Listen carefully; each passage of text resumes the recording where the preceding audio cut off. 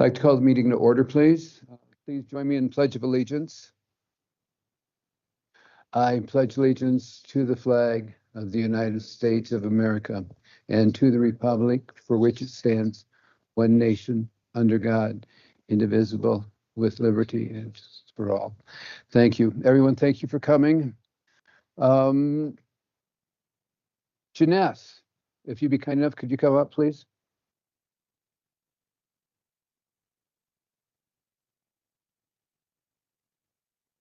You can stand right there. Please don't sit down. Well, isn't this how you handle employed problems? Commissioner Vickery, would you be kind enough, please? So my short term here, I've run into several. Let's use your microphone, please, Commissioner. That's what it's geared for. No, you're not.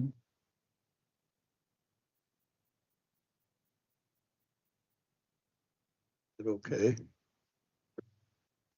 So anyway, to cut to the chase, Janess Saxon has been a veritable of information. In fact, one time I said to her, "You're just kind of like a badger. You can dig and find stuff that nobody else even knows how to get to." So with that, I thought, what would be more appropriate to authorize this commission to come forward and say, "Hey, Janess, thank you very much." And so I'm going to present her a small token of our appreciation. Hopefully she will take it as it's meant to be. So I want you guys all to take a peek at this. This is the cutest little badger I could find that didn't scratch and claw, so to speak. So Janess, on behalf of the commission, thank you very much. And I hope you take this as it's meant to be. You're welcome. Yes.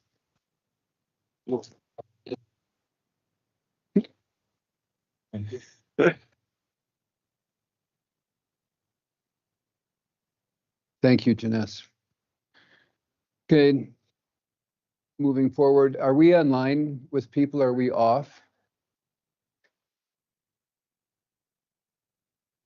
Okay.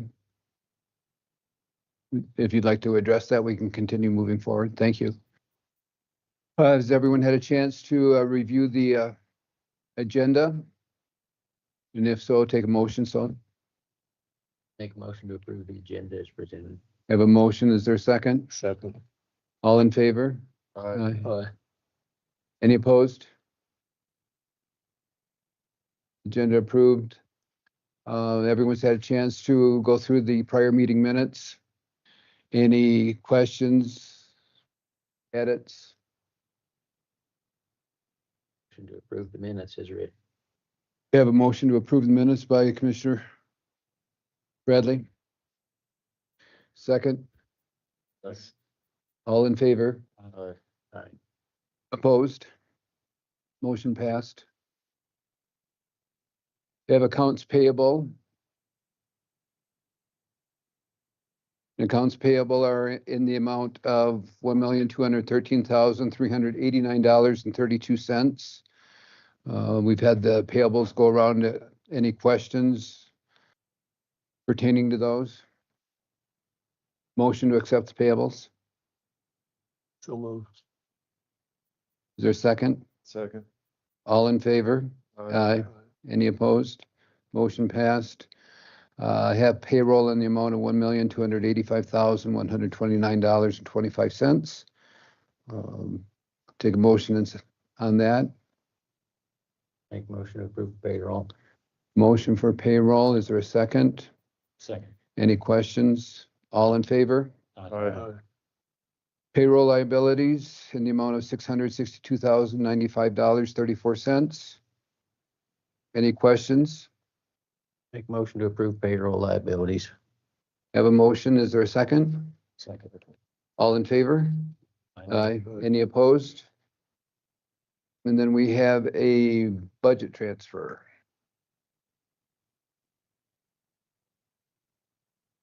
Budget transfer resolution of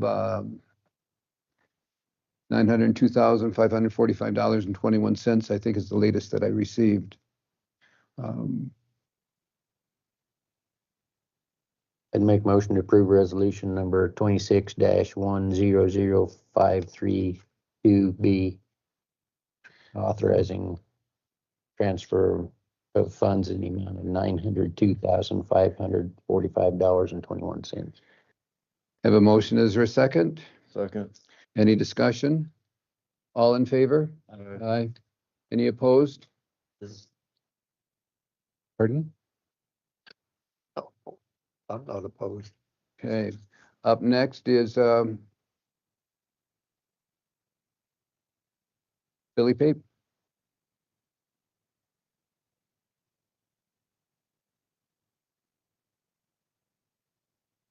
Gentlemen, good morning. Has done my activities. Yes, sir. We're just trying to get as much blading and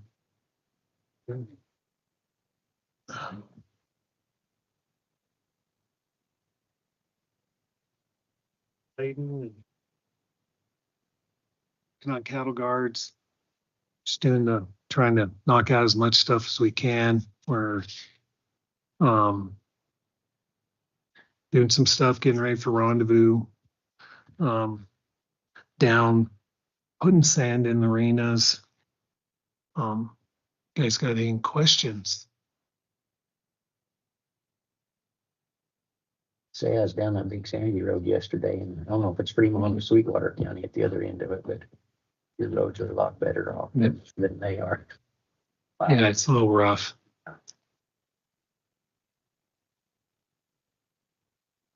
Just to follow up on Billy McCamus, is that the name? Yeah. I haven't talked with him. Every time I go out there, I haven't ran into him. But Good enough. I've looked at the guards, and so I'll find him.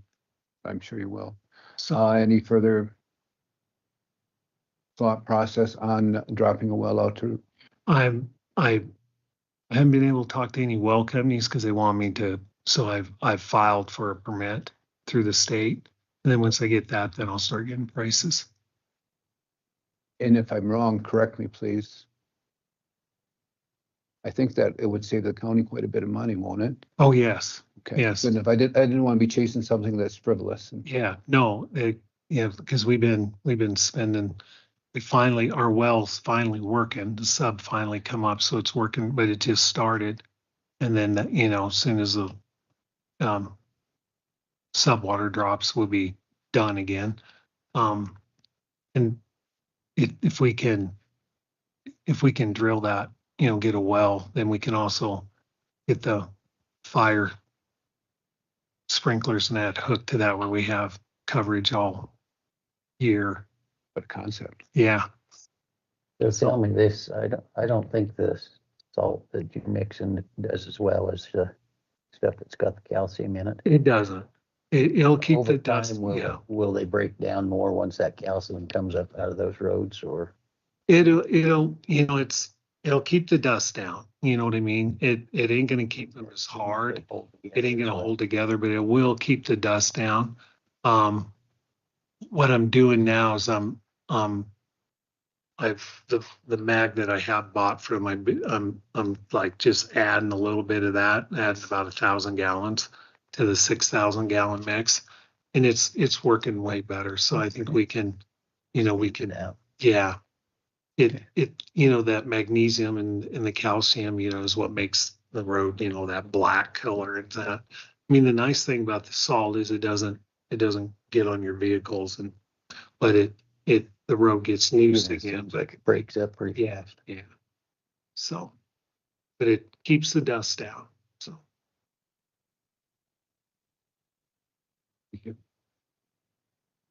I've just been doing the paperwork for Reardon, so I have the agreement.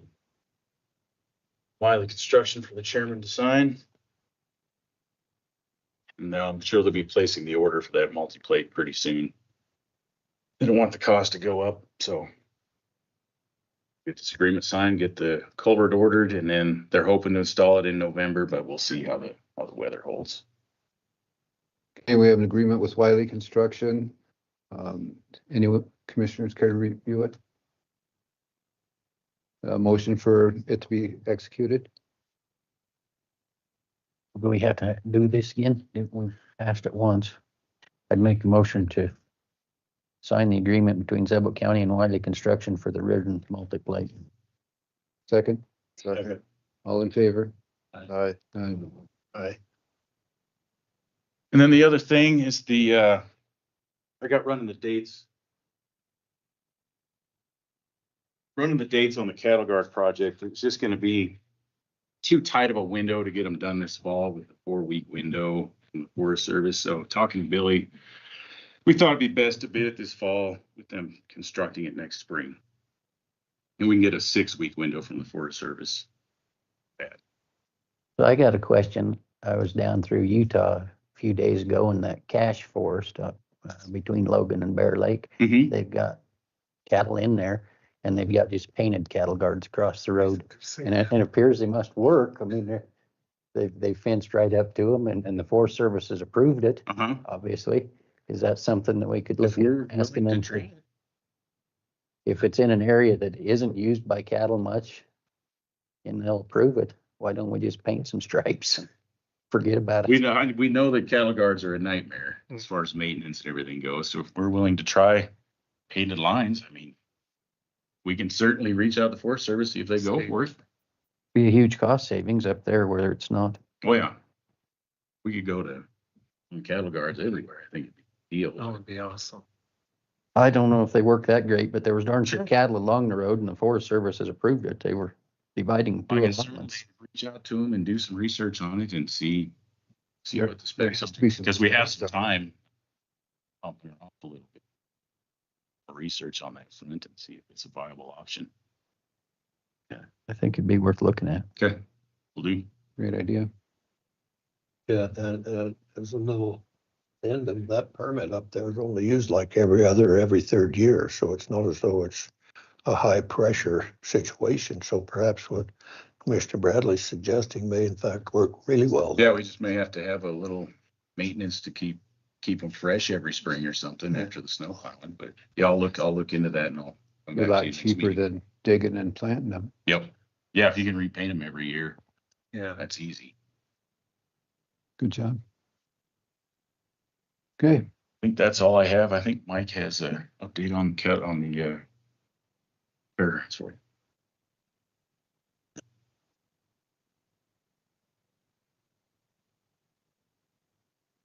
morning. Morning, Commissioners.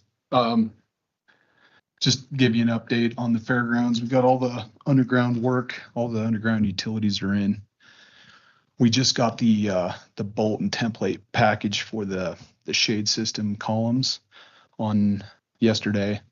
So we should be starting to pour concrete, hopefully, or forming up for the first concrete Wednesday. It should go pretty quick from there. We'll start with the stage structure so they can get building on that and then start working on the retaining walls. So it's moving along pretty well.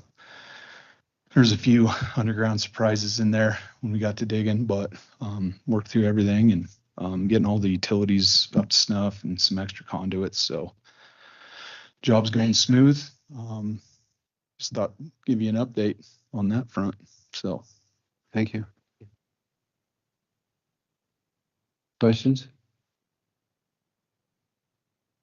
Waste management, where the pre-dump vouchers Pinedale's, we've given out over 400 to Pinedale, 200 in Big Piney. That's going real good. Other than that, everything's C&D's coming in again, pretty strong, a lot of metal, which is good. Shredder's working good. Everything's doing good. All our water testing, all that's going good. So that's good. Golf course, we're watering, we finally got good water. Ditch is running really, really good right now. So we're watering, we're able to water everything at once. We're fertilizing. We just started that really hard this week. That's where we're at. Had Couple of questions, please. Had the Mesa tournament this past weekend. That went really well, I would presume. No, did good. Had a couple people call with concerns about, and I didn't witness or so all I can do is bring up what I know about food trailers being on the premises. And it was interesting because people not associated with saying, well, that's taking business away from the restaurant owners there. So since I don't know anything about it, could you elaborate, please? Yeah, the food truck that we had, or the food trailer we had, it's just it was just kind of it's a pastry. It's just for breakfast, and the restaurant doesn't open till 11. So for the tournament and just on weekends, we've been letting this pastry just come for the early morning till the restaurant gets open. Have you by chance opened the same latitude to the restaurant? Yeah, Okay. they right now there's just limited help. It's just too much for them to. No, good enough. Yeah. I just needed to ask, Billy. Yeah, no, that's fine. Okay. Excellent. Any questions? I'm hearing good things about the golf course. It's Of coming. course. We're the fertilizing and stuff that we're starting is really going to make it look good. We had to wait till we had really good water so we didn't burn stuff up. So I think by the end of this month, it'll look really nice. So Good. So the restaurant, what hours are they? they're closed. They close on Tuesdays, and then they're from like 11 to 8. So was that the original hours we talked about? No. Closed Tuesday? What happened there? No, it's just two of them, and then and the one has a full-time job, so it's just a lot of hours for them. So they're working on that. So So I mean, closing Tuesday, I yeah, I don't like that. no, I know I mean, they're working to try to a lot of the stuff they make is pretty all handmade, so they're in there on Tuesday, but they're trying to make all their stuff to get them through the week. well, personally, I think you ought to put a little pressure on them because we're going to get I bombed. know. And I thought originally open for 11. What was it talked about first? In the contract, it says from same hours as the pro shop, 7 till 9 is what it says, but Oh, I don't know what the rest of you think, but I think they can't do it. We'll get somebody else. I mean, this was our biggest complaint yeah. all year was the restaurant. Was. You're okay on occasion. Sam, any thoughts? No, I agree. I mean, that was the agreement. As you guys know, we don't have a bunch of people beating down our doors to come get into that restaurant. And they pretty much, came back to Billy and said, hey, we can't fulfill that. We can fulfill this. But I agree. If we can find somebody else that can fulfill the agreement, we take a hard look at them. Is it worth approaching the tenant there and asking them to work harder on fulfilling the terms of the lease? And You can. They told us that they're just tired. okay, That was their answer. they're what? They're tired. I'm tired. We're Can I just go home? Tired. We just started. Wore out. Okay. I'll talk with them. Yeah. See, But what? they are working on trying to get. Yeah, they're good people. Yes. So I had an opportunity a week or so ago. I was in town kind of bumming, and so said, heck, I'm gonna have lunch out there. And I did go out. I'm gonna tell you two things. What I had was really good and the service was really good, and there weren't a lot of people there. Granted, more folks out on the golf course than was in the restaurant, but there was, I don't know, I count through my head, there were 10 or 12, including myself. Most of those folks took carry out with them. But for me personally, I thought it was okay. It was okay. Service was okay. Everybody you Food talk was to there really that's good. golfing and using it likes the restaurant, so I think if they're happy, Yeah, Yeah. they're trying, it's just two of them and they're trying.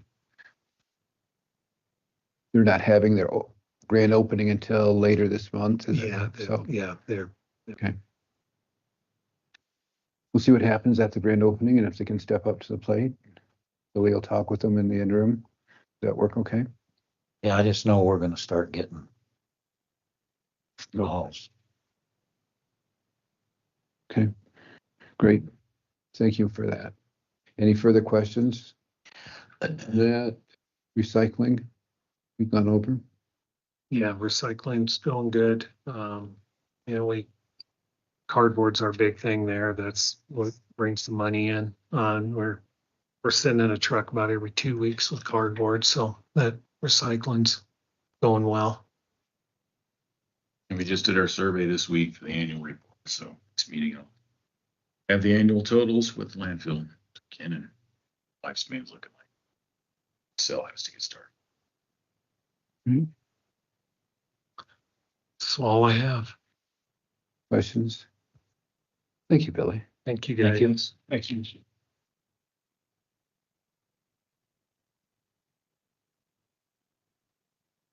Up next, Andre, please.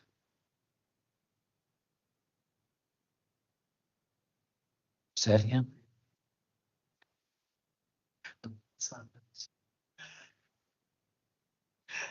Good morning. Morning, it's been a while. Yeah. Well, it has.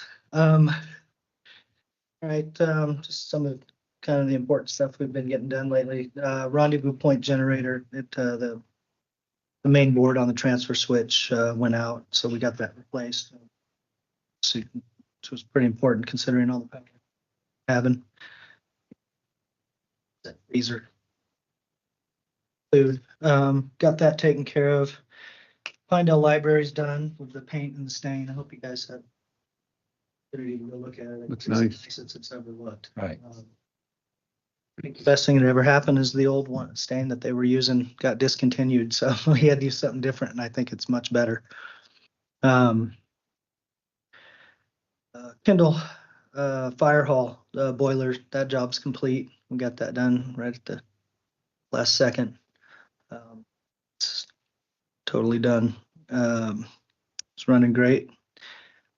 Sheriff's office, we installed some new air conditioners there and also in the 911 room. The 911 room's got two of them and one of them's newer and the other one's like 13 years old and it wasn't working. Couldn't keep that room cool enough, so we replaced that and then we put one in the ammo room because that one wasn't working either. We replaced those. Plus we've been doing quite a bit of service on all the other air conditioners that we do every year. Just did some electrical, added some electrical across the street over there by the IT trailer. Sheriff's office requested that we add some outlets over there on the lawn so that they can plug in their vehicles. Sallyport, so they sit a lot of the time during the winter, so they can keep them warm and charged up. So we added that, and that's complete. We just put up a post over right on the edge of the lawn. Give them a couple spots that they can put those vehicles in. Air handler A was having, it was totally seized up, and fortunately, we thought that it was seized up like another one that we had, and I can't remember how much it cost, but it was, air handlers are old. It has to be kind of custom made to when we replace, when they break. Fortunately, it was a piece of aluminum that came off of something and hung up in that thing and stopped it. And thank God, because you're talking, 30, 40 grand just to fix one of those. So piece of metal, and that was it. We got rendezvous coming up. He's setting up tomorrow. Kind of got all that. I met with those people and see what their plan is, and it's not much different than it is in the previous years. So other than the trailers over there, so they had to shuffle around some of those vendors. Got that stuff taken care of, and then they're putting the ice on at the rink right now so they can open next week after Rendezvous. I would encourage you guys to stop by and take a look at that ice before it gets skated on, because it looks. But once they start skating on it, it kind of dulls it, scars it up. So if you guys get time, I would say go over there and take a look at it. It's beautiful. Some really nice logos and everything on there this year. And that's it. The cardboard trailer down at the senior center. Yeah. As we were trying to research whose trailer that was, it's a county trailer. Billy thinks he's got the plates for it, but he's just gonna have It is a county trailer? Yeah. Oh. He's just gonna have his crew get it at the same time they gather all the other trailers around that area. I mean, if they just get the plates on it, we normally empty that for them, but then I That's what found they out said. those plates were registered to a truck. Yeah, no, it's a And- county trailer, but Billy's crew's gonna just gather it when they get Okay, all right, so then it's insured and everything. Okay, because once I saw that with the plates, I'm like, is this thing even insured? And Yeah, and well, they didn't know who owned it, so we dug around. and I didn't want the guys hauling it with no good plates on it. Yeah, it is a county trailer. Oh, okay. Well, if they get the plates on it, we'll just take care of it. I mean, we do it anyway. When I found out about those plates, I was like, I don't know that we should be doing that. So, yeah, we're good. Huh, because it wasn't in the system. We did a lot of research trying to figure out who owns it. Yeah, he said he's got several of them that down there on that end that probably don't have the plates or even a VIN number that they never finished, but he's got it all. Okay, all right. Well, I'll get with Billy. Just talk to him. All right. That it? I got one other thing, so I haven't been there for a little bit, but at Rendezvous Point, that rain gutter on that east end, has it been replaced? Have you done that yet? Well, I'm waiting for you guys to approve the budget. As soon as you approve the budget, it'll be done. Okay. Well, it needs to be done because, I just approved the budget and we got it. I Okay. mean, I budgeted for all that stuff. okay. Door openers too. All fair ready to enough. go. You guys say go. Make the calls. Okay, any other questions for Andre? Great, thank you. All right. Good Thank to you. see you back. Yep. Layla.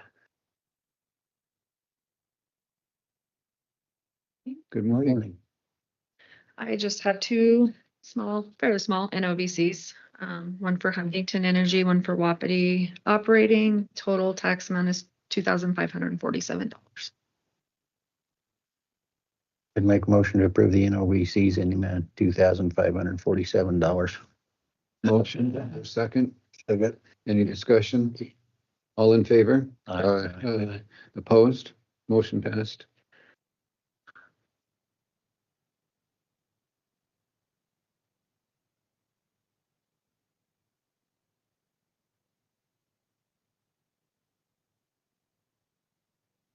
Great, All thank right. you.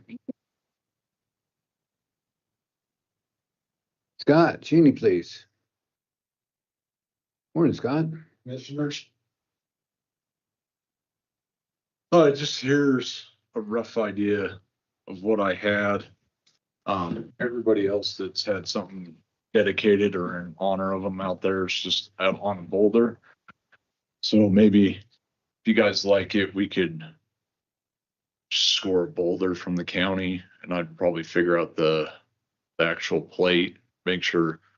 I don't know if that's exactly what we should have it say, but give us a rough starting thing. He's been working with junior golf since 1990.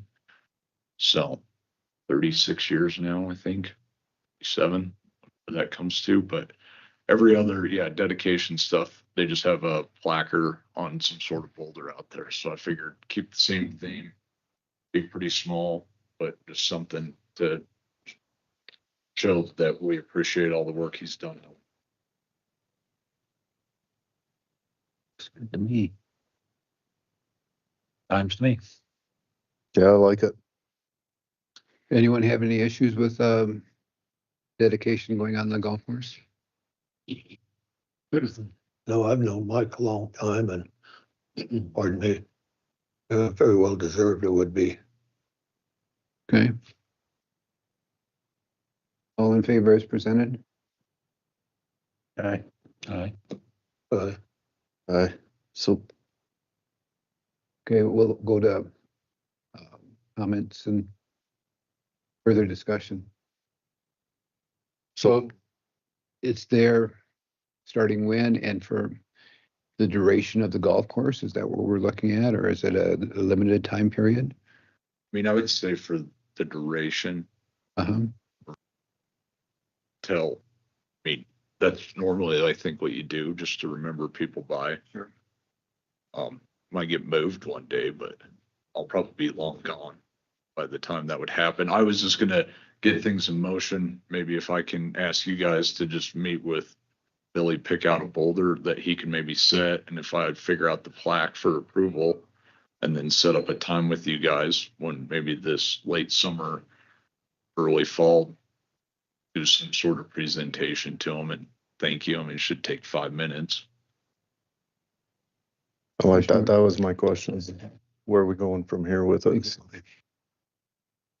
So yeah, if I can reach out to Billy and just talk to him about if he could set a boulder and I could get the wording maybe exactly dialed in on plaque, but something along that lines. And then once I get it, maybe schedule a time with a couple weeks notice and do it, even if it happened next spring during the opening or something like that. I think that'd be good. The biggest thing was just to get it in motion so it just doesn't get pushed down the line was my main goal. So Yeah, I'd say once you get it, come back and give us a date. So I don't know how big the plaque's gonna be for sure. Looking at this, it's fairly sizable, but I can tell you, the kids here at the school do an amazing job on smaller plaques. Whether they do one like this, not don't know, but might want to touch base with them and see. how big do you need it to be able to read it from the parking lot for you, Doug? I want to make sure you Well, I can see it. I've got the glass. They've got it nice, I can even look to see if the guys have come out and fixed my sprinkler system from there. Last time I was there, it was No. good. Seen a flood irrigated. Giving me the devil about seeing, so there you go. No light warranty with you landscaping. Keep that noted. Uh,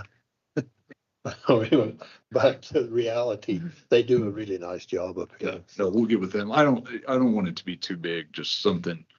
You take extra 10 seconds to read it sometime. I don't want it overly big. All of the other ones are about at 10 by 12. I mean, just this. Just gonna keep it the same. So Okay, everyone's in favor of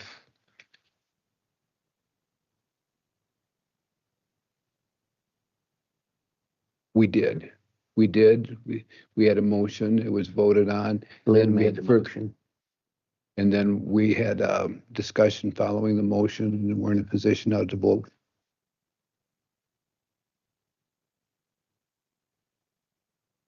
Oh, okay. Put me down as second. I was the first one to say aye.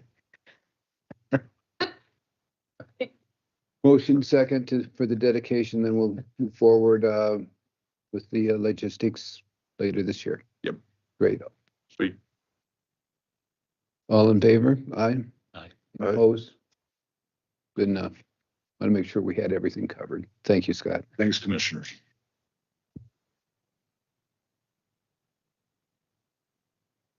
Up next, there's radio, L3 Harris, and appropriate emergency management. Representatives, please.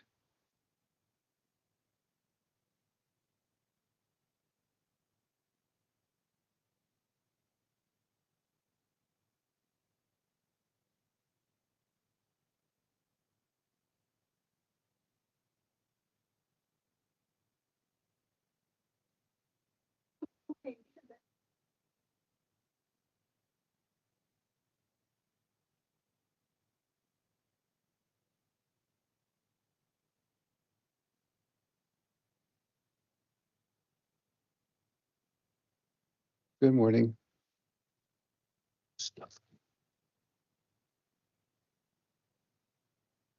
believe, somebody online. yes, Mike and Brian are the Raycom representatives and they do the slide deck.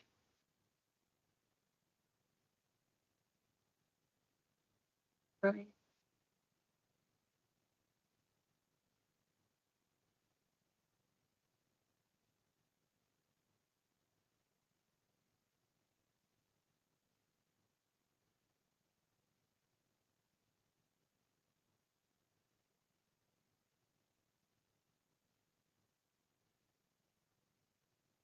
Yes.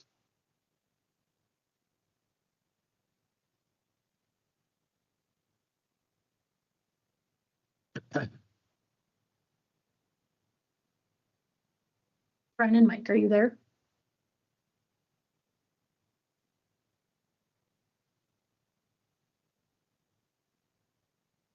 I'm here. This is Brian.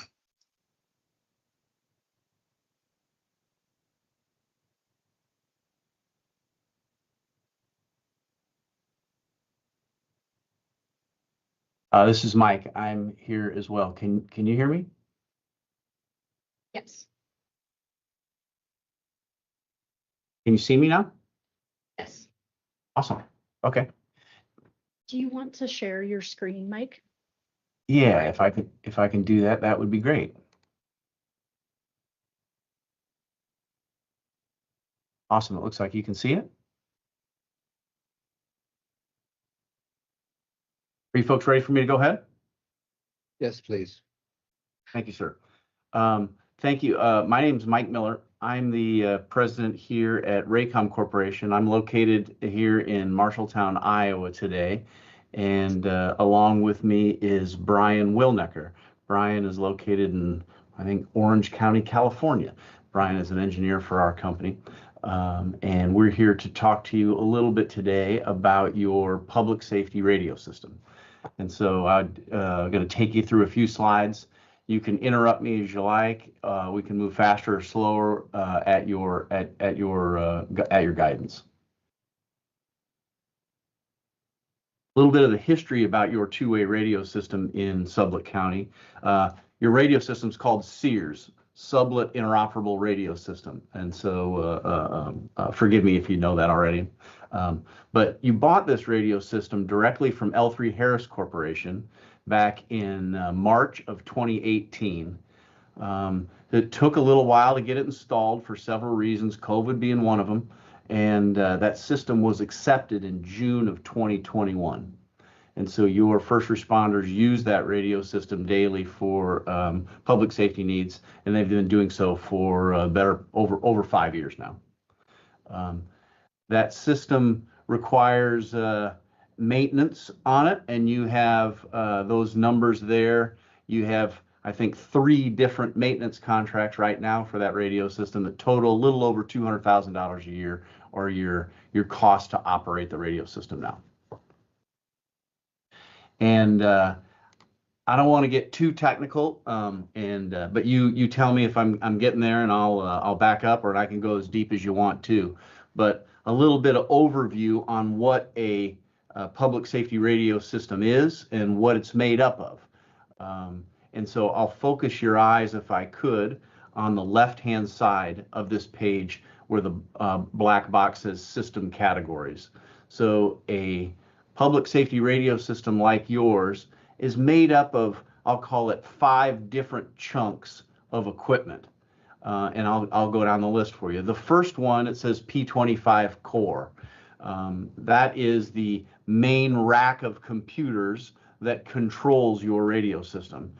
Most radio systems, including yours, have 2 of those. If one fails, the other one automatically takes over. That's the most important piece of your radio system. There's 2 of those. If I move down the list, then you have tower sites. Tower sites that are located strategically throughout Sublette County to provide coverage to your first responders. You can think of those like cell phone tower sites.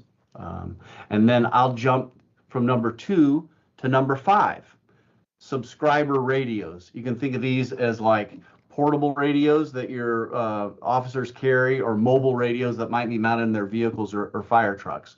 Those radios communicate to a tower, and then that tower communicates back to the core via item number 4, microwave. And so there are microwave wireless radios mounted on these towers that allow the radio to talk to the tower to talk to the core. The final piece of a radio system is dispatch. Your 911 dispatchers, when somebody, God forbid, has to make a 911 call, normally they'll pick up their cell phone and dial 911, and the cell phone company delivers the call to a dispatch center. And a dispatch center, I'm sure you've been in your dispatch center where they have a whole bunch of computer screens in front of them, and one of those is the dispatch console. It's how a 911 dispatcher interfaces to the radio system. You can think of a dispatch console like a very fancy radio. Those are the 5 pieces of your radio system. When you buy a radio system, most people, and I think you fall in here too, expect that radio system, want that radio system to last somewhere between 10 and 15 years. And so, and I think that if you asked Sheriff Lear or Chief Cooper, their idea is that when they make a multi-million-dollar investment in a solution like this, they want it to last 10 or 15 years as well, so they don't have to do that that often. And so that's the expectation. But a radio system is made up of equipment, some of it that is built to last 10 or 15 years, and lots of it that is built to last less than that. And a couple examples on the right-hand side of the page are items that don't last 10 to 15 years. The radios themselves are generally built to last 5 to 7. Some people stretch that to 10, but people usually upgrade radios at some point during a radio system's life. And then the last bullet, many of the items inside a P25 core or inside a P25 site are not built to last 12 to 15 years. They're routers and servers, IT equipment, very similar equipment to your IT folks that have in their network, which are generally built to last 5 to 7 years and need to be upgraded and replaced at some point during your radio system's life.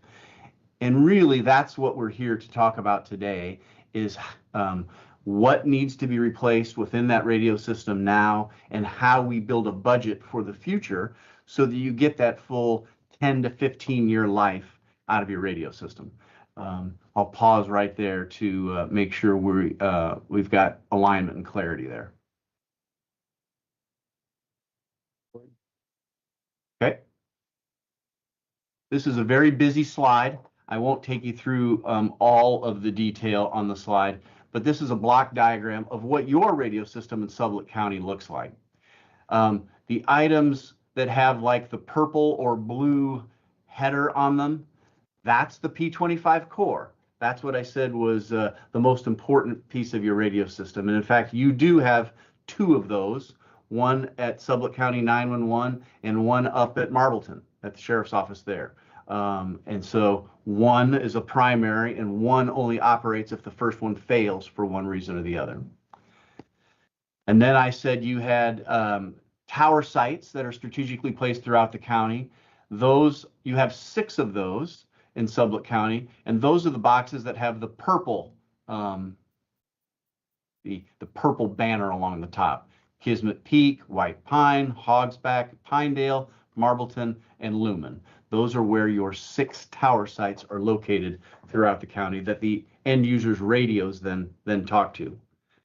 And then the last 2 pieces are up here in the upper right-hand portion of the screen is your dispatch consoles. And so you have main dispatch Sublette County 911, and then you have some backup dispatch positions up at the Marbleton Sheriff's Office. And so this is what this is what we at Raycom installed for L3 Harris for you, along with the help of Mark's team at Rocky Mountain Communications. And so this is your radio network. I'm going to pause just to answer any questions that any of you might have before we move on, and I turn it over to Brian, our system engineer. Question from the board? Mike, this is Sam White. Yes, sir. Couple questions. I think we all understand, the basics of how the radio works. I mean, in reality of it, we want to know what time it is rather than how the watch works. So be beneficial. Let's just get down to it and let's start talking about this upgrade. Why we need this upgrade. What our options are on this upgrade. I mean, when you look at our radio system and a $2 million bill for the next 3 years, I can't help but to think, are we swallowing a poison pill? This isn't sustainable for a county this size long term, right? Especially when you start talking about, what 3-year technology upgrade is. I mean, is this something that we get this build out done 3 years later, the technology that rolls out on us, are we back in the same boat where we're looking at something else? So I think, as long as it's all right with my fellow commissioners, if we skip ahead to that part. You bet. I appreciate your analogy. I've used that analogy many times myself. I would say slides 5, 6, 7, 8, and at least those 3 teach you how a watch is built as opposed to giving you the time. So we'll skip those. But you have those in your packet that you can review and call and ask questions as might be needed. And so, yes, sir. Shoot, Bernard here. To piggyback on Commissioner White, when we're talking about $2 million, that's does not include the continual $200,000 per year in maintenance. So it's an exceedingly large dollar amount for our county. And I'm more interested in getting right down to what we have rather than what we already professionals know that we have here. Understand, sir. So we've given the last few slides of this presentation go through 2 options. Here is what the dollar amount of what we'd call sort of Page is that? This is page 11 in my presentation. I've got it up on the screen right now. That's small print. I don't have Commissioner Vickery's eyes. Fit into presentation mode, so it'll get a little bit bigger.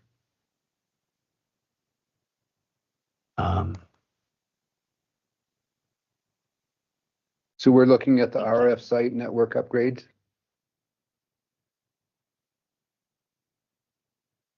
This would be. That's slide, It went Right. away, Mike. Yeah, hold on. right there. Thank you.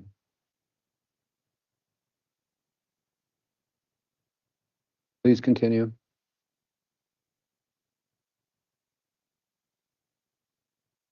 Stand by, please.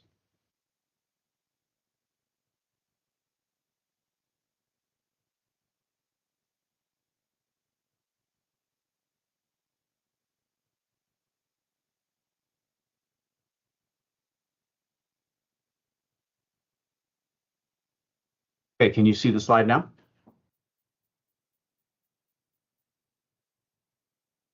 Yes, Mike. Okay.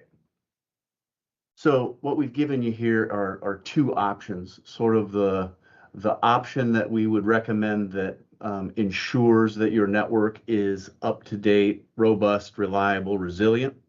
We've broken the cost of $2.1 million into 3 years. We've given you a list of what needs to be upgraded in your system in years 2027, 2028, and 2029. And that total is $2.1 million. Additionally, see if I can do this correct. There is another option. I'll call it we don't have $2 million. We're not going to get $2 million. what can I do that maybe is less than perfect, but will fit the bill, at least for the time being. And that's the second option. And so before I jump into that, I guess I'll open it to any questions about this particular option. I'd like to hear all the options and then start the discussion through each of them if that works for you, Mike. Sure it does. So I will, Brian, do you want to start talking about these next 3 slides that you created? Yes, I can do that. So I'm Brian Wilnecker. I'm the solutions engineer here with Raycom. Your current network, I just want to reinforce the equipment, the services, nothing will stop working as a result of what's going on with vendor support.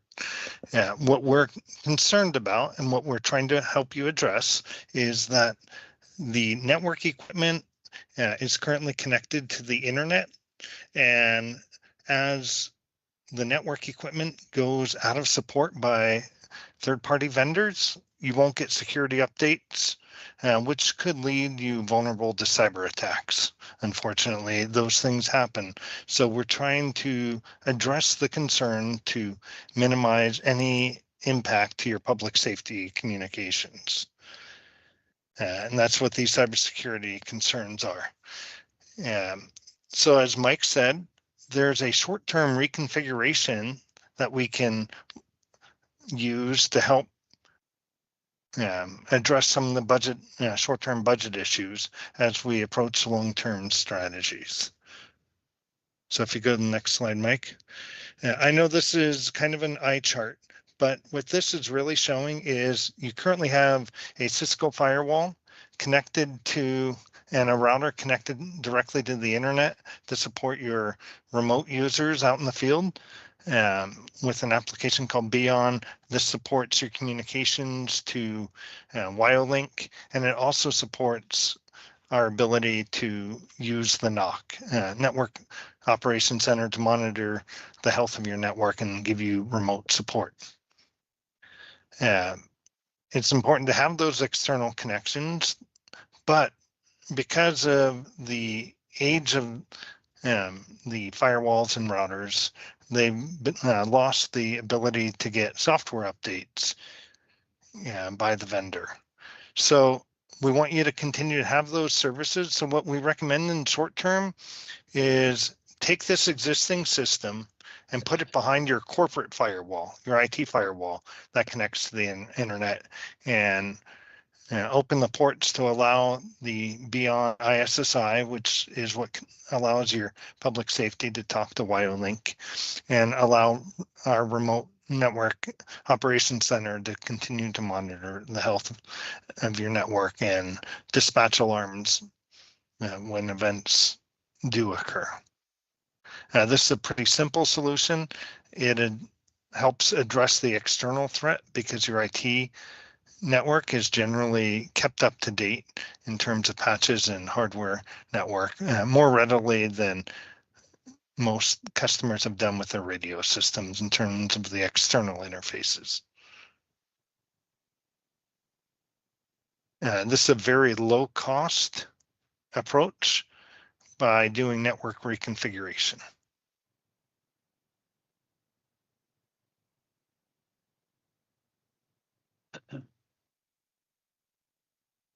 Do you want to speak a little bit to drawbacks and benefits of solution? Yes. So Good idea. That short-term solution that you just explained.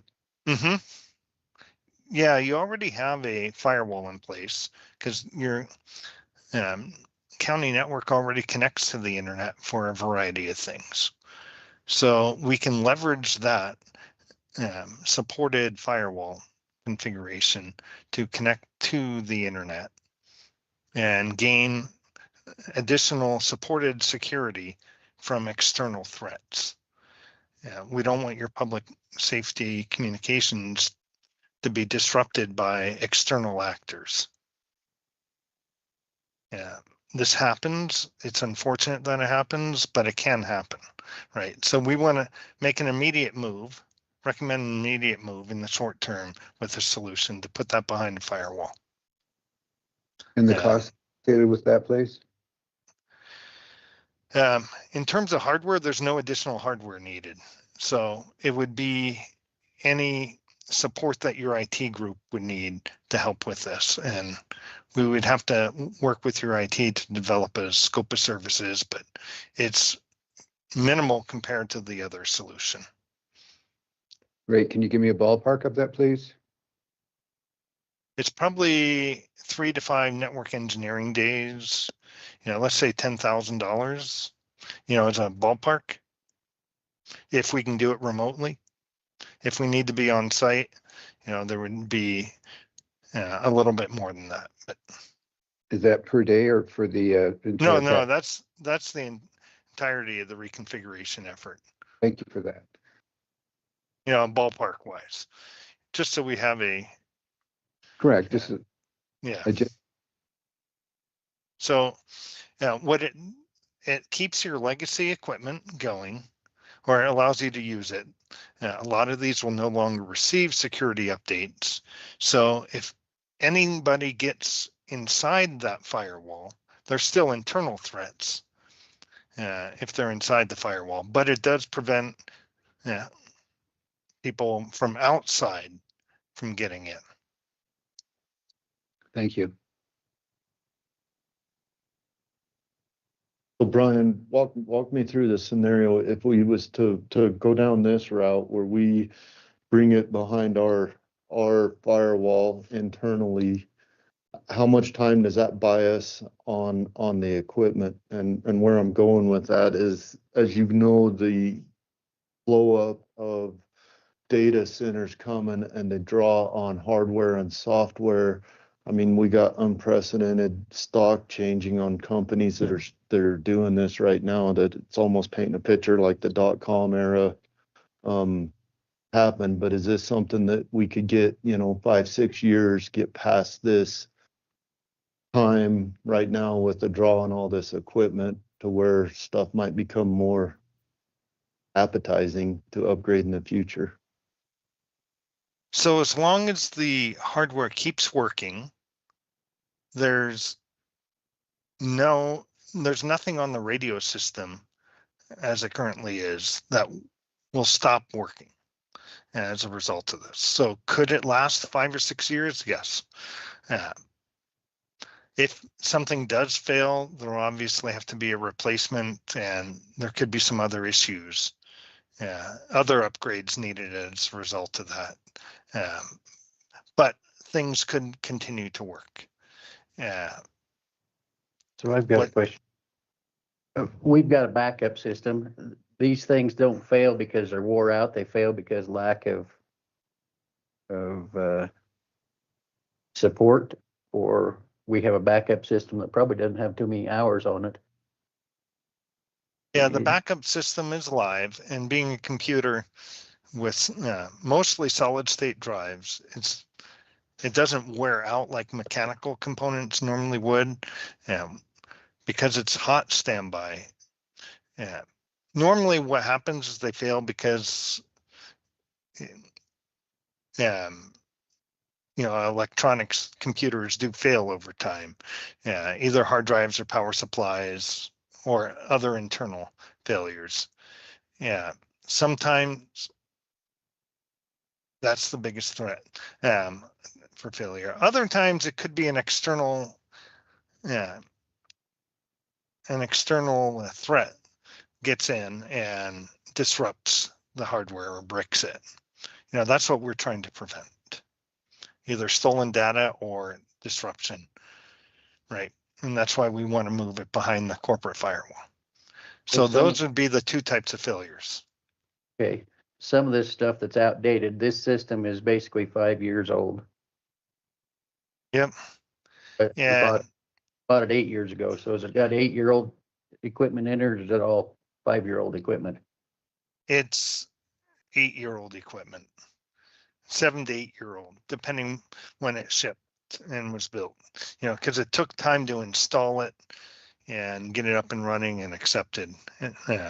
COVID was part of that too. as Mike noted. Well, surely we're not the only government entity in this same boat right now. What are you guys seeing with your other customers, and what are they doing to combat this? Yes, sir. This is Mike again. I'll take that. You can still hear me, can't you? I can. Okay, good. Yeah, the whole industry, whether it's a L3 Harris system or Motorola system or most vendor systems, are going through this exact same issue. And so the budgetary issues in Sublette County are not unusual in other places that I speak to.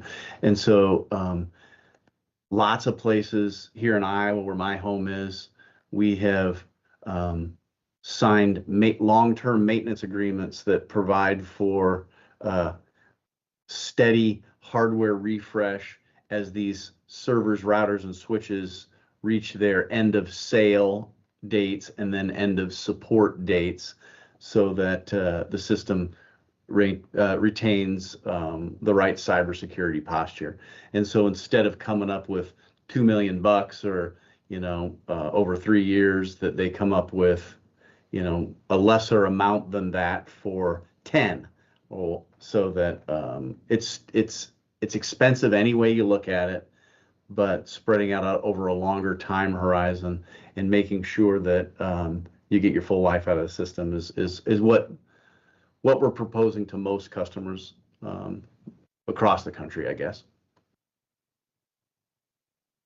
Mike, what about some sort of cost share or anything? What's your build out? What's your guys' goal in the state of Wyoming? If this was something that 4 or 5 counties could swallow rather than one county swallowing it, it'd be a whole different conversation we'd be having. Do you guys got any plans or are looking at any plans that you can disclose on what you're doing to get some more people into this system?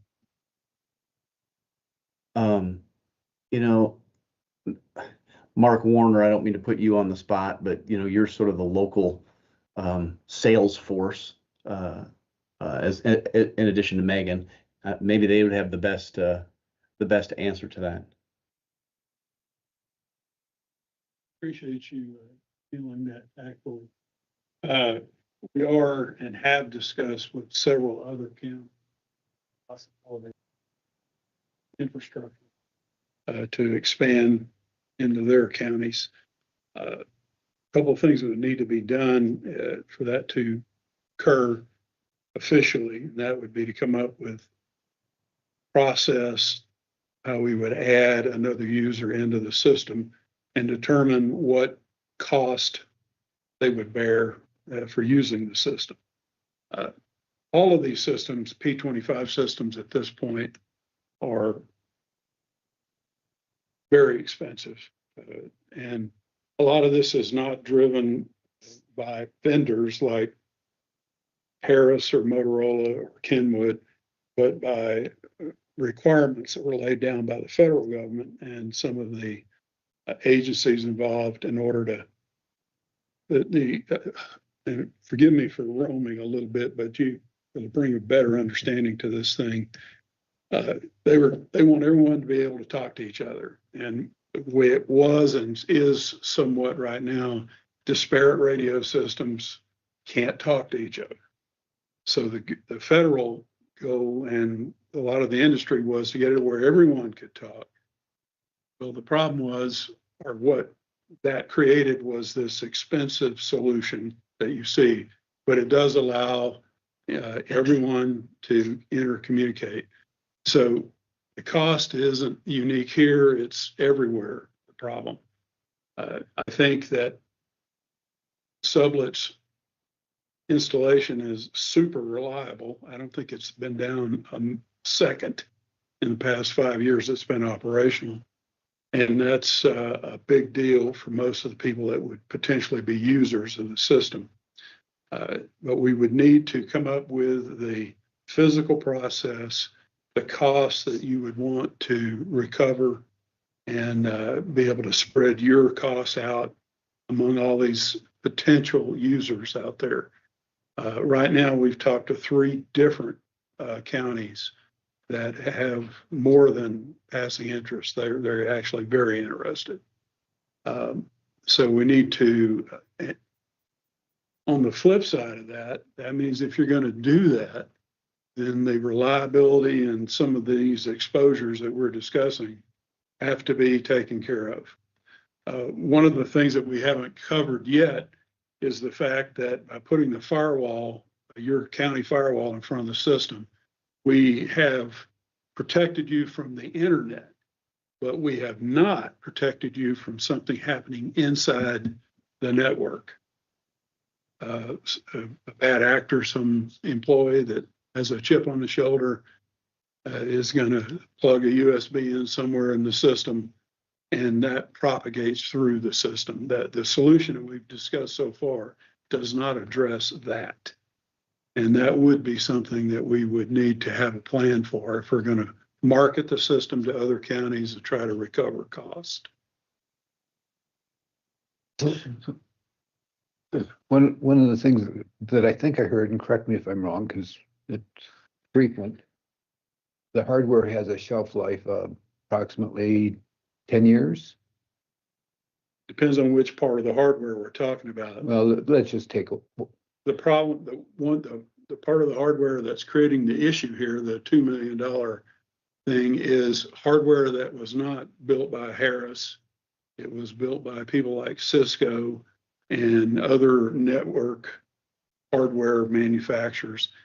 They eventually either have problems getting chips that go into those systems or trying to maintain their viability to protect you from all these bad actors that are out there. And something has to happen. And essentially they build a new piece of hardware to replace the old that has the capability to do what we're looking to do here. But regardless, that if you build the hardware today, it still has a limited shelf life. Absolutely. And that's 5-7 years down. Thank you. That was my question. And so we're taking and we're saying with the $2 million, let's just dump the money into it for the software, but that's negating the 8-year-old hardware that we already have, which we turn around in another couple of years and have to replace. If That, so 7, 8 years down the road. Correct. So again, we're chasing money down a rabbit hole that there has to be a better way, if that makes sense. And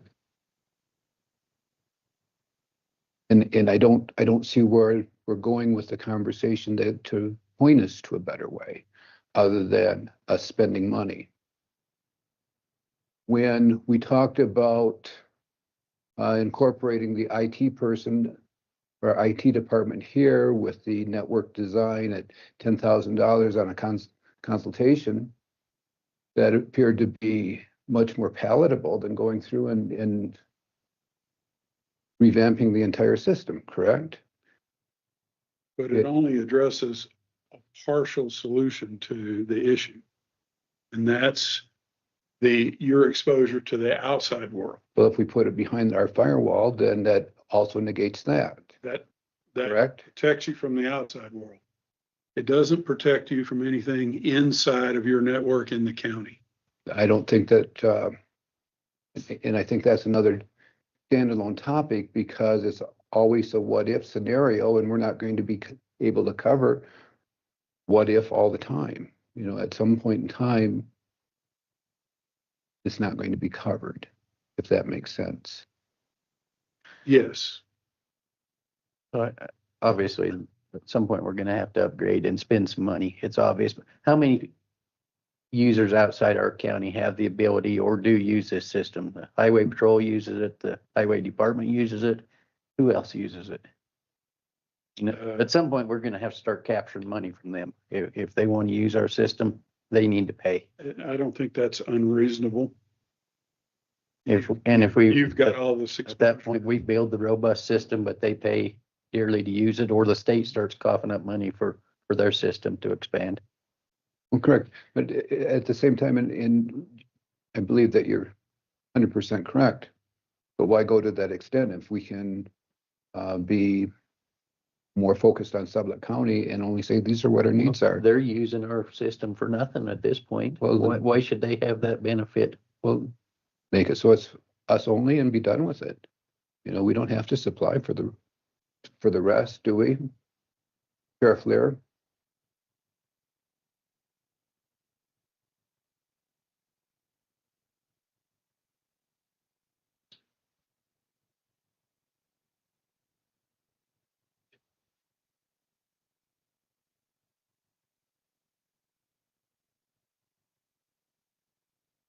I'll jump in for just a second there. It seems like that there is What your. happens- There's other counties, and I'm sorry, I'm talking, thank you.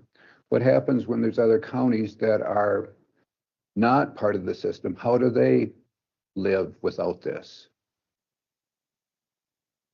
Does that make sense? If we're footing the bill,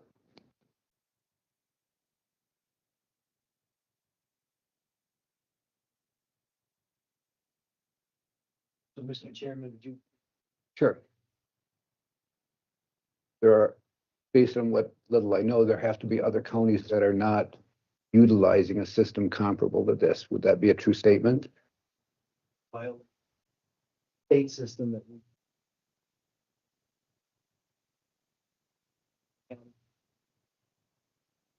system cost much.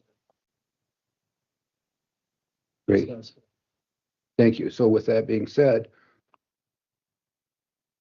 I'm confused. Why, if there's another system that covers the whole state, then why are we looking at only one that covers our county? This back in history, this goes back to. Well, I'm sorry, yeah. State. Just a rough synopsis, or, Yes. and we don't need to get into the weeds. I'm just confused why, if there's something already there that covers the state. Act.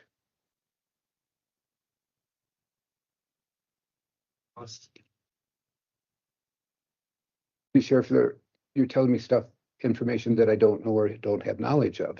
And if I don't ask ignorant questions, I can't learn. Sure. No, I'm just trying to comprehend the question. We've been through so many commissioners since inception, and there's a lot of history that goes behind this. So the reason why we built our own system is for coverage for our own people in the county, where we didn't have that before with WildLink. Okay, Yes. okay, thank you. So what about, I got a question. So what about a scenario? Because right now it's like we pay, our $200,000 user agreement, annual user agreement with it. But, oh, by the way, you still own upstream of that. You still own all the hardware, everything else. So now you're solely responsible for that. But what about, have we ever looked at any scenarios where we don't own that, and us at this table, we can budget our 200, 250, whatever that is, cost user agreement for that equipment, but somebody else is solely responsible and works into that agreement of how they're gonna maintain and do that, rather than us commissioners that potentially change every 2 years and every 4 years for sure, aren't trying to always guess and stay ahead of the technology curve of it. That makes sense what I'm asking? Have we looked at any of those kind of scenarios, and is that even a possibility? It is a possibility, sir. Yeah, we offer those sort of business arrangements in other parts of the country. The one I can think of off the top of my head is Polk County, Iowa. That's Des Moines, where the capital of Iowa is. The Polk County Sheriff's Office. We own at Raycom the radio system that they use, and they pay us a monthly fee to use it. And then we have a service level agreement that says we maintain that system to a current level and to a certain standard of robustness and reliability. And your peers in Polk County, Iowa, budget the annual fee to use that network, and we take care of the rest. So yeah, that is an option that is used in other places in the country. What would that kind of option look like in our scenario? It's I guess I don't have the right answer to that now in terms of how much that would cost, but it's certainly an option that is, I'd be willing to have the discussion to see if it's viable in Sublette County. And part of that discussion would revolve around what other counties could become a part if this network was expanded to cover other counties. How long a contract Sublette County would want to sign for something like that. I mean, there's a lot of variables, but I guess one of the things, taking this short-term, low-cost step of moving your firewall in front of the radio system may give you some time to think about some of those other options that you're talking about now. Well, that's very fair. Well, Sheriff, there, the other counties that we're talking about, you said they're on WyoLink. Yes. Does that function adequately well for them? So yes and no, depending on area, mountainous terrain. There are some that's what we dealt with in the, being Western Wyoming, is just the coverage outside line of sight, outside of the major highways that go through. I know the biggest hurdle that most counties are facing right now is the same issue that we're in, is the cost. Motorola equipment, just like our equipment, which is the bulk of WyoLink, is coming to end of life. The state is not willing to cover that, and they're putting these costs on to the sheriffs and the municipalities to cover. And the cost is considerably higher than what we are currently paying for Harris. And I think that's why other counties are looking towards Harris, towards us, curious as to, okay, how is your system operating? How is it doing? And cost comparing, radios, equipment, and so forth. Thank you for that. So if the other counties are looking to us, where's the reciprocal benefit to us? Because basically, lack of better terms, we're the guinea pig and everyone's looking, and we're paying the dollar amount and everyone's, does that make sense? I can understand I can understand your observation on that. But I think the key component is this, and correct me, Mark, if I'm wrong, is the cores. Is that if a county wanted to stand alone, they would each need to get their own core. What they would be utilizing in essence would be our cores to run their system, which is a huge cost savings To them. Yes. But not necessarily to us. Unless we start structuring it that way. Right.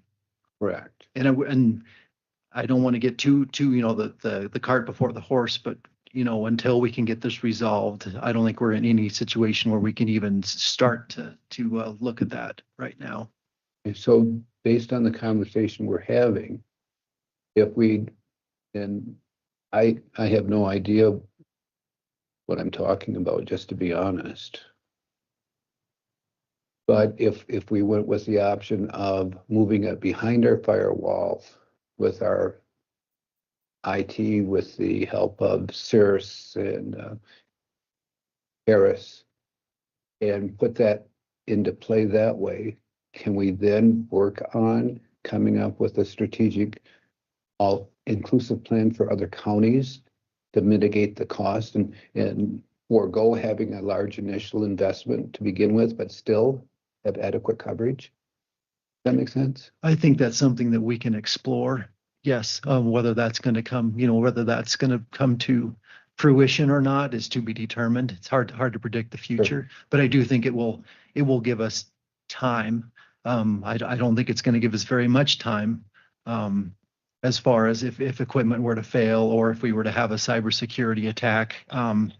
But again, I think you made the comment of it's hard to predict the what ifs. Exactly. We don't know that. So I think it will, this will buy us some time. How much? I can't say that for sure. Whether it's a month, whether it's 6 months, I don't know. Quick question, Casey. I know I sit on that committee, and do we have enough in our budget this year as presented to cover bringing it into our firewall and buying that time while we build plans? So I guess I would defer that question to Craig, our IT. I don't know what the cost would be for that if he's still here. Craig's on the committee too, so might as well come up and talk to us, Craig. Sure.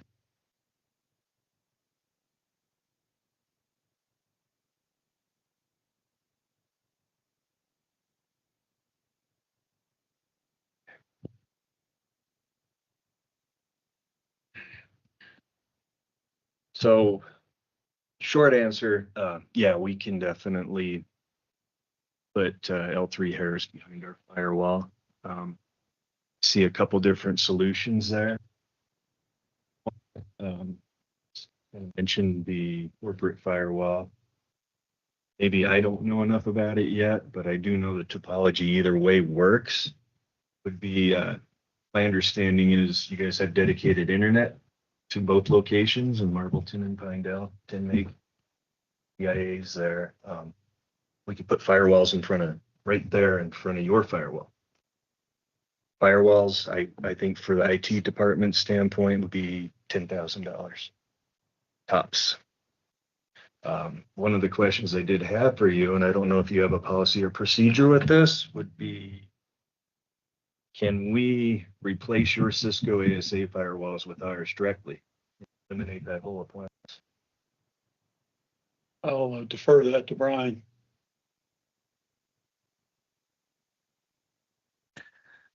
And the firewall is currently set up with all the rules set to be supported by the manufacturer. So technically it could probably work, but from a supported configuration, we would investigate that with L3 Harris in terms of a ability to support it. But technically, we can definitely analyze that. Okay, so either way, we'd still need 2 firewalls with the solution. I think it just eliminating other devices eliminates other points of failure, makes everything easier if it's something we can do. If not, put the firewall directly in front of their firewall. Keep our firewalls in compliance. If it takes a number of years, we can replace our firewalls if they go into life. Oh, thanks, Craig. So, Mr. Chairman, Commissioners, I think we just buy us some time this year. We move forward with running this behind our firewalls and learning. And I think one thing that this has taught us, open and honest communication and early communication about what it's going to be is going to be more beneficial to everybody involved. I think we've talked through a lot of scenarios today. Which I'd like to continue having those conversations on different scenarios, knowing that we're just buying some time right now to see what happens. Thoughts from the rest of the commission? Please, Commissioner. Mr. Chairman, so I've sat here being very quiet, number one, because my voice won't allow me to talk like I'd like to. But I'm going to compare apples to oranges for a moment because I understand, quite frankly, the importance of communication. Don't let me go. Don't get me wrong there. I understand what it's all about, or what that part's about. But the first mobile phone I had was the bag phone, which a lot of it's the size of my briefcase down there. You had to leave a seat vacant so you could carry it with you, but it worked. And then the next thing, you know, we got into the regular little cell phones, some of which were fairly large, bigger than the one I have here. And then it went into the iPhones, the flip phones, the et cetera phones. And all along, there was, up there was the cloud. And I thought those just rained and snowed at times. Now all of a sudden, everything that goes through the cell phone goes to the cloud. And so the advancement of technology is my biggest concern here. So we're talking about 4 or 5, 6 years down the road. Some of this stays good, some doesn't. But in 4 or 5, 6 years, my best guess is we're going to talk everything coming out of those satellites that they're going to be buzzing around up there. And so everything we're talking about today is going to be obsolete immediately. So we're going to be looking at investing a lot of money now or setting back for 2 or 3 years and see if in fact that satellite system, the clouds, whatever you want to call them, are the ones that we're going to actually be buying time on, if you would, to do all the stuff that everybody does today. And if once that satellite system is in place up there, for the folks who have satellite phones, You can talk any way you want to with them. You're not, the terrain doesn't bother you unless I guess if you're underwater, it might.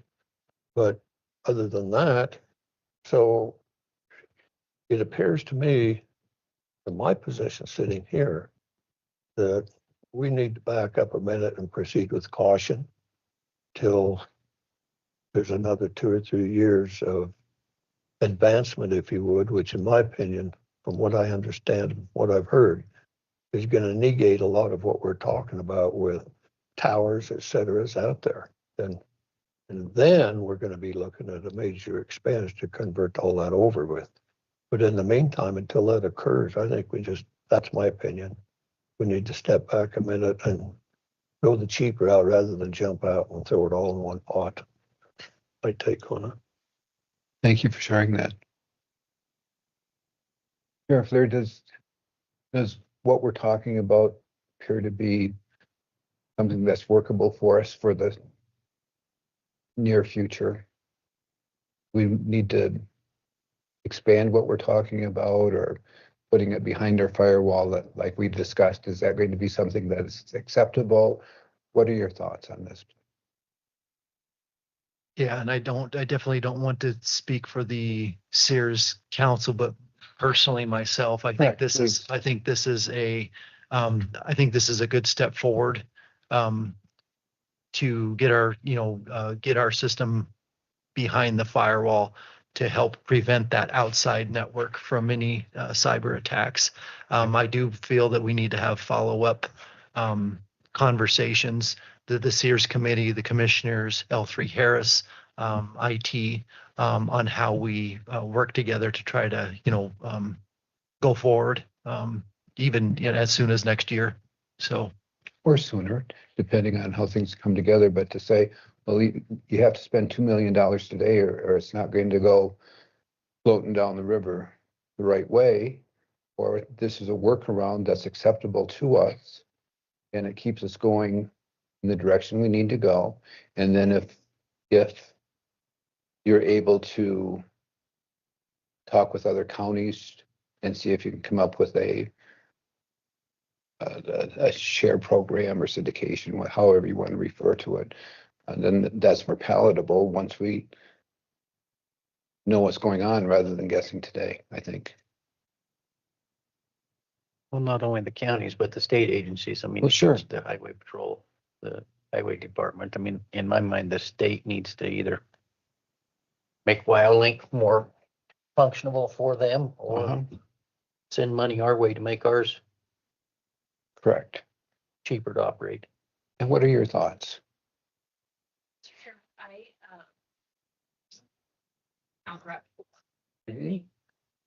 There has been a lot of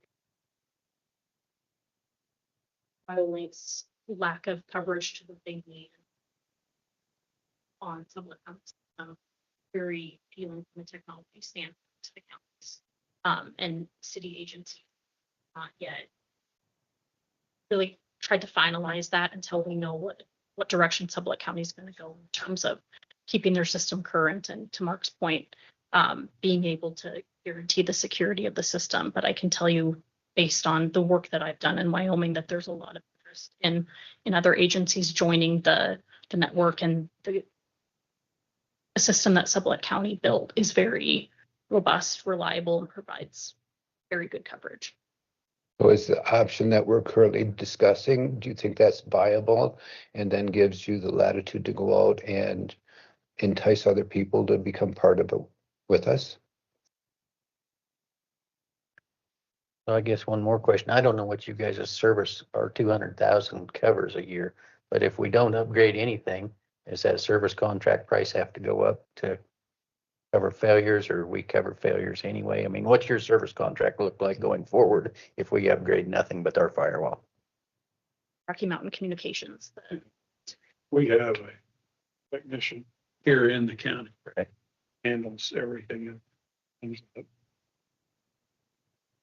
That cost. So we're paying time plus materials. Materials are on top of whatever. Not some materials. And how often do we utilize that, Sheriff Slair? on a weekly basis, I would say. So but he's always available. 5 hours a week?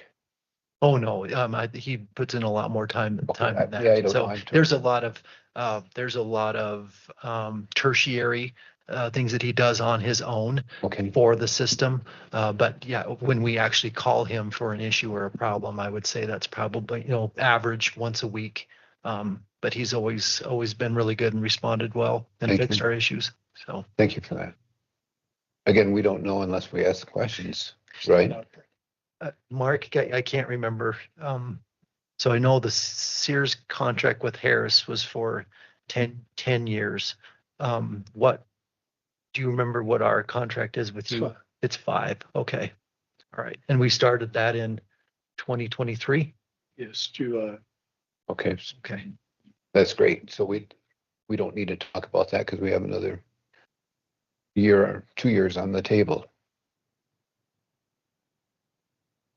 And I think Commissioner Stevens? No, I think we need to go conservative route, right? And I Okay. think if, at the end of the day, if you guys come back to us and say, hey, we got 5 different counties that want to jump in, I think we could definitely have a different conversation about what it would take to upgrade our system and able to handle that with whatever cost share agreements we could get out of those 5 Absolutely. counties.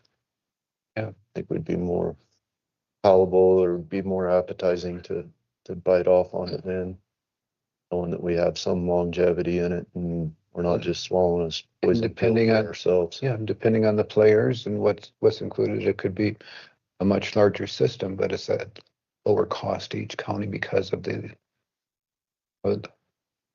So, Mr. Chairman, so I have a Please. question. Mr. White just said something about 5 counties. Could that be any 5 counties throughout the state, or does that have to be neighboring counties or within a certain parameter? They do not have to be. So it happens, a couple of the ones we have been working with are relatively close. Yeah, well, I guess the reason I asked that question, we, along with a handful of other counties, are fairly fortunate for the revenue stream we have. I know there are other counties probably would like to be a part of this. They would not at all be able to afford whatever it ends up being. And so to me, it would make sense to be able to share, if you would, a closer proximity than clear across the state. Any further discussion on this from the board? Questions from public or online?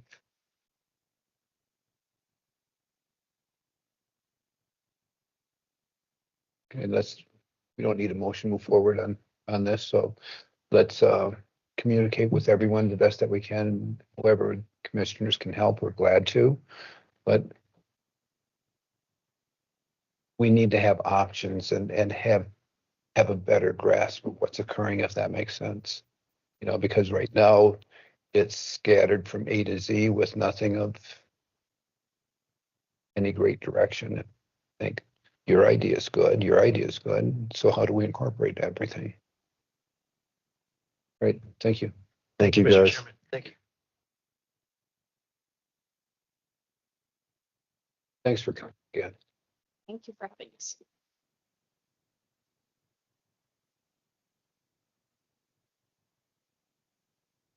We need to take a break. It's never asked.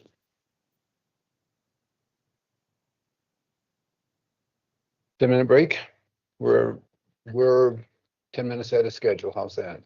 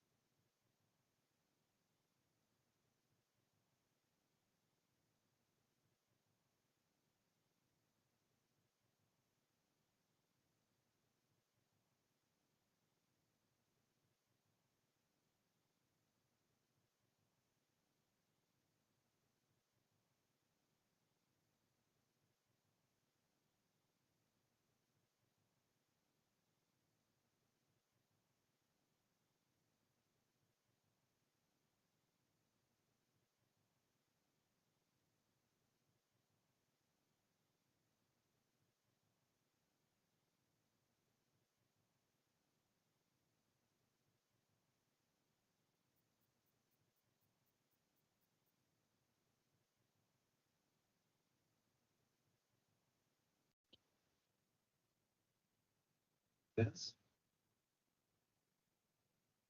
Good morning, Mr. Chairman, Commissioners.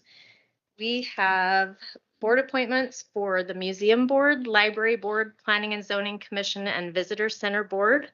Those are all 3-year terms. There are different numbers of vacancies on each board, and if it's okay with you, we'll just start with the Museum Board. We have 1 vacancy for a 3-year term, and we have 1 applicant. Mr. Holgate is in the office if you would like to have him come forward, or if you have any questions for him in the audience.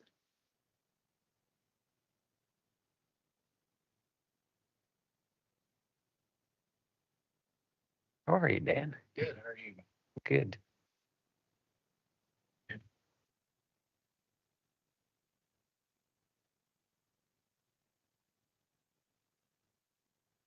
Did you have any questions for him?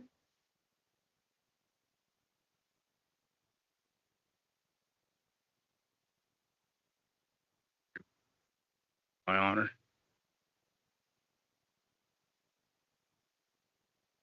Yeah, I was ready for the Inquisition.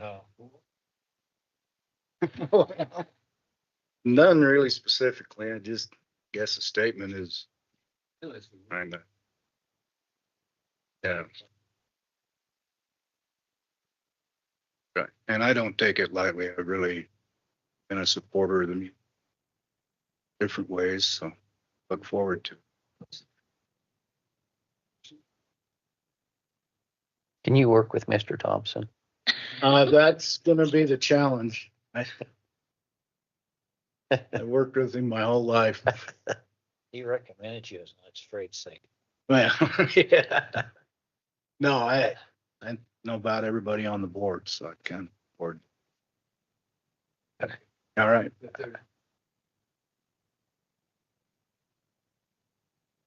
I'd make a motion to report to appoint Dan Holgate to the museum board for a 3-year term. I'll say.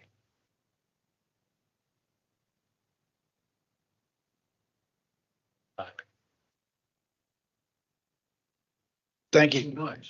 Thank you. Thanks, Dave. Good to see you. Barbecue. Yeah.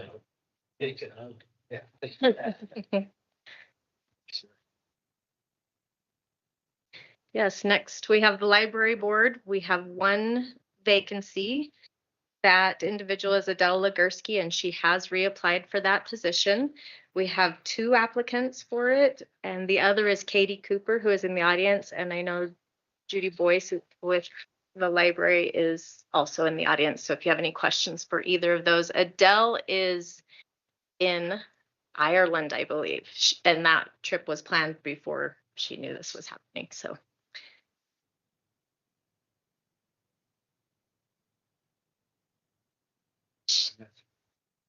No, she would be representing the library. Okay. So. I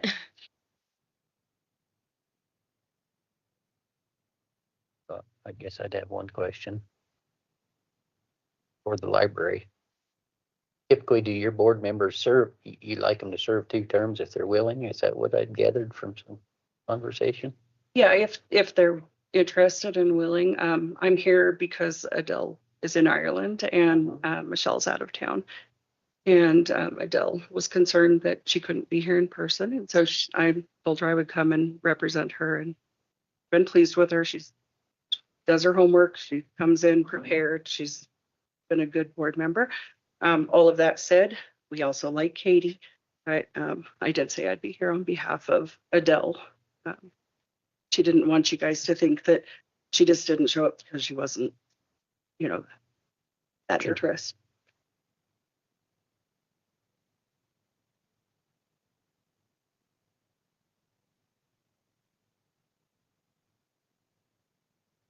So looking down the list, Steve Nelson, Marine, are they on their 2nd terms now? Those that come vacant next year? Yes. Yeah. Well, I think both of the positions that come open next year will be people that have served 2 terms at that point. Okay.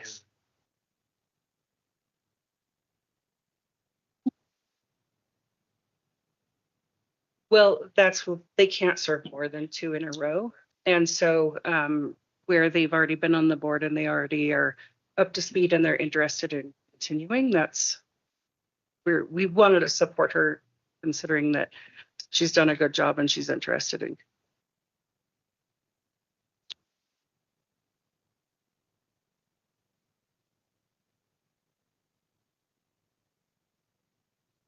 Your mic on. Yep, you got your mic on.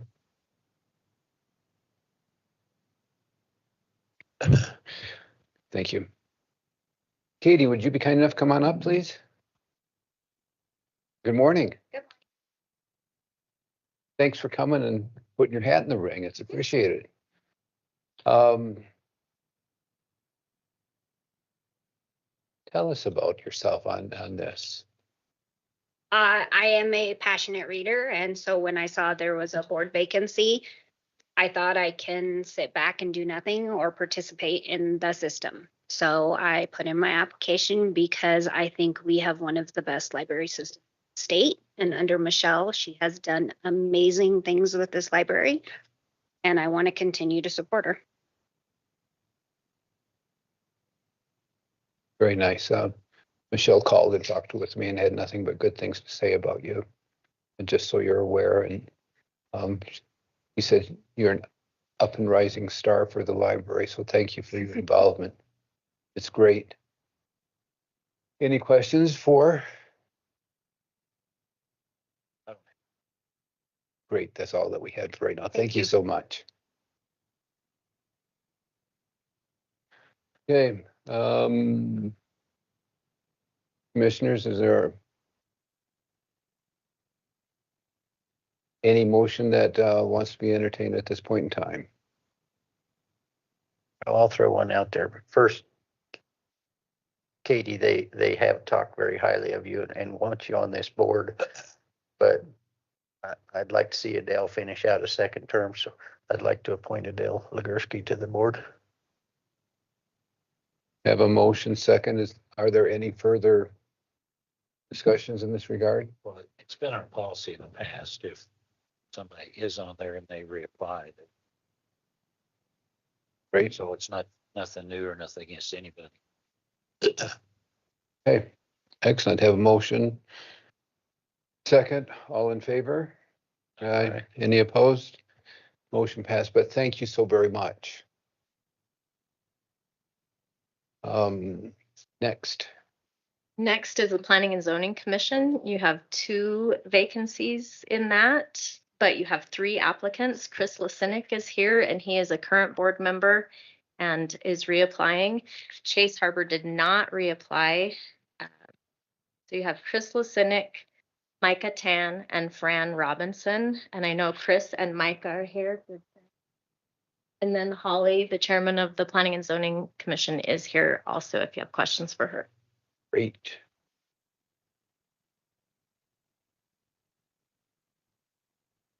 Commissioners, would you care to have anyone come forward and chat with them? This can be your 3rd term, Chris, that you're applying for. Forward. Please do. Chairman, Commissioners, thank you.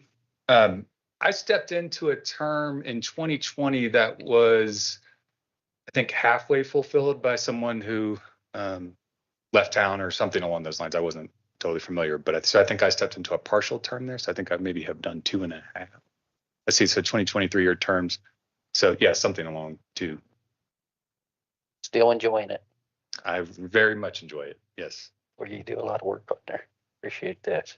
Thank you. Yeah. Questions? Commissioner Vickery. Say one more thing. Anybody that's going.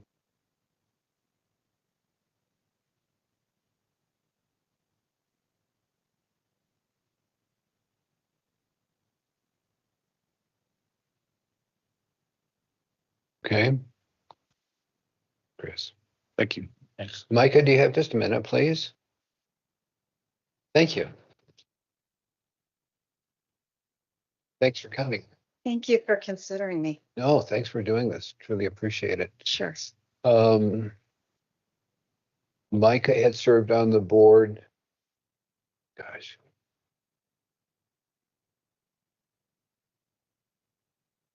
That's, We were on for 7 years. yeah. Smokers.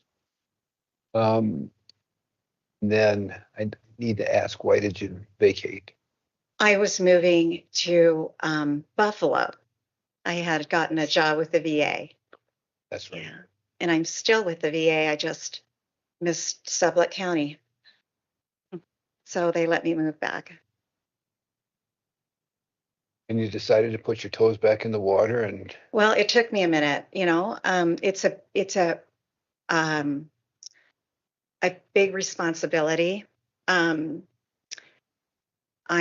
have been passionate about it. And I feel like it takes a lot of time and energy. So it's a serious consideration, but for me, and I know for others. Why I decided is I just feel like I could maybe do a better job by understanding. My goal would be to update myself on where the regulations are now. And I know that the regulations are in process of being updated. And that's where we were at when I left too. And so really understanding where we're at with those and moving forward with that. Good. Yeah. Thank you. Any questions for Micah, please? Good, good. You have a pretty good thought on where the regulations were and where they're at. Anything in your mind stand out as things you'd like to see changed in these regulations, or? Well, I was more familiar with where they were at when I left, but I think there were several changes made, and now they were kind of in a holding pattern. And as far as where they're at, I'd really need to get up to speed on that. Yeah. Micah, thank you so much. Thank you. Thank you. Okay. Open for discussion.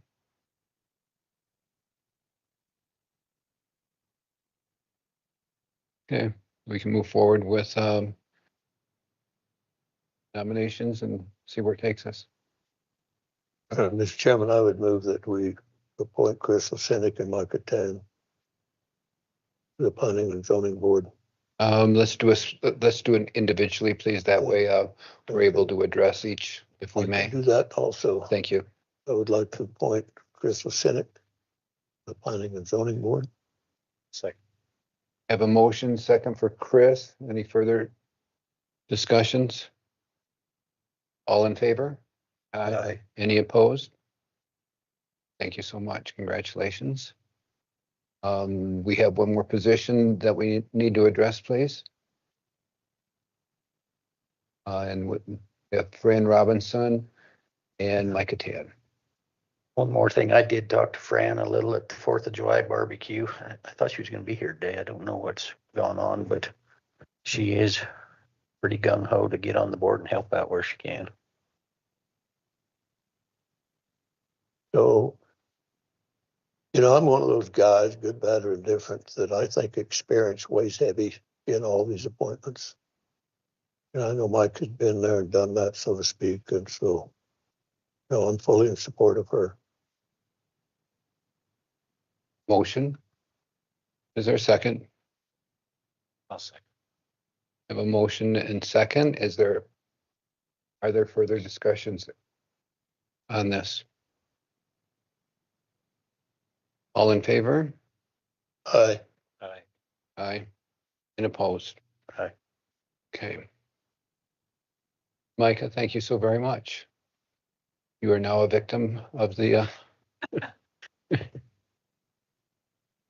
So great.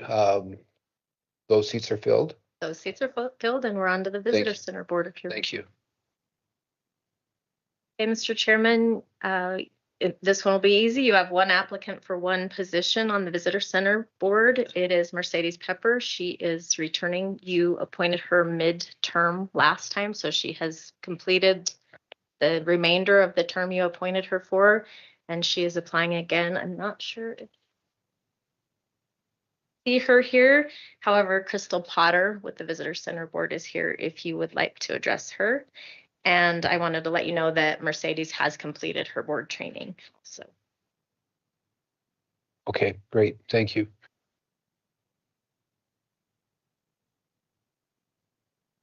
I'd make a motion to appoint Mercedes Pepper to the Visitor Center Board. I have a motion. Is there a second? Second. Any discussion?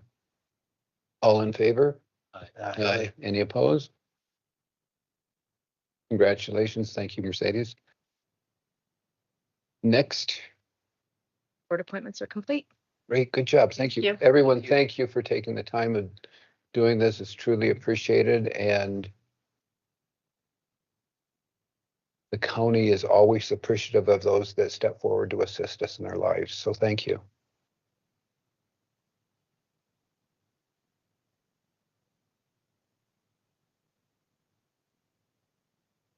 Okay, up next is the rec board.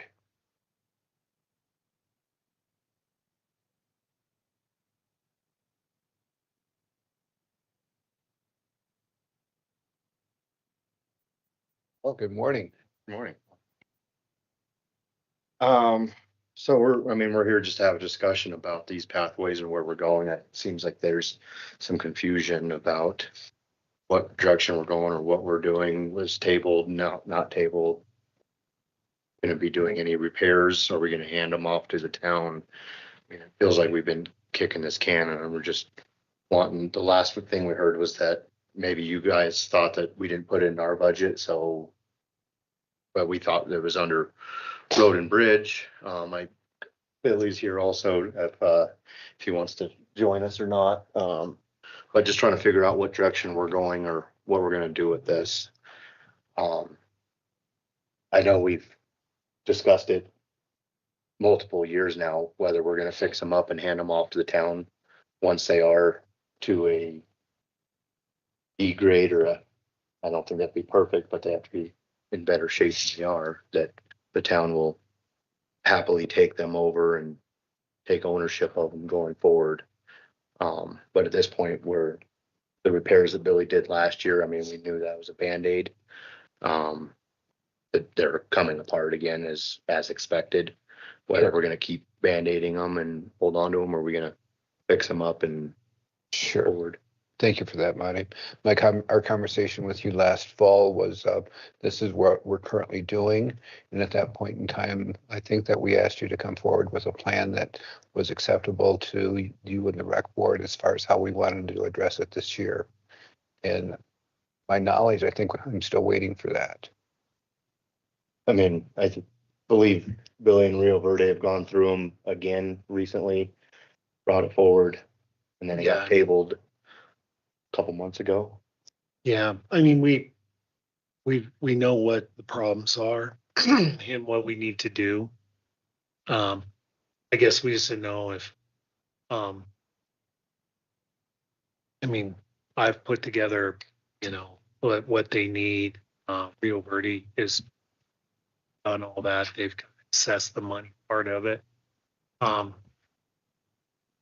That's where Road and Bridge is left off, We did, last year we fixed where the bad spots were down there.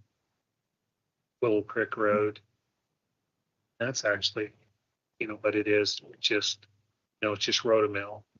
We did patch the big cracks. They are starting to come back, some bridge stuff. But we do have a plan of what they all need to get them up to, for the towns and them. How long would that take and how much will it cost? Oh, it's a lot. I mean, I think the estimate was over $1 million. Little over $1 million, if I remember right. Yes. Well, yeah, we updated it. The cost was about the same. So we didn't know if we do one at a time, or you guys decide.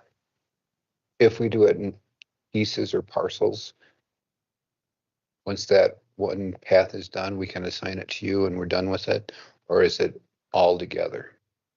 I mean, I think any movement forward would be a good direction, but, Okay, I mean, I don't think the town's gonna take the pathways, take one strip at a time. I think it's gonna be what's in the municipality once they're up to their standard, up to engineer standards, and we can then pass them over as a whole, but. so if we did that on a piecemeal basis, Monte, did path A this year and path Z in 29, for example, by the time we get to 29, path A is going to need maintenance again, right? You're right. Yeah, I would think that too. So, Yeah, I think we need to get it done, and I don't like the idea of fixing, give them away, but I mean, it looks like that's our avenue of it to go. Maybe we can do the golf course. Maybe we're gonna have to fix them one way or another Yeah, if but I they, don't if they, just my car and then give it to somebody. yeah. Okay. Well, I mean, if we wanna It's a keep good them, idea for them, but yeah. so nothing was put in either one of your budget on the bike paths? I mean, we have, a maintenance budget. I think there was 50,000 in there, and that's for chip sealing and some minor fixes along the way, or sweeping costs, plowing Yeah, I costs, stuff like but that. Nothing on this other. No. And the other thing is, we discussed how we're gonna work on that Willow Lake Road, whether leave it as or move it, or Yeah, we never did make a decision on that or hear anything back or. no, I mean, the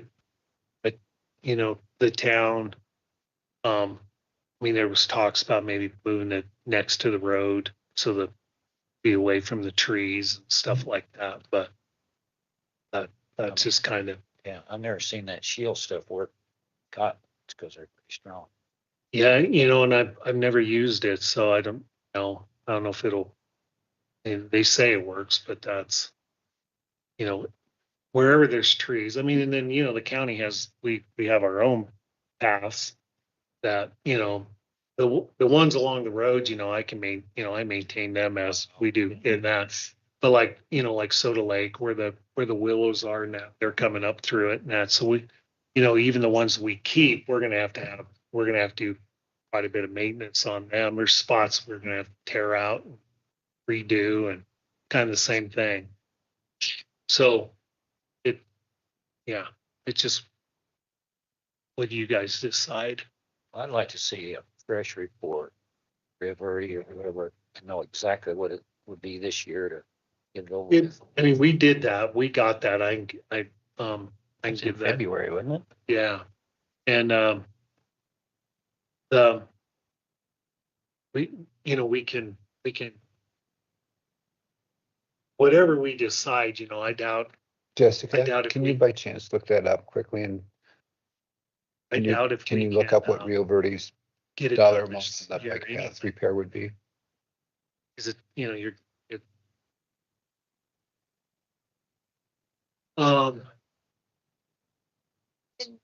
Very I much. don't think I.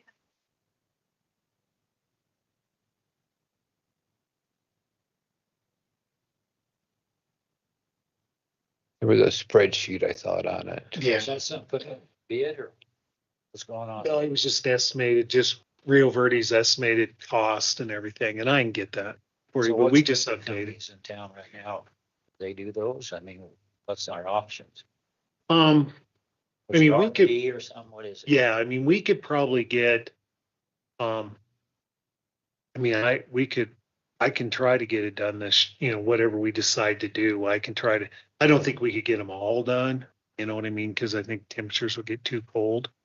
But we can, all I can do is Well, I understand. find out. I just like to see something I can look at. Yeah. What it costs and, Yeah. and something we're gonna have And to then, do, like, I think. and then when we Looks did our budget thing, I gave you guys them, I don't know if you've seen a photo. Mhm. That was what shape they're kind of in. But we do have, it was a little over $1 million.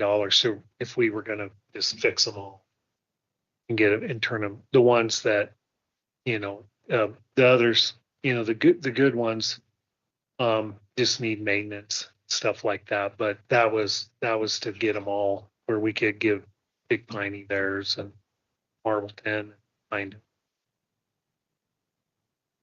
So, Mr. Chairman, so I have a question. So if you go in and you fix these, then what if the town comes back and says, well, it looks like a pretty good job, but we don't think it's as good as we'd like to take over, then where are we at? I mean, I believe that it's the engineer's report of how they're graded, and if they fall within that grading category that they outlined, then they, I mean, have been quite outspoken that they will 100% take them. I mean, I'm sure we can draw up some sort of contract and No, have an I agreement in place, but understand that, Monty, but I also know that the town was gonna partner with us on chip seal. Then they decide, well, maybe we can spend our money somewhere else. So they backed away from that. The only thing I'm saying is, and I agree with Dave, let's get it done if we're gonna do it. But let's make sure they're gonna take it over so that we don't get left with, as Mr. Bernard said, 2 years down the road, they come back and say, well, you know, it was good then, but it's not good now. Now you gotta do it all over again. So that needs to be specific as far as I'm concerned. It needs to be out there. And when we met with Abe and everything at the, the estimate we did was to get them up. You happy? where They. Good job. They're, you know, they would accept. What are we doing this summer? I mean, the weeds are coming up horrendous down south. Who's gonna maintain and take care of them? We don't know. So next summer, we're gonna be back in the same boat. Well, shit, they come apart again. And Yeah. it's a vicious circle that we need to get these towns involved pretty quick. Mhm. Yeah. So Clerk Rice has that dollar amount, I believe, readily available.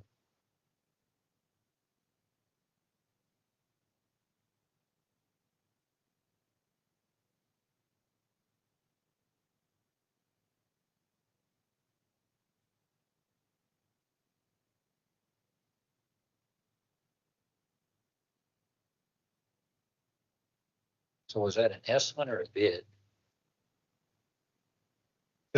Yeah, that's just the engineer estimate. So who's gonna do the actual work? We would have to, Bid it out. yeah. And so we're looking at a number here. We may not know if it's even close. What do you think? It'll probably be right at that, or as we could estimate. And that's just to fix the stuff within the town, or is that all That's- maintenance? That's to From fix the the 8 stuff. counts. That's to fix everything that the towns take. Mr. White? No, not ours. Any question?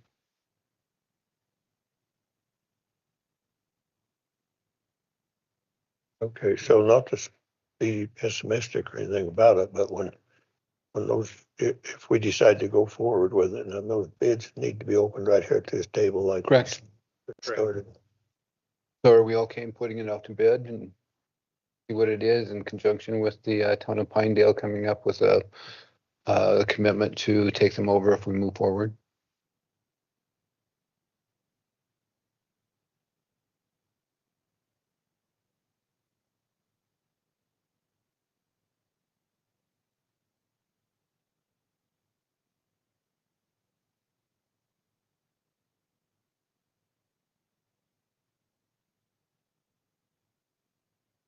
well, historically, that was the rec board taking, as long as I've been part of the rec board. Before I was on there, I believe the county was doing it, and then a commission decision somewhere around there decided that the rec board needed to take it back over.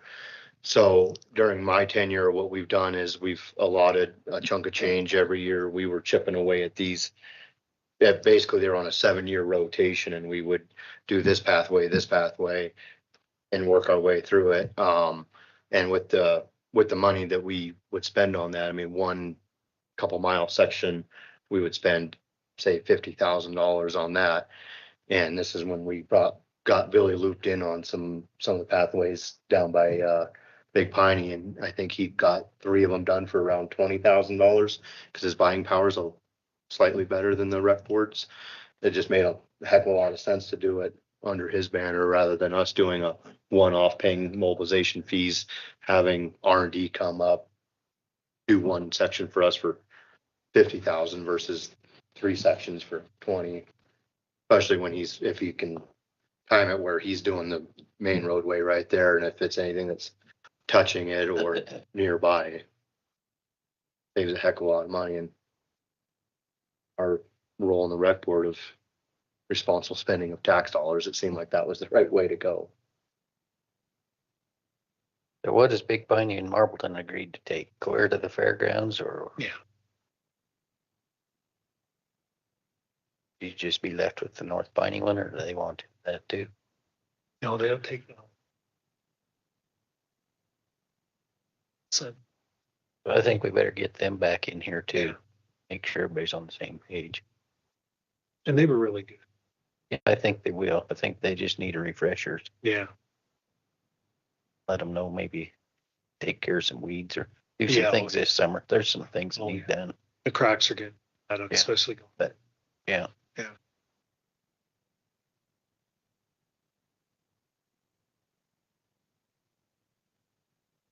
So how many miles will that leave us if we can get rid of that? Well, you know, we got it's from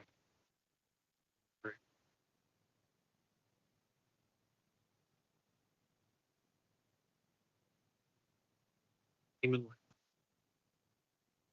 CC. And the condition of them, I mean, is it minor stuff needing done, or is there major stuff with them that need They're touching? like even one at Eamon Lane needs. It's kind of.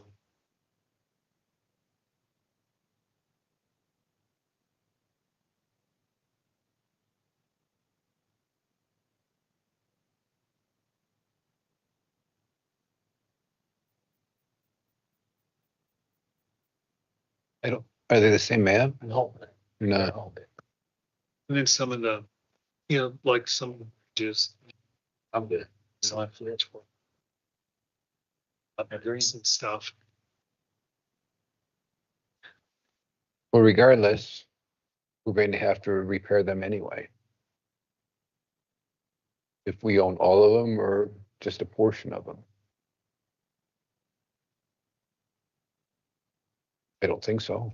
I think we ought to come up with some repairs that maybe whoever comes in and fixes the stuff that's going to the towns could jump on whatever other major repairs need done.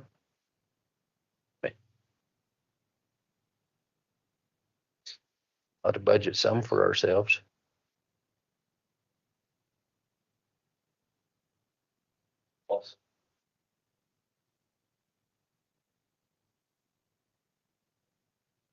You have that, yes? Can do that. So what happened over the bridge was you repaired? Does that kind of hold up?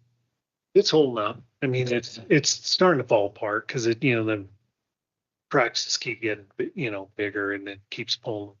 You know, it's scheduled in this to bridges, you know, to do concrete up to the to that stuff smoother. We didn't schedule anything on our budget for this type of maintenance. Is that something we want to address before we finalize the budget, or a transfer along the road somewhere? Preference, Commissioner Vickery? It's funny, you know, there's bike paths going into Jackson, got cobble rock like this in it. I watch those guys a time or two just buzz right along and go fine. And we're talking about spending millions down here to make it smooth, but I guess that's the way it is. I've seen a lot of towns think have them good gravel ones Yeah. that are used quite a little. I think we need to get the job done, get it shoved off on the towns ASAP, get it done, over with. Commissioner Stevens? That's the way I feel. Commissioner White? We want to do a budget.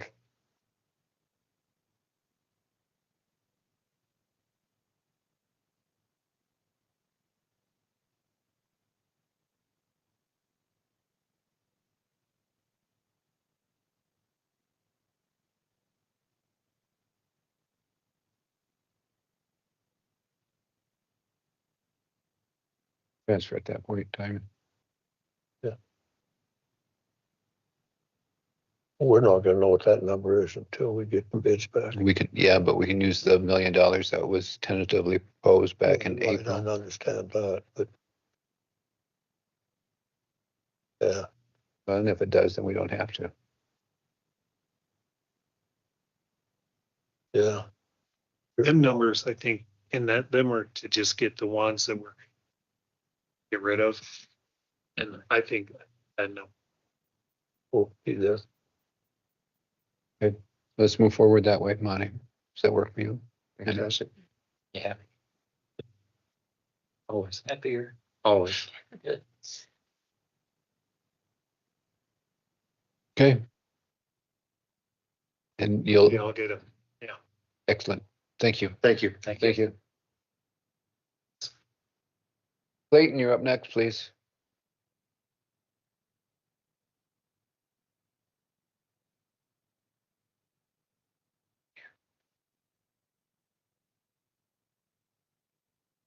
Gentlemen, how are we doing?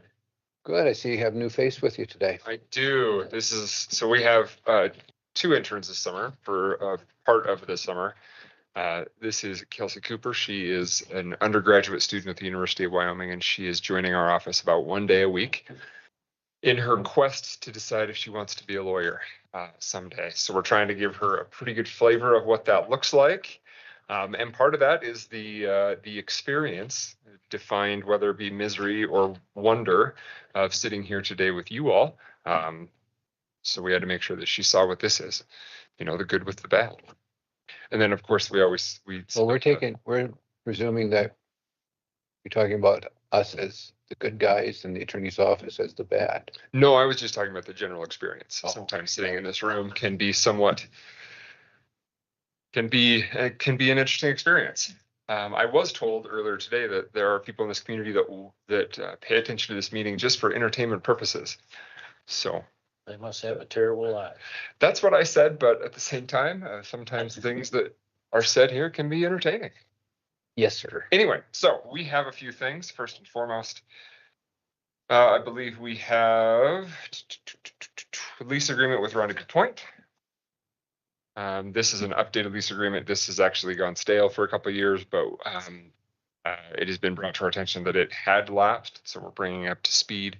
One of the things that's different in this lease agreement than in lease agreements in the past was that, and goes partly to their grant requirements and a few other things, is that the county is acknowledging full capital responsibility for the entirety of that premises. So, for example, if something gets broken on the building, the county is responsible for fixing it. This is something that they need to be able to provide in their grant applications, depending on the nature of the granting entity, so that those granting entities don't think that they're going to be using grant money to fix windows or doors. So just one of the things that's in there. So that's where this is. It's been reviewed and approved by Katie over there, the executive director, and so it's ready for you all unless you would like to make any changes. This was sent along and was part of the packet. Questions, comments, updates? Questions? Motion?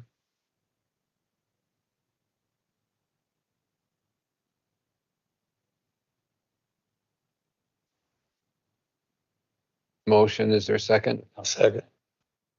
So, any discussion? Second to the second.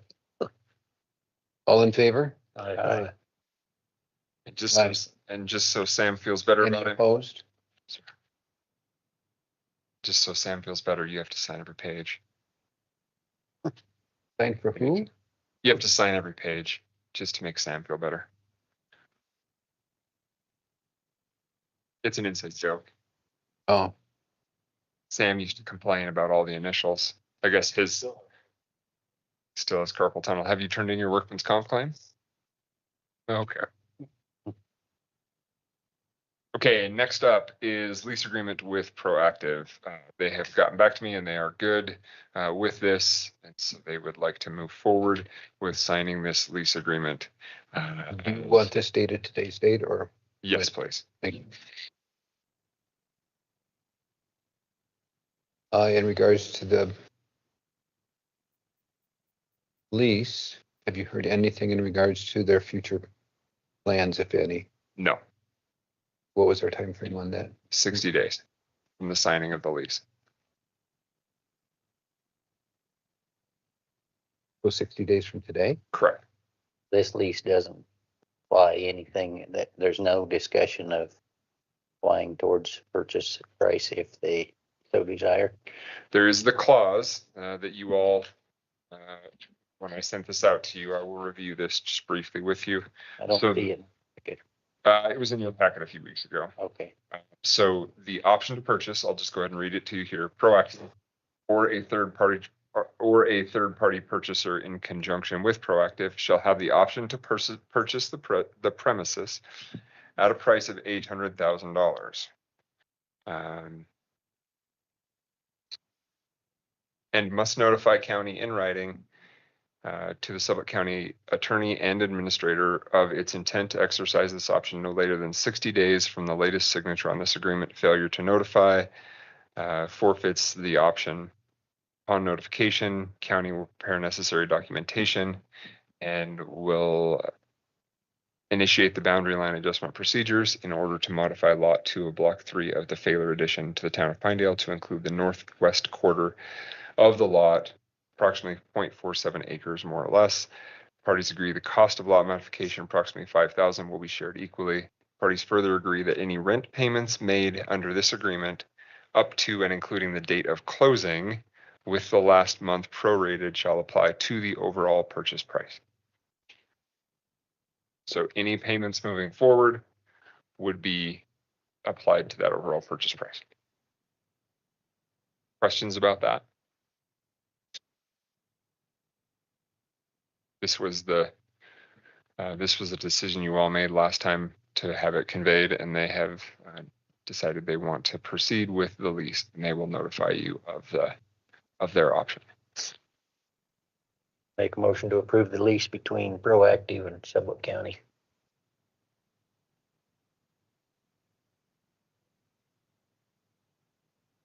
Motion, is there a second?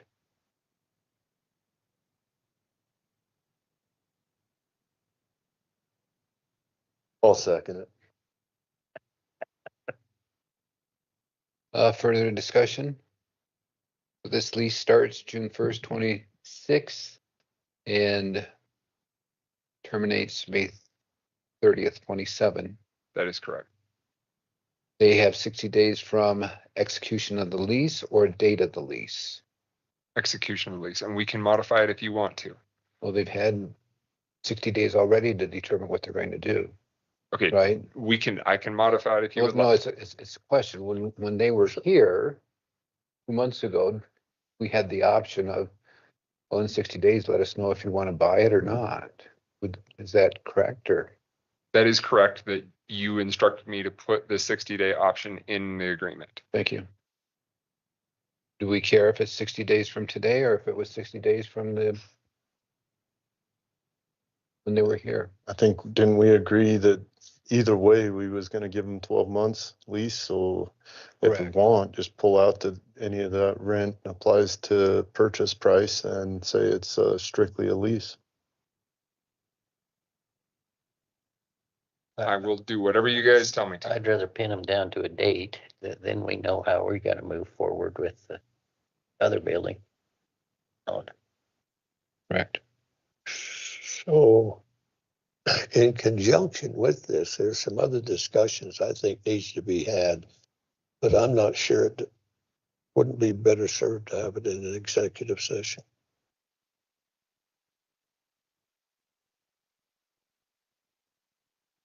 If you would like to have an executive session where what's our topic?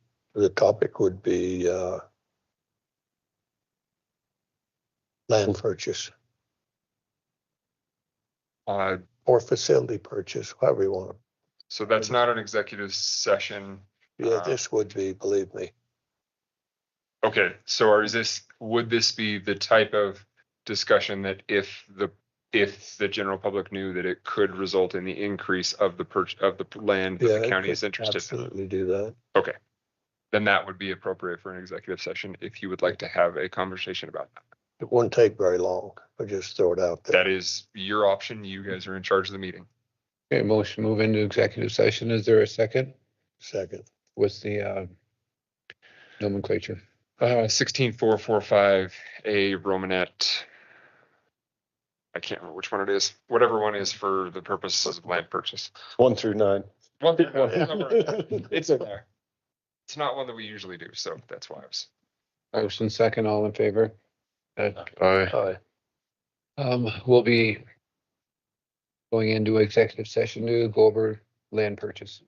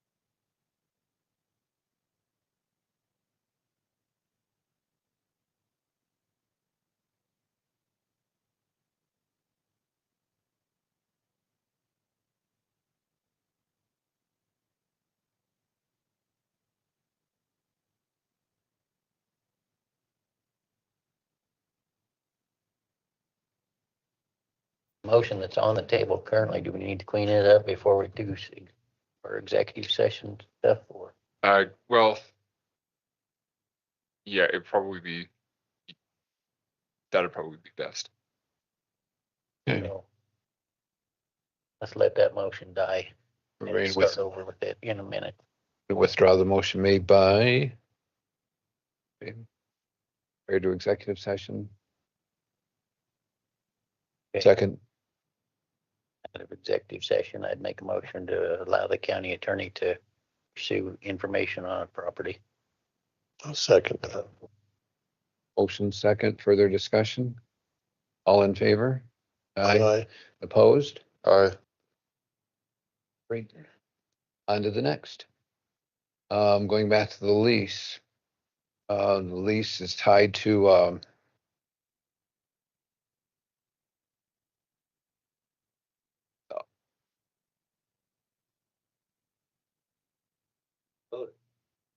Past 3-1 and 1 declined. So you three voted. Yeah. correct. Well, yeah, I never, didn't I? Why?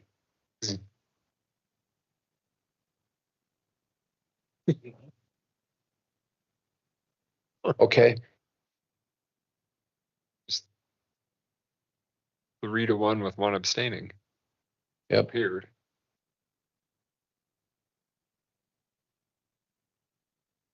we have a lease agreement on Proactive. The terms on this are, decision on, having an interest in purchasing the property from 60 days of execution of lease. Commissioner Bradley has requested, that it from before the initial term of the lease going back to June 1st with a termination date of July 31st.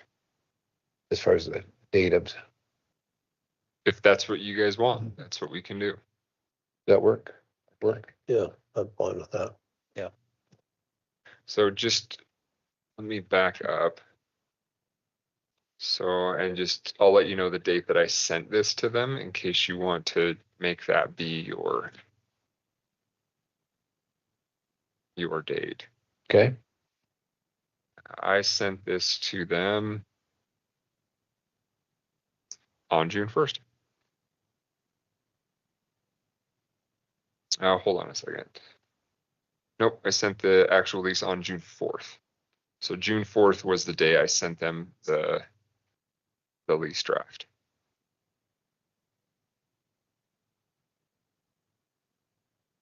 And they responded on the 12th that said they've received it and they'll discuss it and get back to me. And on the 18th, they said we're good with it. So whatever date you guys want to make the 60 days start, let me know and I will update the document to reflect it. And then we can sign it. I can reprint and I can, then you guys can sign that document. good with June 1st? That's okay. Yep, June 1st. So that would give the deadline to be July 30th. I'll just go ahead and reflect it and say July 30th. Great, thank you. Okay. And then I'll bring that up in old business. So next thing, unless you want me to bring this up in old business as well, is the easement for the rim road with the Forest Service. I did hear back from the Forest Service and they have provided an updated paragraph that limits our liability according to the Wyoming Governmental Claims Act. So it does limit the potential liability for the county significantly, but does not eliminate that liability. A couple things with this. We may want to check in with our insurance provider to see if they have any concerns with this in terms of whether or not they would continue to cover, knowing that we're accepting this liability, but that is a decision for you guys. So explain the difference. So as we've talked about before, the Wyoming Governmental Claims Act limits a county or governmental entity's liability to specific things, and it limits it to certain dollar amounts per occurrence. So it's like $250,000 per claim for a total of, I think, $1 million for occurrence for a total claim. And so that's where it still limits our liability, but we still would have some exposure under this. Yeah, but what, I guess, what is the exposure? That might be an important thing to know. Approximately $1 million is our limit under the Governmental Claims Act. From the Forest Service standpoint, what are they wanting us to So take responsibility for? Just as we spoke about before, and again, this can be an open session or closed session conversation. The last time we discussed this, you guys expressed go ahead and having the conversation in an open. So I'm going to continue to do that unless you all tell me differently. Oh, that's fine. Okay. Is everybody on the same page with that? Okay. So as we discussed about before, the original easement document would have required the county to accept any and all liability associated with the use of that road, including costs of fire prevention and any loss of and reimbursement for any loss of U.S. government property resulting from the use of that road, which is a significant liability, which has currently already been accepted by the Hoback Ranches Service and Improvement District under their current easement agreement. At that point, we discussed it. You asked me to go back to the U.S. Forest Service and see if they would modify that paragraph. I have done so, and they've modified the paragraph. So under the first draft that we were provided, the county was accepting all liability with no limits whatsoever. This updated draft limits our liability according to the county's liability under the Governmental Claims Act, which significantly limits that liability to the $250 per like person and a total of 100 or $1 million per total claim or for occurrence. So for example, you're essentially limited to, and I'm popping these numbers off the top of my head. I'm pretty sure that that's what it is. Either way, it's in that $1 million range. But that is the extent of the liability under this updated draft.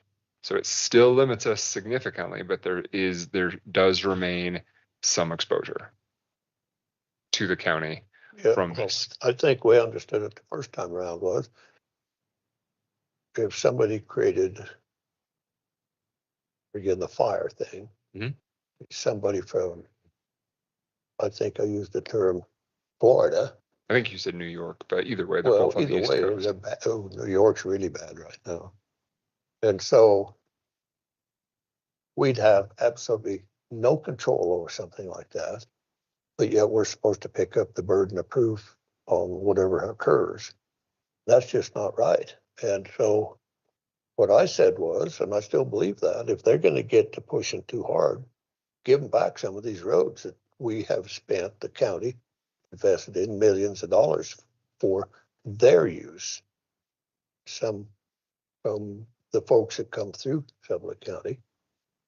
And this kind of stuff is not in those agreements. So somebody just popped up with the one for Rim Road, and I have no idea who nor why, to stick us under the thumb of the liability factors. And why is that? That's what the question, and who? So I can give you some background as I understand it. Of course, I don't fully know all of the details of how these things work, but as you and the rest of the commissioners are well aware, things are different depending on administrations, and they ebb and they flow through the Forest Service. It is my understanding that, and this is, so for most governmental entities, the state, I'll give you an example through, because I'm more familiar with how the Attorney General's office operates. They have a contract manual, and that contract manual has specific approved boilerplate language for a variety of clauses. And it gives, and essentially each state agency has the ability to negotiate within some of those boilerplate language paragraphs. So this document from the federal government follows a similar pattern of approval of contract languages. And so as I understand it, this is one of the paragraphs that has been approved for this type of document. This is the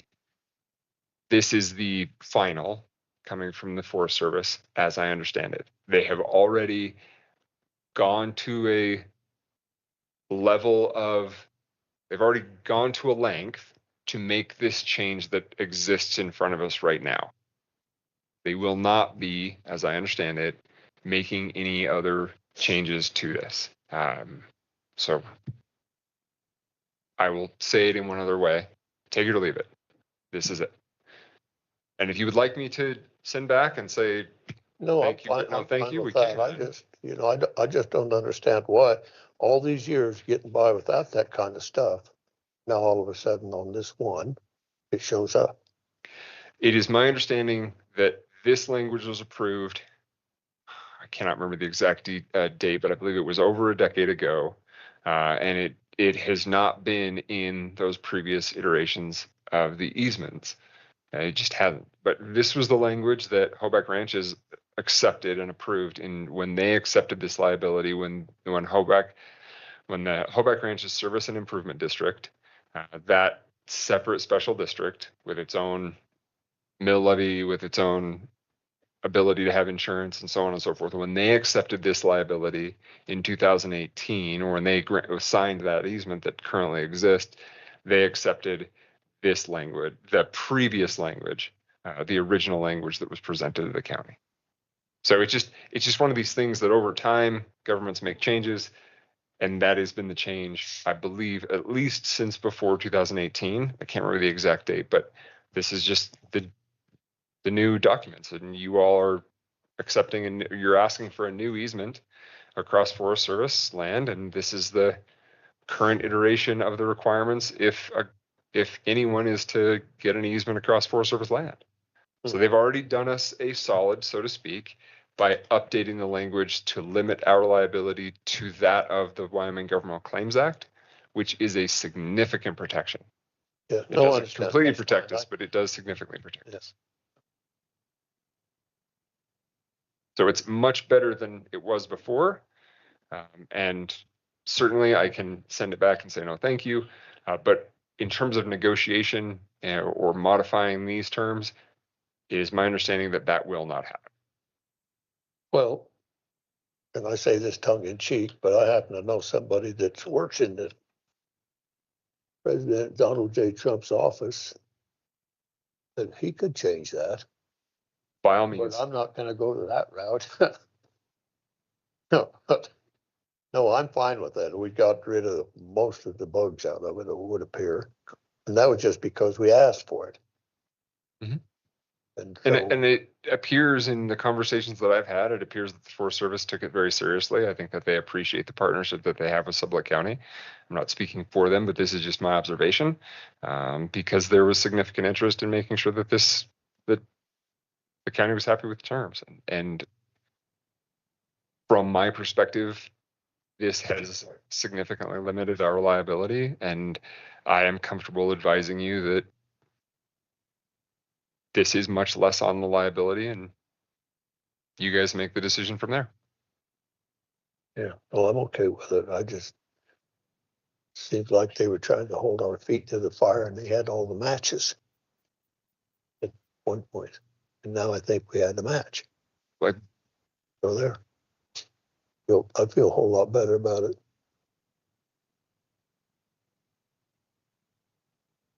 So I'm okay with insurance first or carry on. We don't need to run it by insurance, do we? We can, if you would like. Is there a need? Well, just understanding what our contract is with insurance, they currently insure us based on our current, their understanding of our current exposure. This creates more exposure. Your insurance company may like to know. Would you like to take that, present it to, I can run it up that flagpole if you would like. Great, that would work wonderfully. Thank you. So we'll hold this for another day. Okay, and then I'm updating the proactive lease to reflect a decision by July 30th. We have the lease agreement on Rendezvous Point. I believe the one other thing was the budget adjustment. For me, our Division of Victim Services grant, I believe, is 40,000 and change. We have traditionally used that in for the most part to pay for the salary of Maria Biggs, who is our victim witness coordinator. The Division of Victim Services has asked that we go to a new software or go back to a software they used before for tracking purposes. And they've authorized us to use that grant to do so. My thought was simply let's increase the budget within to ask to increase the budget in my office for computer program or computer software to encompass that, instead of essentially just shuffling it through. It resulted in an overall increase of my budget request of $2,700, give or take, I think. So I figured it's either there or salaries.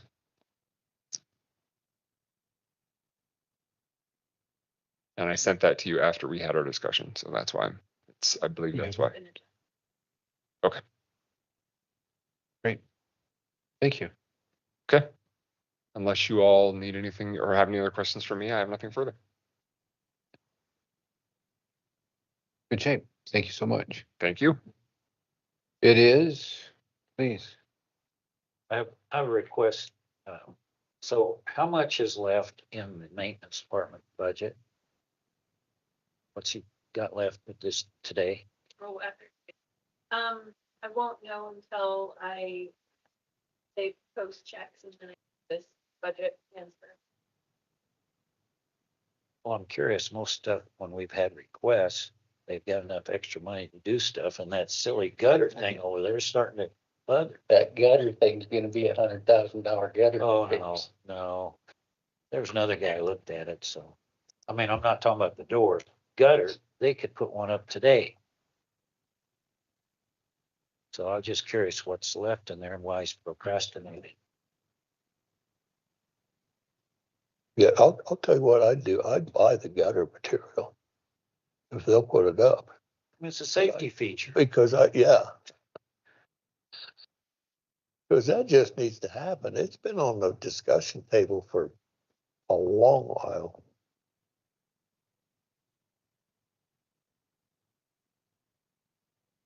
Okay. Why is that?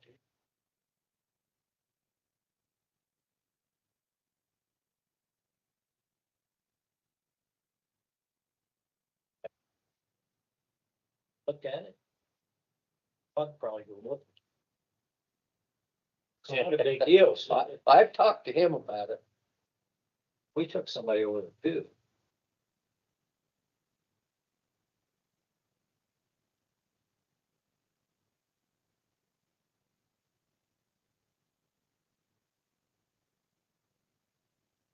People have question, ice.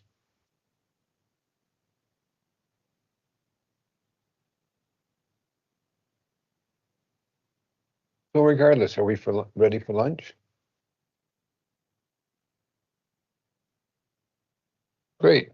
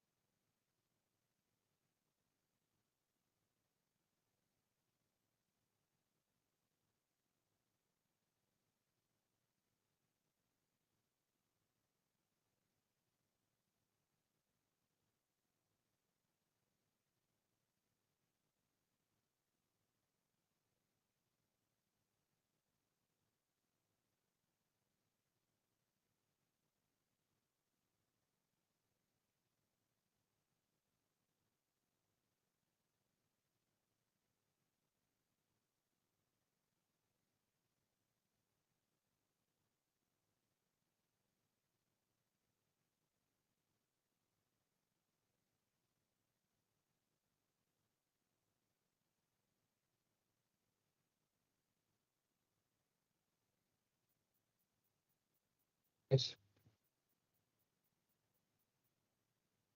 Up next on the agenda, Haley Rulon with Planning and Zoning, please.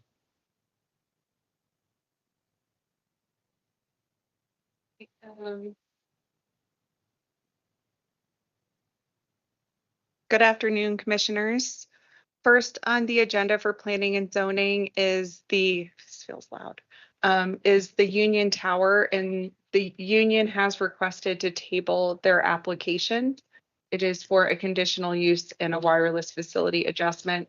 Following the planning and zoning meeting that took place a couple weeks ago, they reached out requesting to table the application so that they could have some further conversations with the town of Big Piney about the application. And when this comes back, we will be advertising again in the newspaper and sending notices out to the neighbors. Because of timelines with applications, we had originally advertised that it would be discussed at today's meeting. That's really the only reason this is up for discussion right now, is just to let people know in case they're joined the call for this application that it's tabled.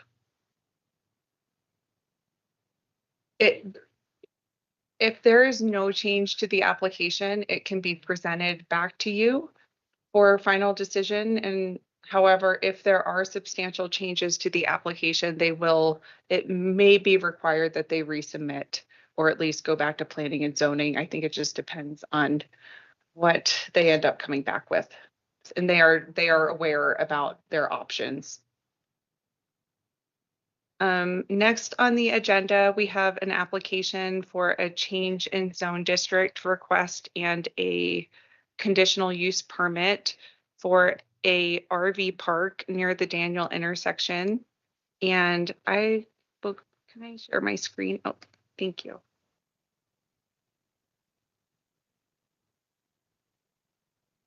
So the subject property is right here at the Daniel intersection. This is where the Mountain Meadow subdivision is, right in the center of it. This is not part of the Mountain Meadow subdivision. This is its own parcel. It is still zoned A1, and surrounding land use, you can see just the industrial, commercial land use. There's some residential. There is another RS zoned property across the street. The proposed rezone is for RS zoning recreational services. And within recreational services, a conditional use permit is required to operate a RV park. So that's the general application. And in your packets, if you have any specific questions, I will just skip towards the end for the planning and zoning hearing. The hearing took place on June 16th, and there was public comment from 3 individuals that live within the area and have a business. And I think just some of the public comments that came up and some questions that came up with planning and zoning had to do with occupancy limits and RV parking, possibly with long-term use. And would this be, how can we ensure that this is more of an RV park and not a trailer park? And we do have regulations for RV parks that you cannot stay in the RV park for over 180 consecutive days. There were questions about traffic and Highway 354 access. And just from past conversations that have occurred with the Mountain Meadow subdivision, and the overall intent from the applicant is to utilize Highway 189. If in the future they will have to get an updated access permit from YDOT in order to use Highway 189, because this would require a change in use. The applicant did provide traffic information, and the traffic counts are minimal, that a turn lane will not be warranted on the highway. However, this is under YDOT jurisdiction, so this will all have to be submitted with their access permit, and any updates would be required of the applicant right out. So really, it's if this were approved, they would go forward and have to update that their access permit with YDOT at that time. They currently do not have authorized use from YDOT to use it as an RV park, not until they update their access permit with YDOT. But we did reach out to YDOT and get their initial feedback. And the comment was just that they would need to update their application, and based off of the traffic counts, it's anticipated that improvements would not be required at this time. Meadows.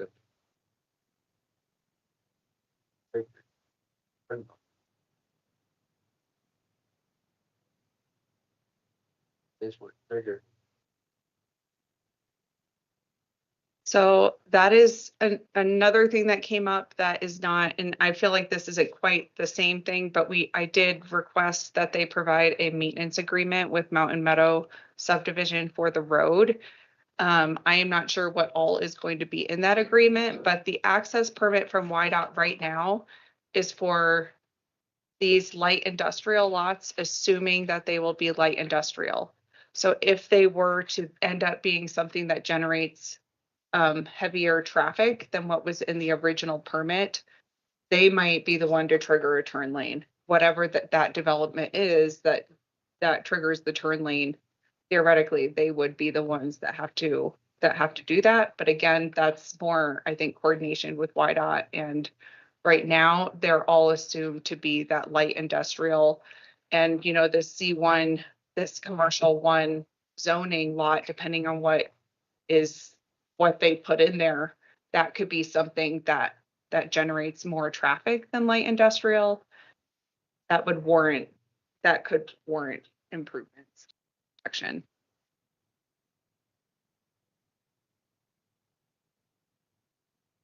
Yes, this is year-round operation. Yep. And some questions did come up as far as speed studies and traffic studies for the intersection. And I know this came up too with Mountain Meadow subdivision. If the county is interested in doing any sort of speed studies, we could request that. But from talking with Darren Kaufman, the traffic engineer, he suggested that we wait until there is a little more development to see the impacts of the development with traffic and speed. Water supply and wastewater impacts. They do plan on getting a proposed well on site. And for wastewater, this would be a conventional wastewater system. So it would be permitted through our office.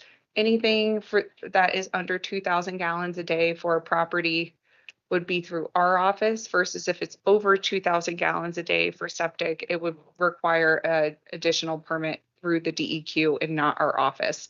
So the way this was designed, and Rio Verde Engineering, they are representing the applicant. We've had conversations about this, and this would be under the 2,000 gallons a day based off of DEQ regulations and their flows. They provide flows that should be used for the calculations, and it would be under the 2,000 gallons a day. Some questions came up about dark skies, lighting, noise, pets, operations, and the Planning and Zoning Commission did include some conditions with their recommendation for the approval. Those are found on page 25. There are 9 recommended conditions from Planning and Zoning, and that does address the dark skies, lighting, noise, pets.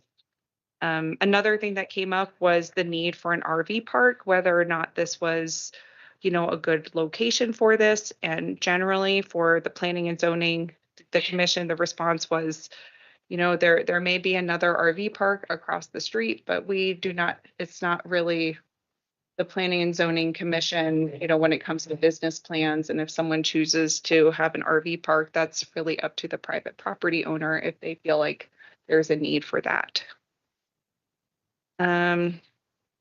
But I think those recommendations, some of those come from conversations with the Sublette County Fire Department with Shad, just for the first 3 recommendations are based off of those conversations with Shad. And then the following recommendations are more so from the Planning and Zoning Commission meeting. And following the planning and zoning meeting, the applicant did provide a solid waste plan. And they did provide some additional information about the septic system that is on site. I just requested that to ensure that this would still remain a conventional septic system, and based off of that, it still would remain conventional based off of what's on site today. And the applicant is here if you have any questions for the applicant or for me.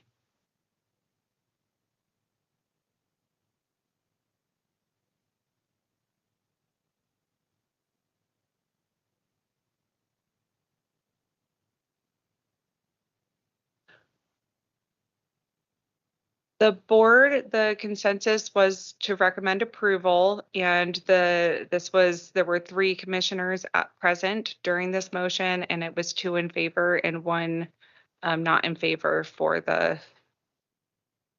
recommending approval.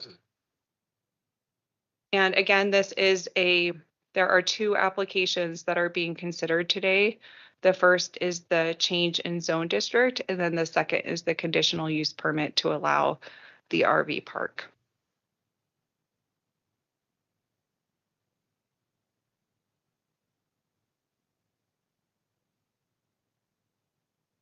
Well, I guess I've got one.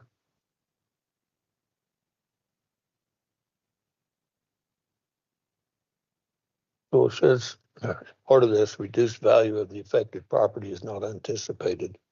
So what if it does affect? What do we do then? Say, gosh, sorry guys, we've made a mistake.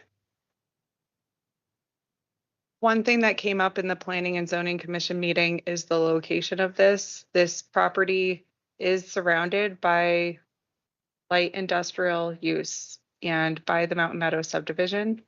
And the property is also reacting to that change in zoning by trying to find appropriate land use for their property based off of the recent subdivision. Okay, so another question, I can't find it right now, but you mentioned it. 180 days. Is that successive, did you say?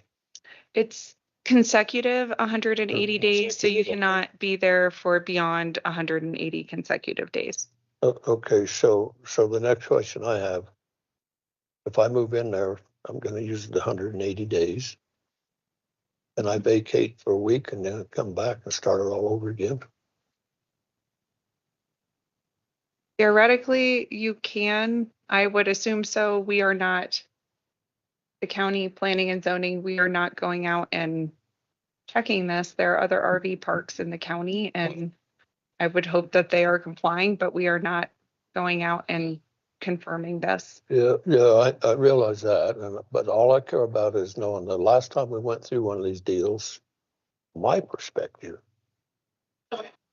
we got snookered on an access that we knew nothing about until after the fact. And to the best of my ability, that's not going to happen again if I can keep it from. So that's important. The reason I say it's important is because using the Forest Service as an example, you can put in a 2-week stay at certain areas, pull away from there, go over here a quarter of a mile. There you are, you're up, you can go again for another 2 weeks. You can bounce around and effectively stay there forever, I guess, by circumventing that 2 weeks issue. So for me, I think we ought to put a condition on there that the 180 days is what it is, 180 days. It doesn't matter if you stay there for 180 and then vacate for 2 or 22 and then come back. 180 days has already been assessed.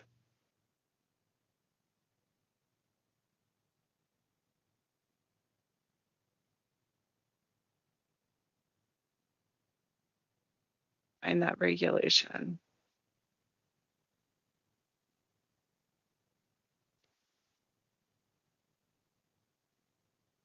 Apologize, this is taking me a minute.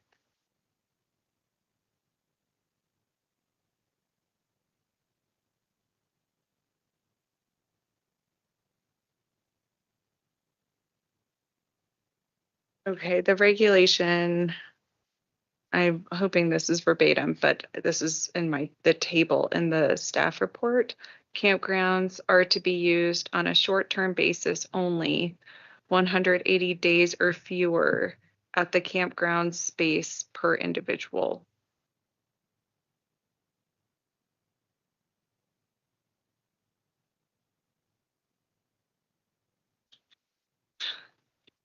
And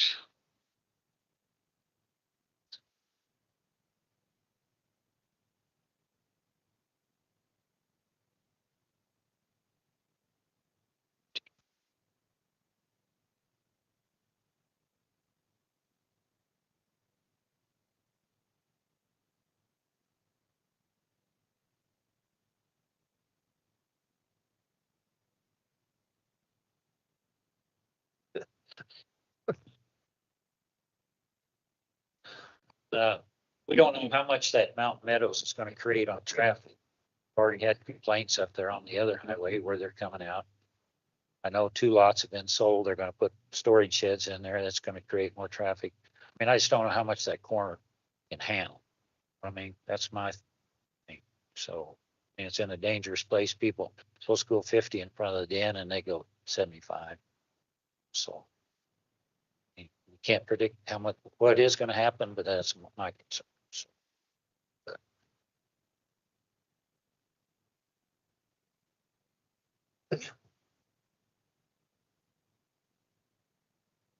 Well, I'm not through yet, if that's okay. I can wait, though.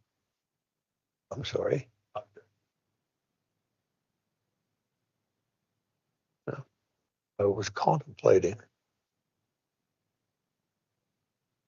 Well, I see in here somewhere, and I can't find it again, they talked about the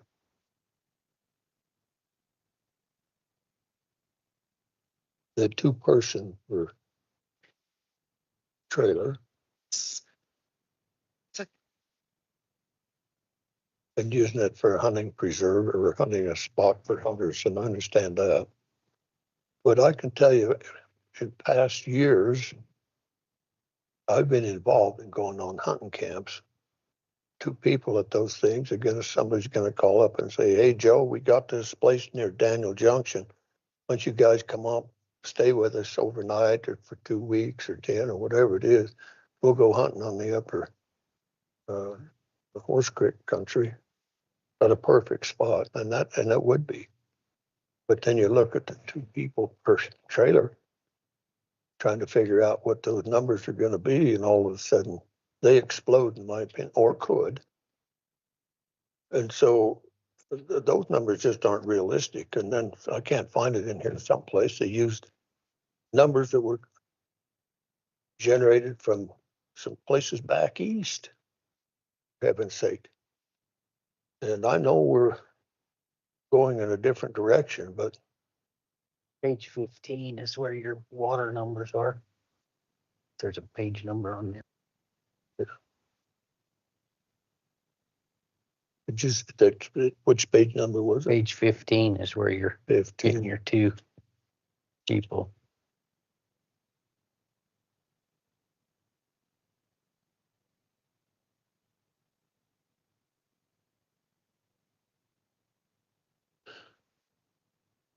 Yeah.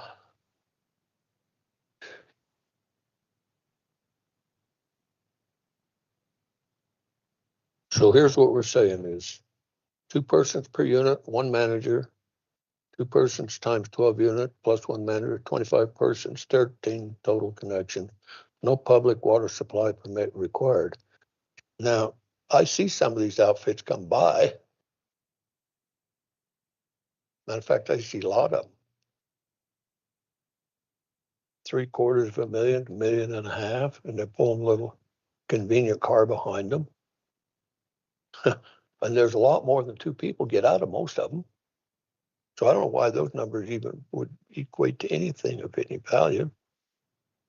I mean, let's be realistic and let's put it out there like it is. If we need to have, what do they call them, that injection system? Let's put it in. We're looking at the future, not the present, at least I believe. And I think that thing needs to be addressed. better than what it has been here. Oh, it just, the sewer, 100 gallon per day per hookup, and comes out to 1,200 gallons per day. You've got a person there that's gonna be, the manager's gonna be just one. Oh, the manager's gonna have somebody with them, or it's family or what have you. So I don't think the one is an adequate number. In my opinion, I'm just stating the fact.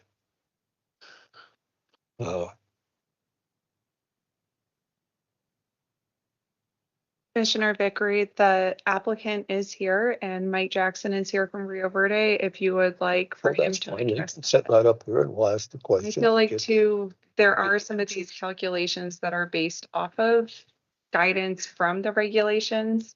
But I think maybe, Mike, if you want to talk about that. Good afternoon, Mike Jackson with Rio Verde Engineering. So those numbers, Mr. Vickery, are basically what the DEQ uses as an average for each hookup. So when we go through, the type of use, the connections they say, are going to average. It's basically average. Sorry.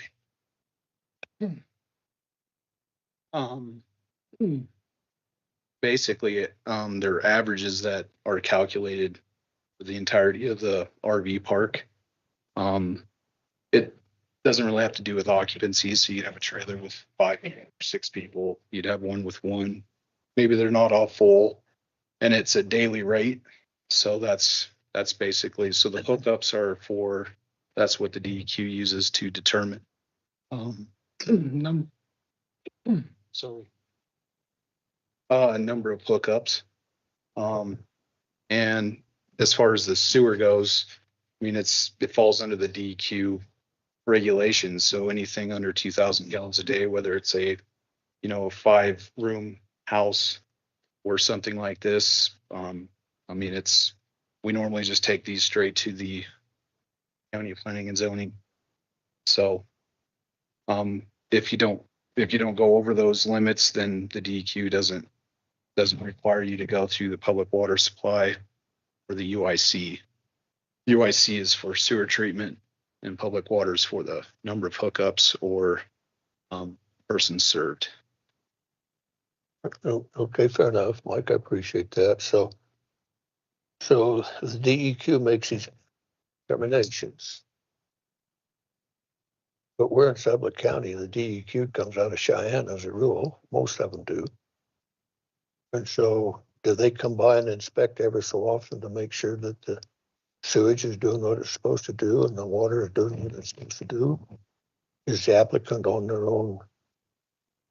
Well, we submit a stamped engineering design report to the planning and zoning department. They review it, make sure it's designed adequately with the PERT tests and everything else we have. As long as, I mean, they know how to calculate it the same way we do, so they verify that, we're not pulling anything, and we just submit a stamped design for it. There are tables that are provided by DEQ, and the tables are based off of the use. So for an RV campground, for a recreational vehicle, it's 100 gallons per day. So there are tables. Sometimes we can easily use the tables. Sometimes you have to do a little bit more research, but the DEQ actually provides those tables.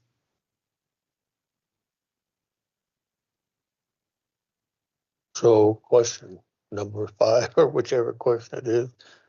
So what happens if these numbers, this threshold that supposedly doesn't require much, that threshold is exceeded, so to speak? Then do we go back and say, hey guys, you've used too much water. The septic system isn't up to what it's supposed to be for what's being used.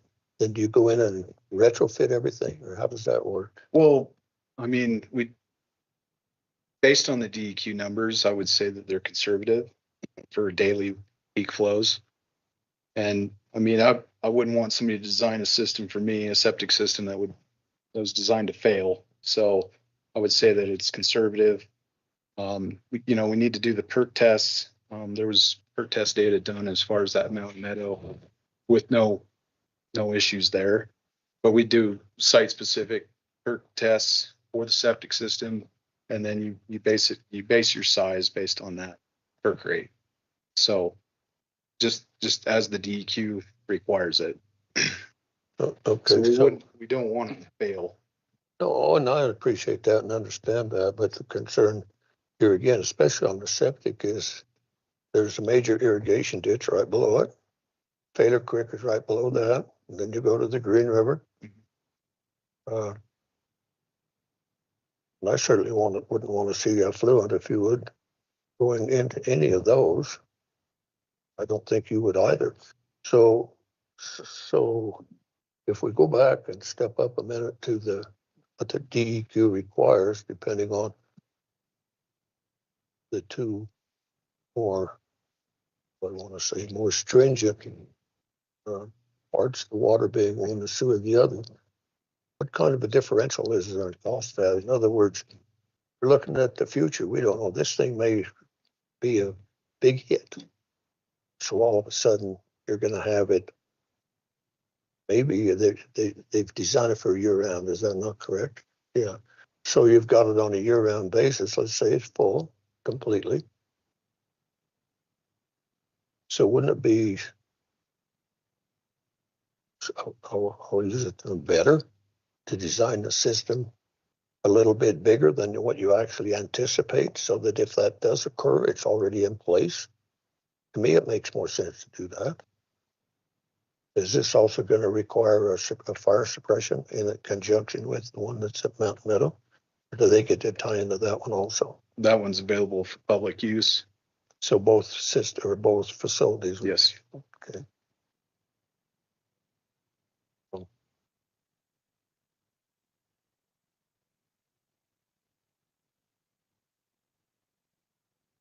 I guess those are my two biggest concerns. I think the water needs to be upfitted. I think that's a term we hear a lot. As the sewer. That's my take on it. I think it's better served to make it a little too big than to make it based on assumptions. The assumption being that it'll be more than what we're seeing here. And so, from my perspective, I think both those should be elevated to the degree where the DEQ says, okay, this is what you're going to do, and then this is what you're going to do. I feel a lot better with them saying something like that than saying, oh yeah, it's okay, you don't need it. Well, we could definitely submit our designs to the DEQ. No, that's not what I'm asking. I'm asking for them to be designed in such a way that the water system, the sewer system, both fall under what's that on the system? What is it? A UIC? Is that what it is? I think that's what needs to occur here. Well, in my opinion. But that's my take on it. I think in reality, probably what they're going to do is an okay thing. But I think we're shorting ourselves here from my perspective. That's just me. And I'll be quiet. Now I am through. Thank you. Commissioner Stevens.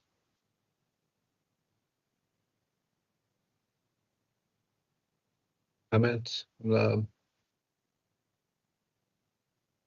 Please. Hi, Crystal Cynic.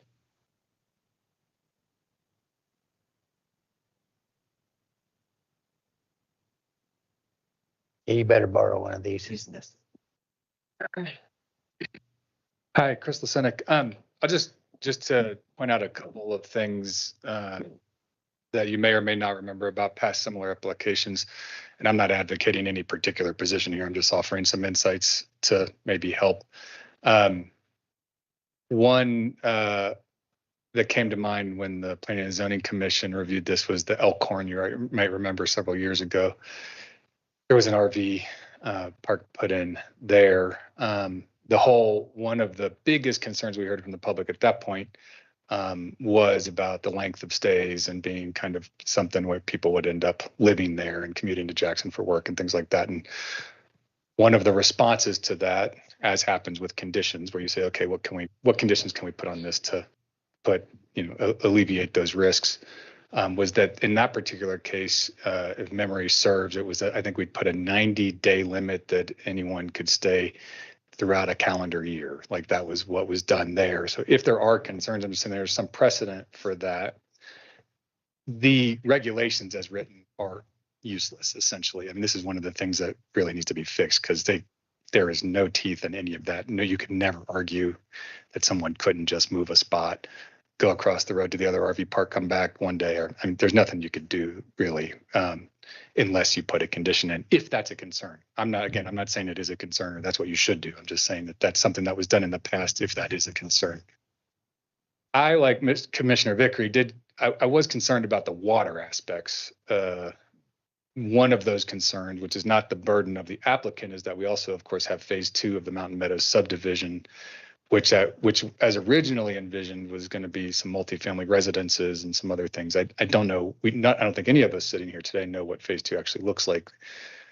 But while it's not the burden of the applicant, I think as those concerned with making decisions about planning and zoning and land use and have to consider things like effluent, coming into creeks and ditches and waterways is you do have to consider the whole. Again, there at the Elkhorn, there was a lot of concern about water being proximity to the Hoback River and polluting that. And there they put in a dump tank that met certain specifications that were required at the time so that it was a fully enclosed system and it had alarm systems if there were overflows or things like that. Again, not advocating, but it's an option. I kind of talked to Mr. Jackson about that concern at the P&Z Commission and ultimately felt like there wasn't a strong enough case that I saw to ask for that, but it's a tool at your disposal if that's something, or at least it's precedent. There's been that before. And the only other thing I'll say in counter to that is, of course, you think, well, there's an RV park across the street. And in some, there's this term about winning, picking winners and losers, and they don't have those restrictions. Should a new RV park coming in have those restrictions? Is that unfair to them to do? So and again, I don't have an answer. Those are just sort of the considerations that I thought about when we considered this application. And those are my comments. Thank you. Thank you. I believe there's a question over here. Did someone have their hand up?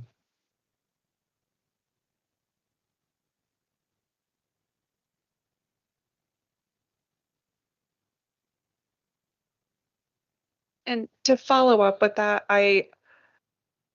if the commission was interested, we could also share this information with DEQ and get their feedback, because we do have that delegation agreement with Sublette County for septic permits. And if we have questions about a septic permit coming into our office, I can always reach out to DEQ and ask them to get their second opinion. So we always have that option. I feel like when it comes to septic permits, we really do look at these closely. And I think knowing that we have DEQ to also be involved, this is one that when it comes time to permitting, that we could reach out to them to get their feedback. Thank you for that. Are there any people online that have questions or comments, please?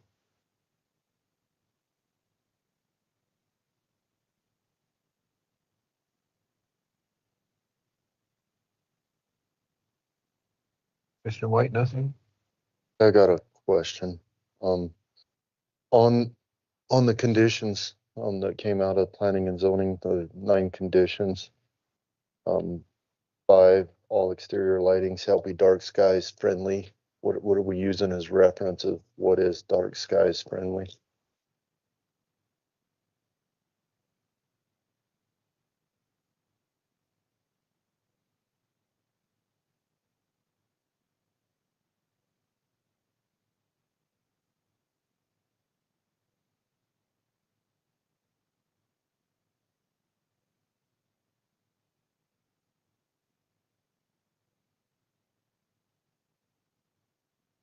Okay.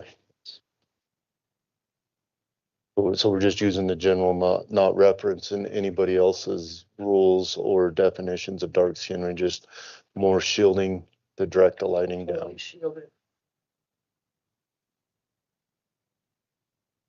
Perfect. And where we at with the maintenance agreement on the road? You know, I'm Mm-hmm.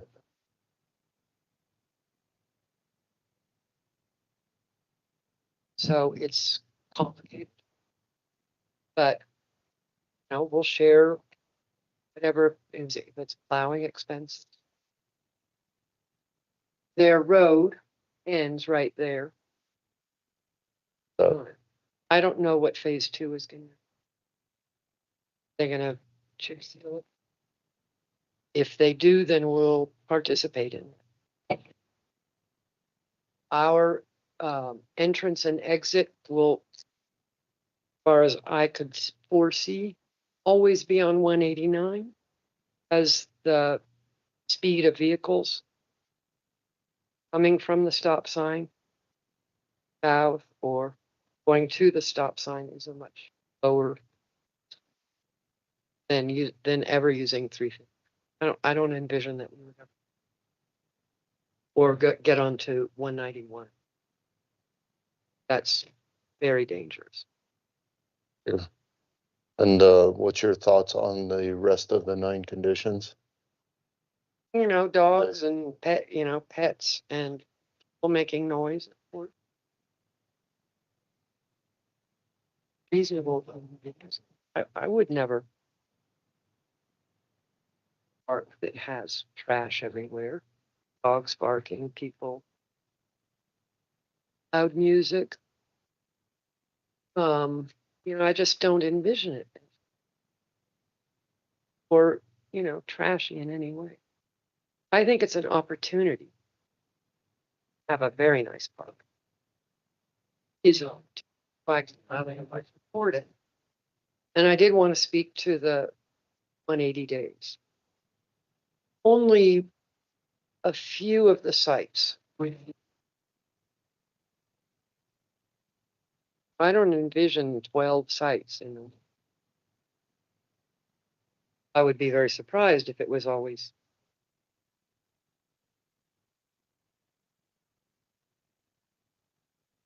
And It is the junction, and there are 3 highways.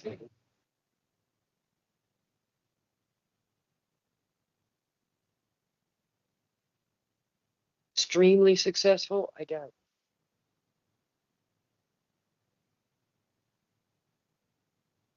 And would you be acceptable to another condition added that if there was ever an expansion, you'd have to come through this process in planning and zoning again, therefore limiting this conditional use permit to 12 sites only?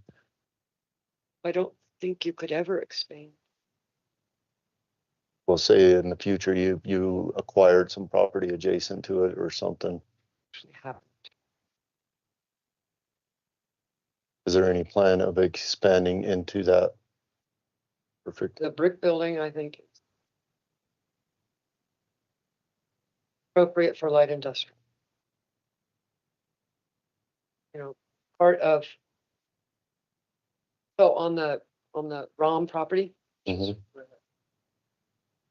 there are 3 cabins that were built in the 30s to house the people that built the brick building. Historically, I'd like to keep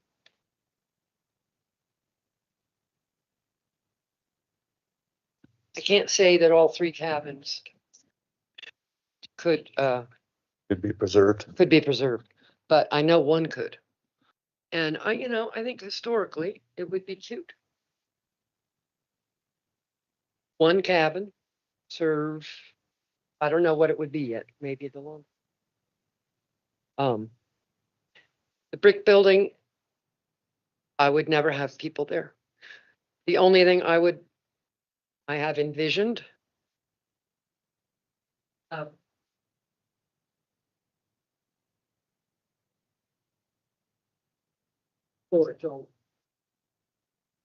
Well, nobody living in it. nobody live in there.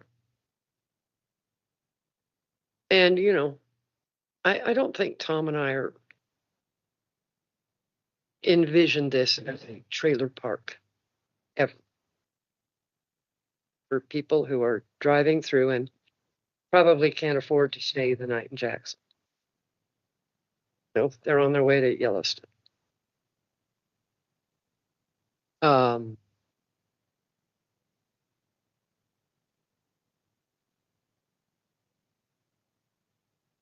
I would like to lease out the brick building, but you know, make it shallower, maybe divide it in two.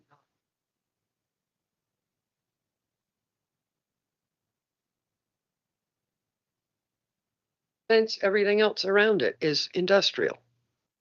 And I know the first two lots here are going to be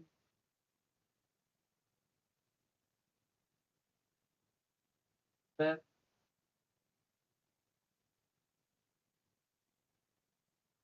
So I don't know what they will be, but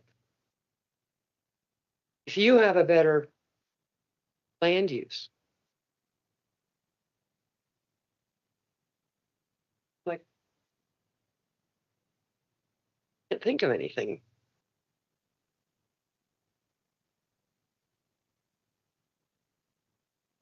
Commissioner Bradley, any questions? Mr. Chairman, Please. one other thing again, I can't find it. There's quite a few pages here to sift through, but there's someplace in here, there was something about car traffic per day based on this. Can you find that?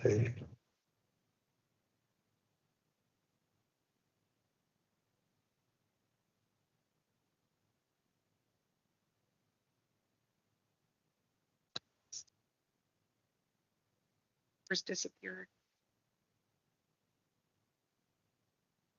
Page. No. What page was that on, Mike? All right, the page numbers.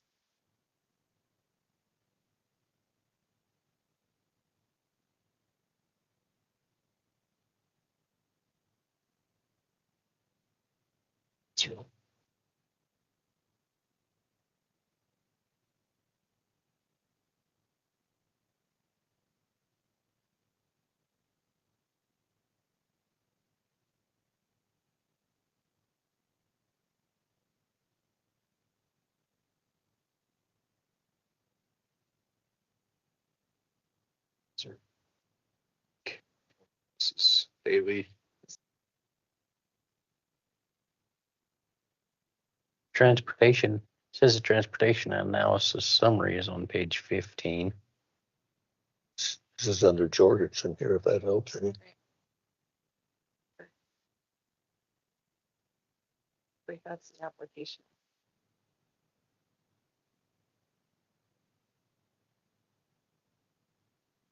Okay, there it is. Oh, sorry about that.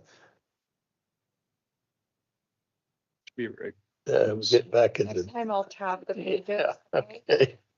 There you go. Okay. I think it's on the All second right. or third page.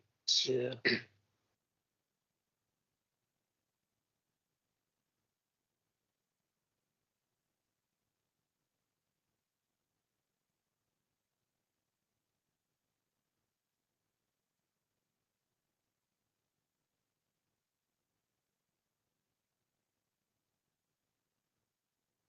Okay, so under the, I'm not going to argue this at all because I don't have any basis to argue it, but daily trip, 20 to 40 vehicles a day. There's going to be times there. Is that a round trip? So in other words, the vehicles are half of what we're seeing there, or is you call them 20 vehicle days? Does that mean in and out, or? That'd be in and out. So the peak time then is going to be 20 to 40 vehicles per day in and out. Yes. And so you've got 12 there. So everybody's got two vehicles today. Nobody's just got one. Some's got two or three. They all get used. So those numbers, I don't know, maybe they're valid, maybe they're not. Here again, I think these things need to have, to show the true picture, they need to have an upward limit rather than a lower limit on them.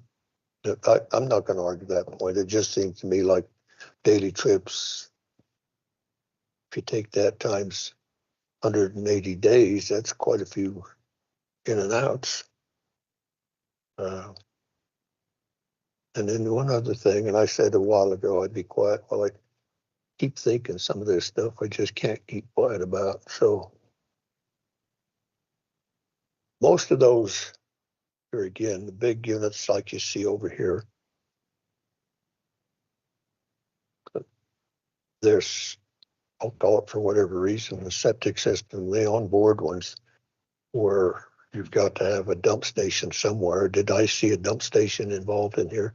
I just missed it if I didn't see it. These are just gonna have, hookups at the RV stalls themselves.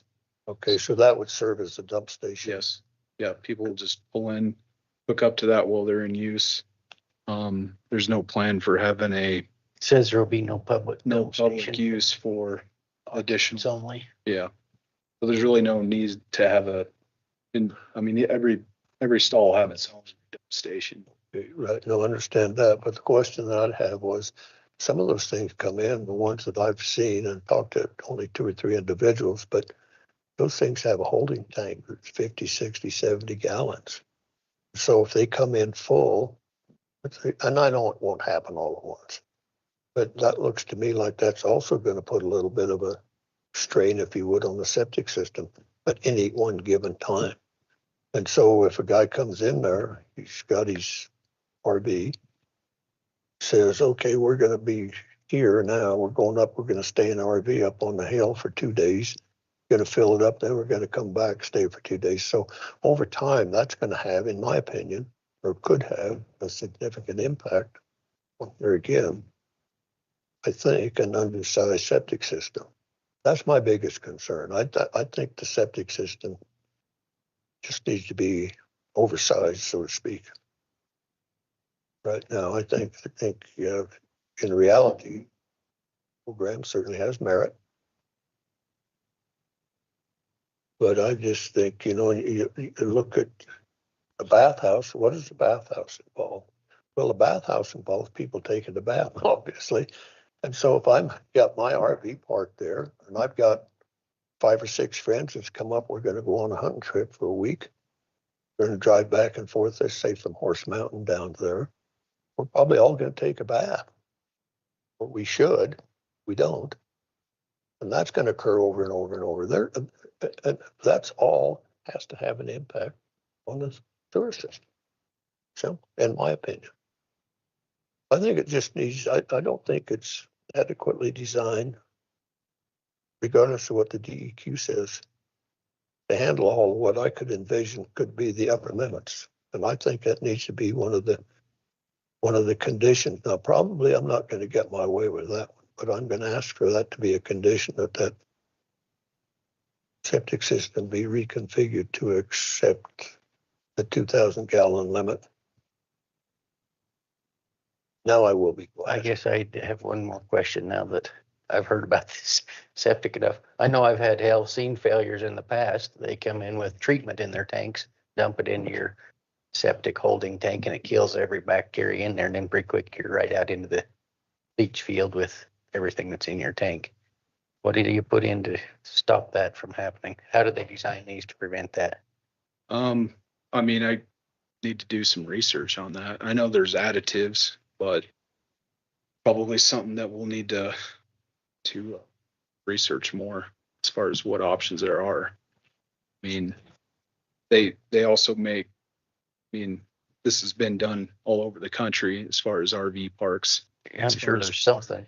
Water service and sewer service, they're basically, they come prefabricated, so you can have insulation and separation and everything else. But it just seems we'll be looking at that.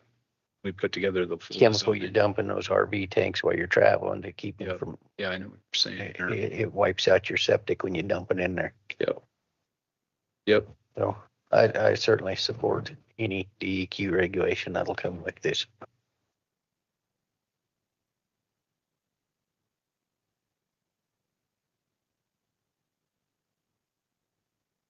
Yes.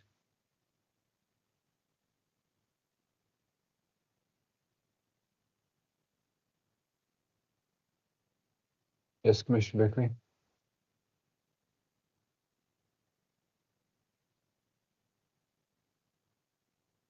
I'm going through.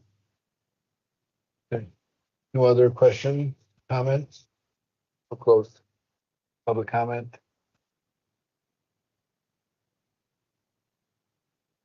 Any commissioner that's in a position that they want to? Thank you. Thank you. Make a motion in this regard. There needs to be a condition or two. You want to add a condition before we make any motions? Well, I'd like to add the condition of the septic system being upgraded, if you would, upfitted, whatever, uplifted, whatever that terminology has to be. I'm sorry, Meet the- Commissioner Vickery, could you speak up just a little bit, please? Why not turned on? Sure. Maybe just dead man. Yes, I would like that condition to upgrade the septic system to meet the 2,000 gallons criteria that the DEQ will then have the injection system installed. However that works, I don't know. But that seems to be the thing that is the borderline of just having a septic system or having one that's functional or more affluent than what this is designed for. Okay. So that's what I would like to, as a condition, put on that.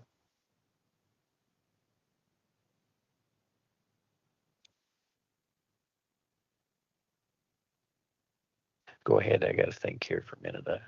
Commissioner Stevens, anything? So procedural questions. So we have two motions that we would need to make today. We'd need to make a motion on the zoning change first, and then once the zoning change is made, we make a motion on the conditional use permit, the CUP. And at that point, you put the conditions on the conditional use permit, right? Is that to be true? Got it. Write us up. Please, Is there? The draft motion. did you have a question?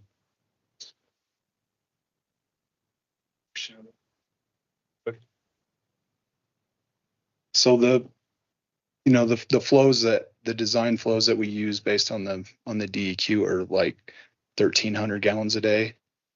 So I mean, we can upsize it almost double. I mean, we can go all the way up to 2,000, and that's way overkill for anything you'd normally design for. Part of the reason that we wanted to go with this layout is just from a cost perspective. To go through a UIC permit it's a lot of time and money. So I mean, to the applicant, that was kind of, why we limited it. I mean, we're closer on the water perspective than we are the sewer. So, I mean, just looking at numbers, how the DEQ regulates, what peak flows are for whatever use. I mean, that's kind of where we fall. We laid it out in the application documents. All the studies have been done on the Mountain Meadow subdivision, and then what our estimated total peak flows are for any given day. And I understand what you're saying, Commissioner Vickery, but I mean, there's a point where, just to hit 2,000 to go after additional permitting, I mean, nobody else is held to that standard in the county. I mean, if we can show like this is what the design rate is and we design it, like I said, it still goes through the planning and zoning office, and we can surely submit the designs to the DEQ, but just say that it has to go through the UIC, I don't think makes a lot of sense for this specific project. Thank you.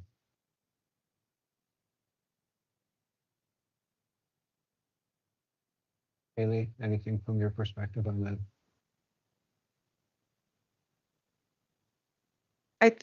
I do think getting feedback from DEQ and possibly even from the state engineer's office regarding the well and the calculations I would be happy for us to be, for that to be a condition to reach out to them and make sure they agree with the values that are used to generate the calculations.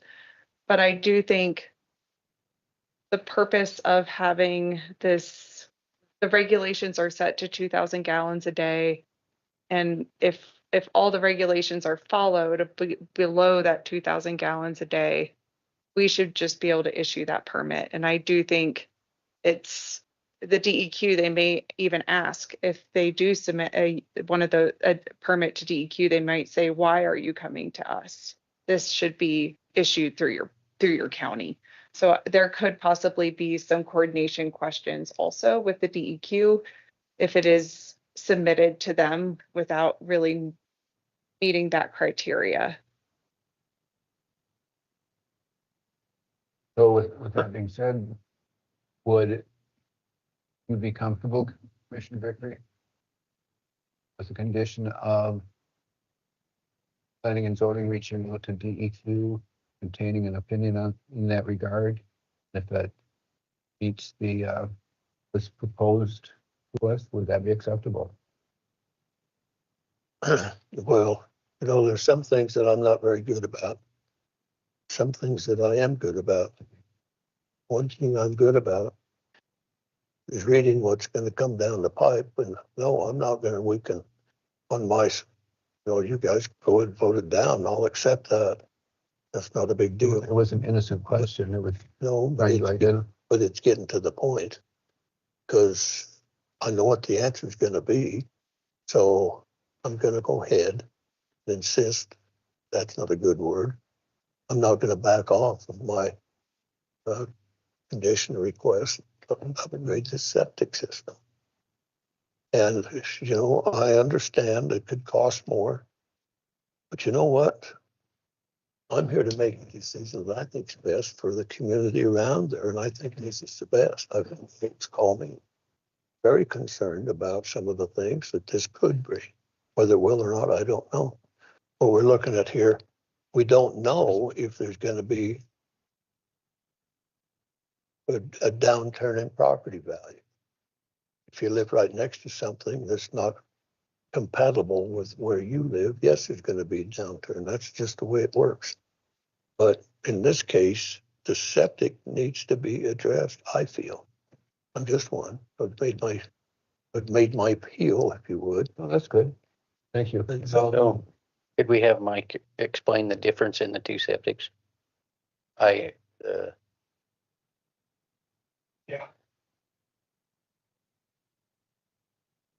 Yeah, so, once you go over 2,000 gallons per day, that's an automatic trigger to go through the UIC program, which is underground injection control. And so then you're held to much larger setbacks from water wells. And in addition, you need to get a professional geologist to basically go through another report. And I did talk to the geologist that did the work on the Mountain Meadows subdivision, much like that, because they're looking at aquifers, the nitrates. So there's all that information out there. And I did utilize that report in preparing for this project. And we work with that same company out of Cheyenne that does those studies. But it's about a year-long process to get through the UIC permit. There's public advertisements, things like that. So the difference between that and doing a standard septic design, which we could do enhanced, they have Presby systems that can reduce nitrate infiltration too. So those are all things that I think will be part of our design. And really, whether we issue it to planning and zoning or the DEQ, we're following DEQ regulations one way or the other. So, there's just, they're not going to push it into a UIC if the demand is not 2,000 gallons per day, because there's a lot of time and cost on both sides to go through one. What's the one across the road using? That's a pretty big park. What kind of septic Daniel, system do they? It's a traditional system. Do they have just one for that whole park, or they go? or 3 systems. I think there's one I think they have 12 spaces. I know, Aaron Seehafer in our office helped with that. There's only 12 spaces up on that hillside. Well, I think I don't want to speak on their behalf. I don't know how many they have, but pretty sure there's 12 units as part of the initial design. Okay.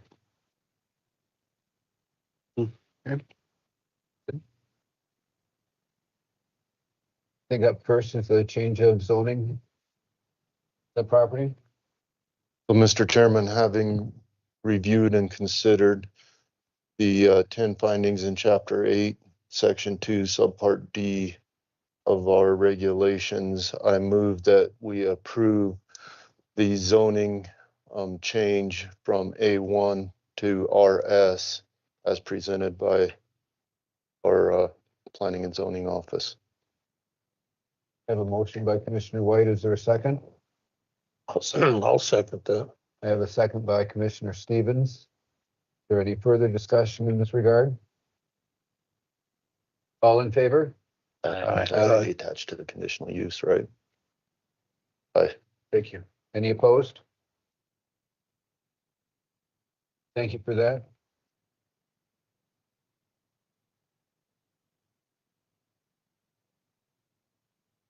Are you good?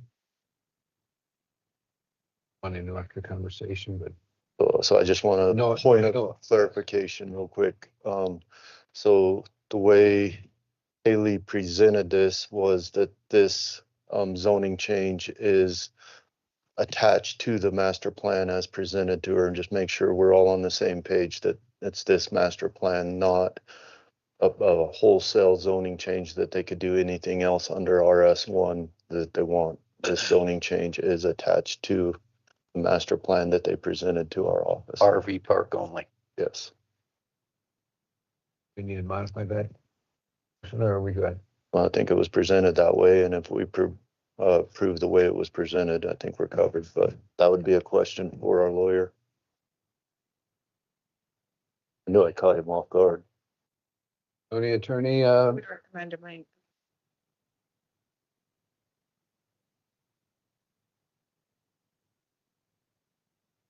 So that was the motion was that we approved the zoning after reviewing the 10 findings as presented by planning and zoning. Question being, is planning and zoning presented it that the zoning change is tied to that master plan and they can't do anything else under the RS1 by any of their by rights. Do we need to modify that motion or are we good?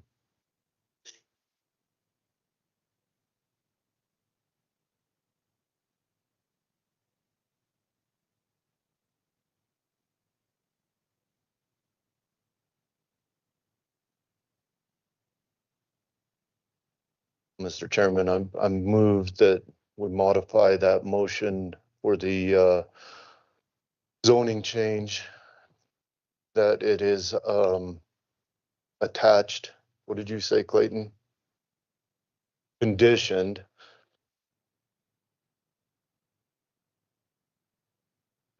on development of the property of the master plan as presented.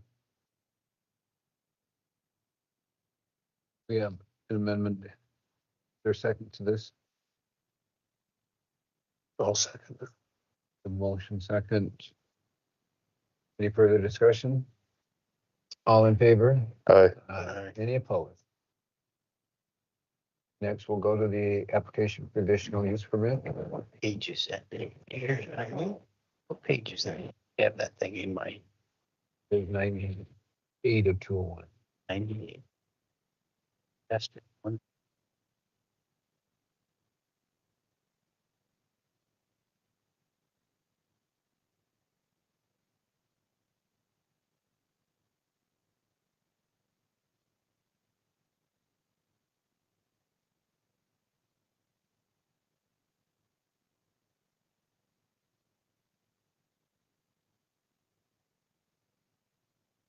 Okay, any questions by the commissioners in this regard?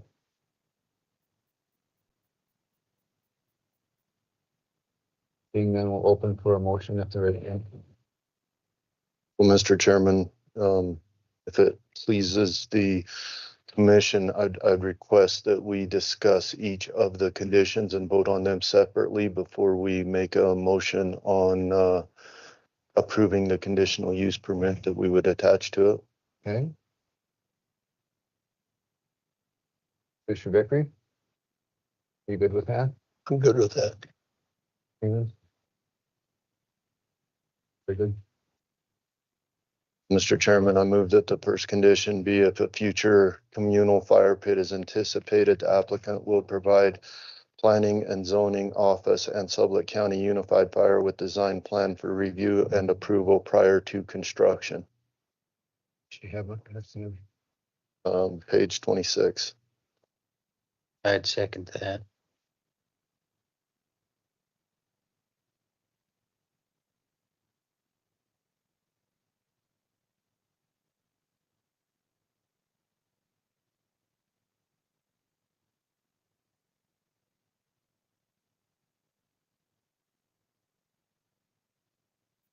We have a motion by Commissioner White, second by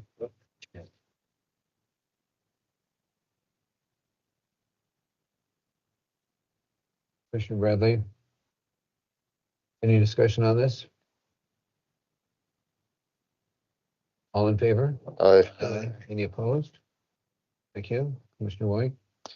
Mr. Chairman, I move that there be a second condition attached to this, that a formal operating plan regarding gas cooking appliances will be submitted to Planning and Zoning Office and Sublette County Unified Fire for review and approval prior to authorized use therefore. Or thereof, sorry. Thank you. Is there a second? I'll second it. A motion, a second, any discussion? All in favor? Aye. Aye. Any opposed? Commissioner White? Mr. Chairman, I move that the third condition be that the RV park electrical plan will be reviewed and approved by Wyoming Department of Fire Protection and Electrical Safety prior to construction. Once issued, a copy of said approval letter will be submitted to the Planning and Zoning Office for their records. Motion by Commissioner White, is there a second? I'll second it. Second by Commissioner Bradley, any discussion? All in favor? Aye. Any opposed? Motion passed. Commissioner White? Mr. Chairman, I move that another condition of this will be a maintenance agreement shall be established with Mountain Meadow subdivision for the use of Mountain Meadow Drive.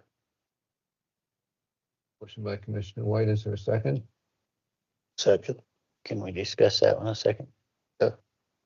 Could Open we, for discussion. could we add to that that Mountain Meadow Drive has to be their primary entrance and exit? I'm amenable to the amendment. Non-usage of 354 entrance.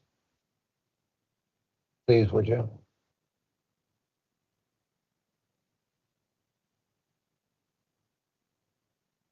Which portion? Which portion?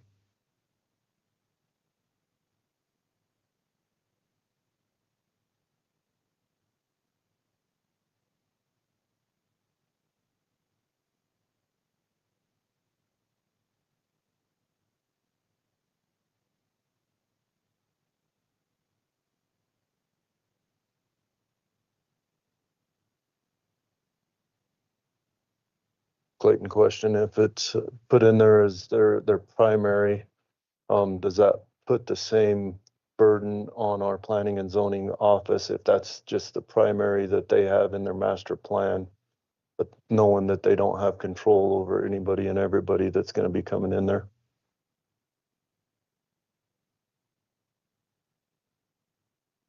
I recognize.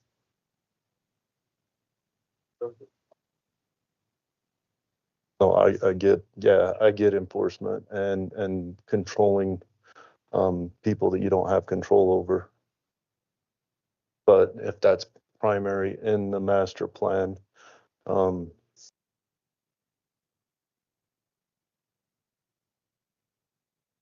and that's the way you wanted Yeah, I to would like to present that friendly amendment to that motion, right? Yes. Well, Mr. Chairman, I'd accept Commissioner Bradley's friendly amendment to it that we add Meadow Drive as the primary entrance, entrance and then regress from the park. Okay.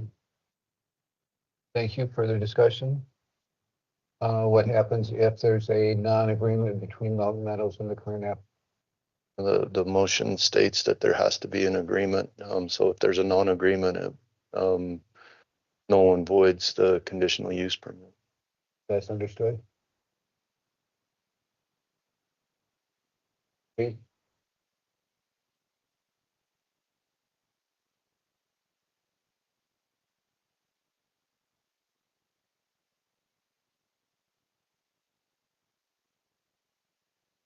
Very good catch.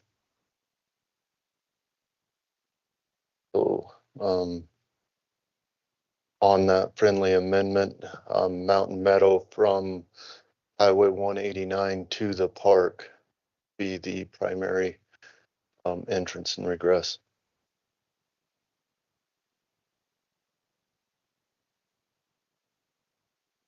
Have a motion. Is there a second?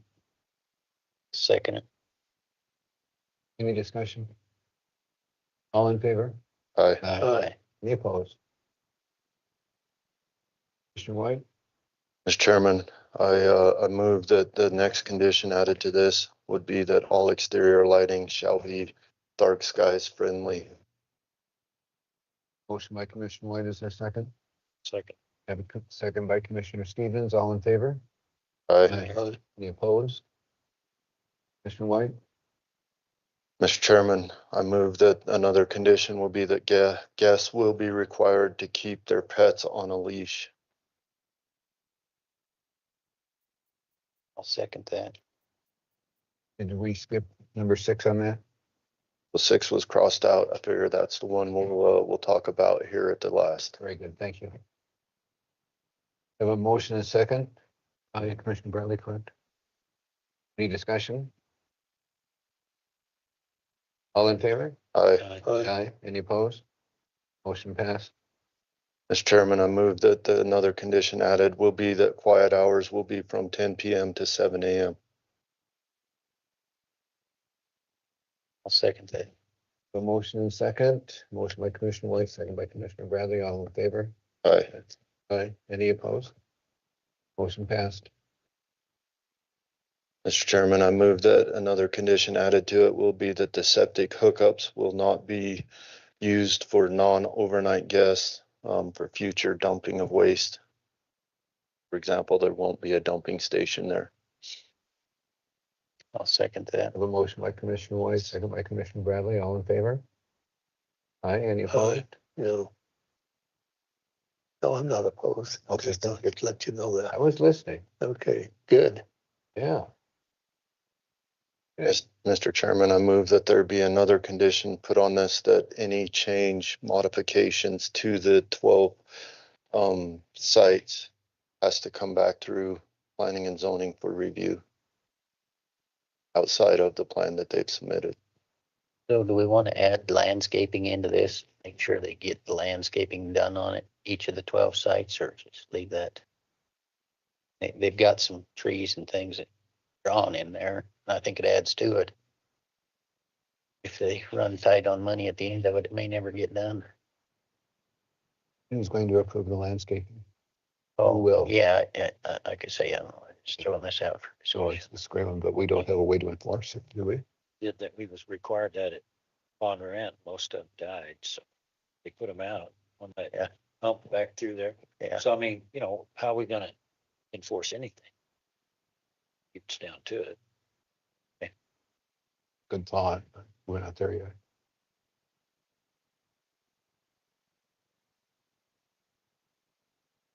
So I made that motion that it's tied to the master plan as presented, and any change or modifications to that master plan has to come back through planning and zoning, and I didn't hear a second to that.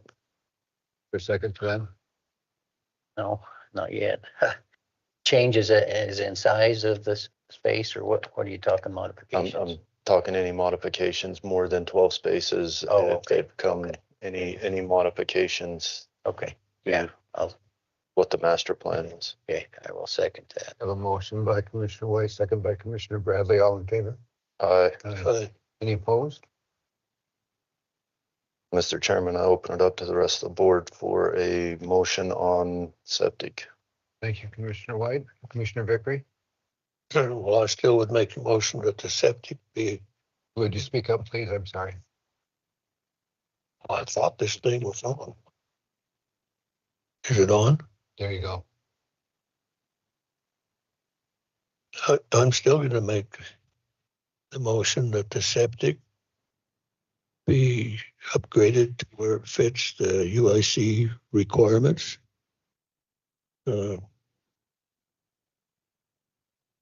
And I guess that's it.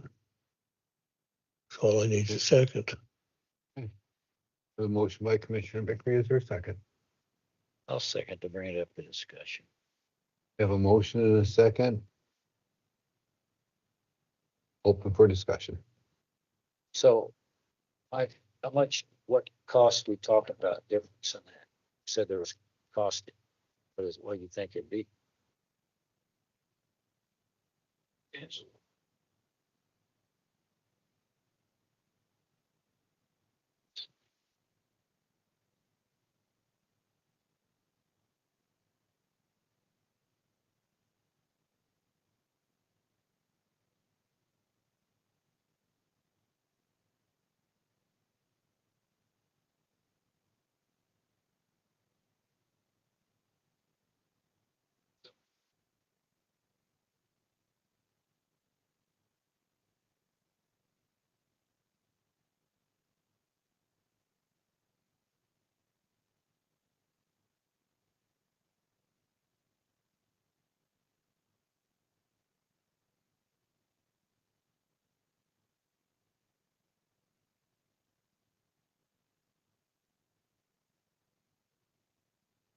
Are there currently any monitoring wells out there from past?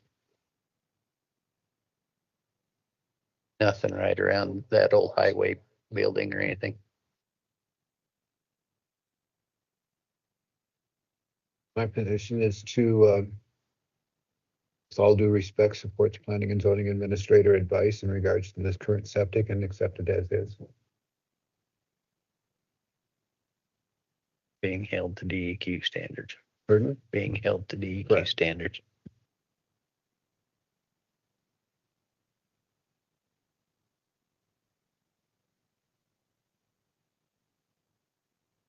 I would be more than willing to reach out to DEQ once and for them to take a look at it as well.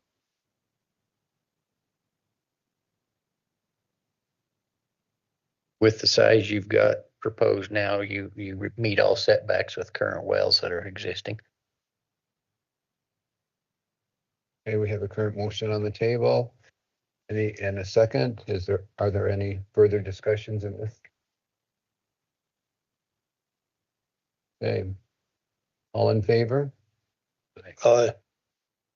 Opposed? Aye. Aye. Open for,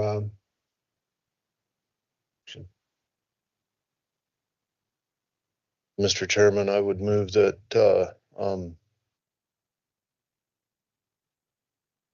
I would move that, the DEQ review the numbers on the permit, through planning and zoning's office. And as long as DEQ agrees with the numbers that are being submitted, that we approve the septic system. Thank you. Is there a second? I'll second that. I have a motion by Commissioner White, second by Commissioner Bradley. Open up for discussion on this topic. So we have a separate motion on the table, and that's what we're talking about. Sorry, but. Thank you. Any further discussion? Again, my position is to support the planning and zoning administrator recommendation in this regard, and I will move forward accordingly. All in favor? Aye. Aye. Any opposed? Aye.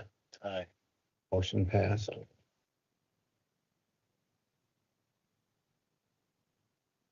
Next, Mr. Chairman, I would ask that if there's any other conditions before we moved on that anybody would like to propose to the,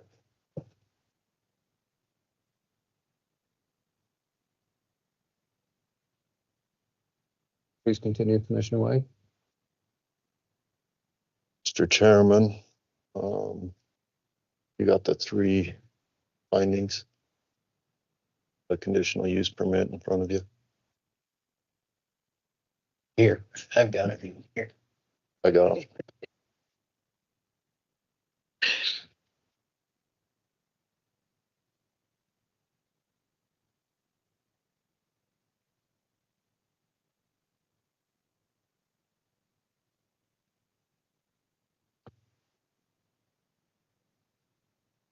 Mr. Chairman, after reviewing chapter 5, conditional use subpart or section 2, subpart D, number 3 or 3 findings. And I will just read these 3 findings. The Board of County Commissioners, oh, that's the wrong one. Got them right there.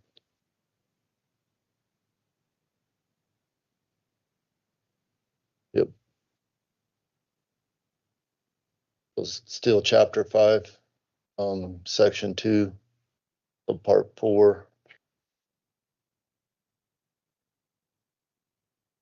The 2 findings, sorry. That A, the proposed location and use is in accordance with the purpose of this resolution in the district to which the site is located.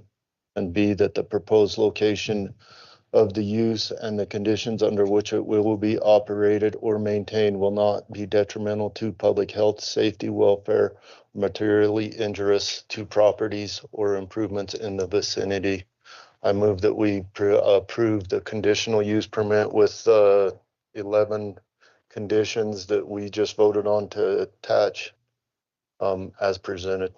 Thank you, Commissioner White. Motion by Commissioner White. Is there a second? Second it. A second by Commissioner Bradley. Are there any further discussions on this? All in favor? Aye. Aye. Aye. And opposed? Aye. Thank you.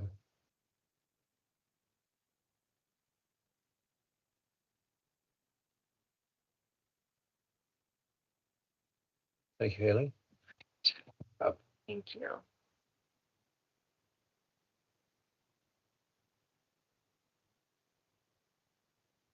I will try to keep the rest of this short. I included a department report in the agenda packet for the next discussion. And if you have any questions, please let me know.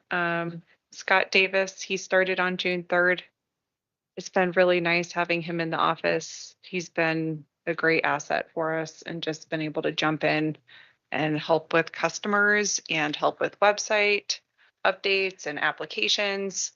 I feel like it's been really good for us, but if there are any specific questions about this, if you want me to do a quick run through, I can as well. Good. I also note that you have an executive session under your name. Well, I do. Commissioner Chris Lisenik is here, and so is Holly Roberts, and we thought maybe we could do a brief update about the request for qualification packet that's out for the comp plan and the regulation. Is this in regards to the executive session, or is this? It is not. It is not. It is just with my department report. Okay. After I said I was done, I realized I was not. I am shocked. Please.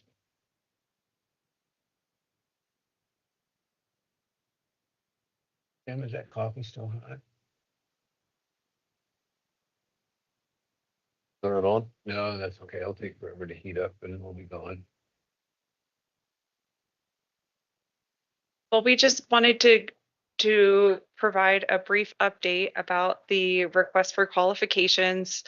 We provided an addendum last week, and we had a group conversation with with our small steering committee and discussed the addendum. We all went through it together, and it's now released on our website. And the statements of qualifications are due on Monday. We have actually already received one qualification packet. And I think just moving forward, one thing that the steering committee discussed was the selection committee and keeping that the same core group that we have right now for the selection committee.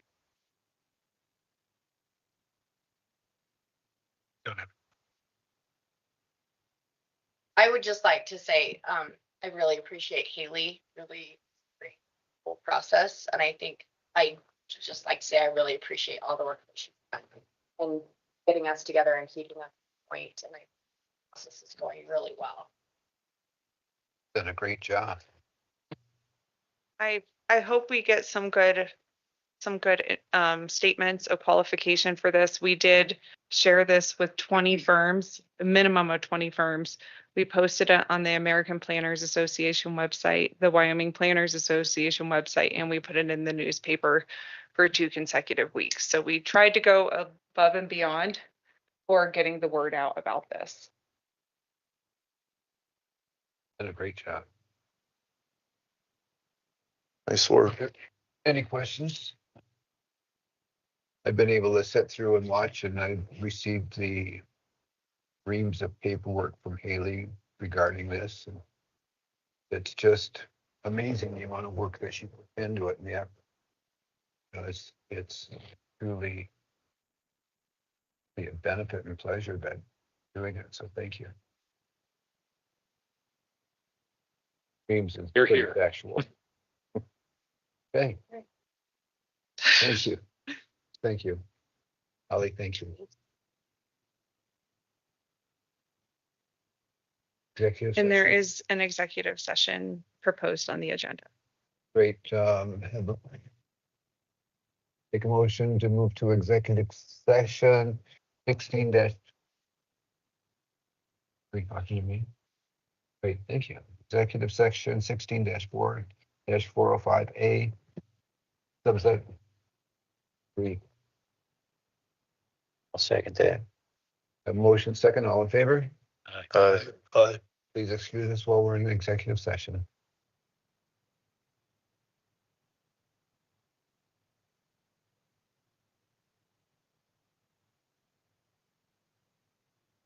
And 3 aye.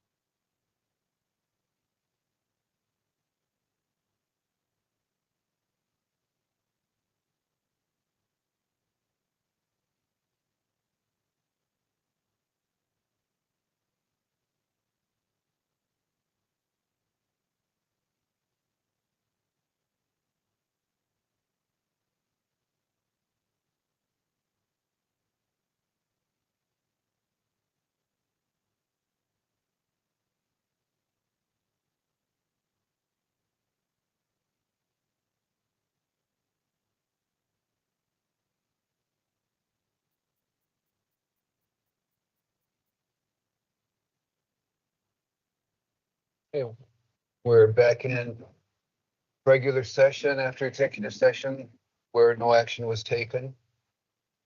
Going to the agenda, up next on it is Julie Belton, Mountain Sprouts Childcare.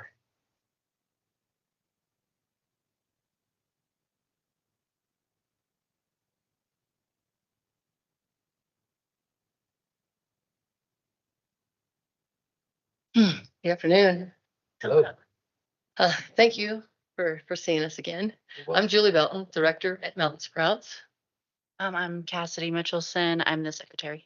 You're the what? Secretary. Thank you. Kathleen Hyde. I'm committee chair. I'm here for a couple of reasons. As you all know, first I want to address. I listened to the comments that were made during the budget session. I was deeply hurt. That was insinuated that we are not professional. I have an associate's degree in early childhood education. I have a bachelor's degree in professional child development at the center. So been doing childcare for 35 years. That we don't have any educational value. We are play-based. We have a curriculum.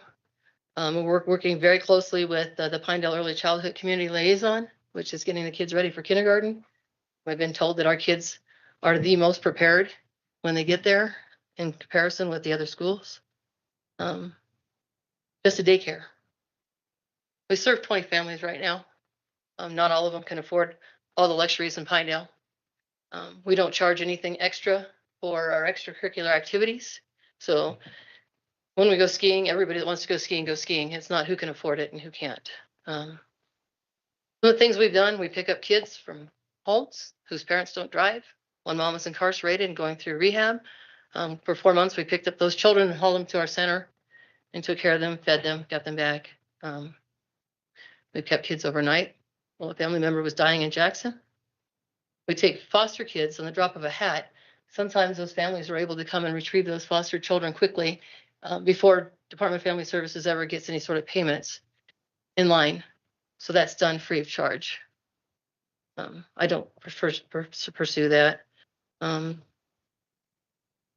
We were one of the only ones for many years that took any of the Department of Family Services child care assistance. I don't usually make the parents pay the copay. Can't afford it.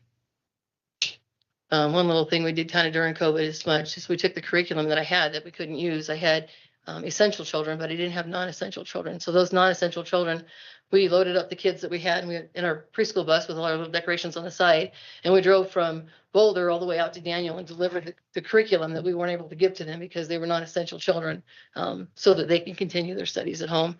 Kind of gave them a thrill to see the bus come around the corner too when we were all isolated those years. But from what I understand, talking to a couple of the commissioners that I spoke with, is that is not the reason we were not funded in the budget. And you can correct me if I'm wrong, but what I understand is there's some confusion on how Mountain Sprouts is acquiring the Real Center. Am I correct with that? I believe that'd be the number one issue. Okay. Mountain Sprouts is securing a loan. They're working with the Urban Rural Development, the Small Business Administration, and the Bank of Jackson Hole to acquire a loan to purchase the Real Center. Our budget is not asking for that money.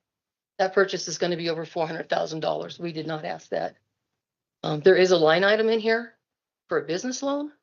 If this is going to be a true budget reflecting what Mountain Sprouts is going to do, we would have to have that line item in here because there's going to be a loan. We're not quite sure what those exact numbers are going to be yet. We're still in work.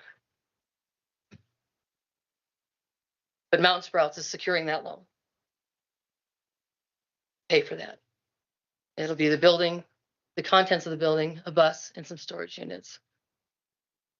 I guess at this point, I would ask them where the confusion is, because we didn't come here asking for $400,000. The Mountain Sprouts didn't, to buy a business. Whether they bought the Real Center or they bought inventory on their own, there's going to be a business loan item on here. The purchase price for the Real Center is dimes on the dollar. Mountain Sprouts would be the number would be well over 400,000. It'd be closer to 800,000 to secure the inventory that we have that they'll be purchasing. I don't know how else to explain or to clarify what's happening. If you have any questions, please ask. So let's go back to the beginning. So who all's Mountain Sprouts? Mountain Sprouts is the three of us. You're talking about the nonprofit? Well, This is our committee. what changed it to where you left what you were doing to?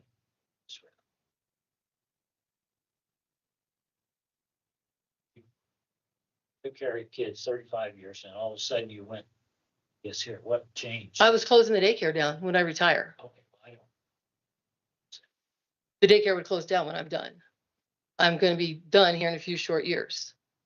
Parents got together, formed Mountain Sprouts nonprofit, keep the center running so that their children have a place to go. So that when I walk away, there's still something in place and running.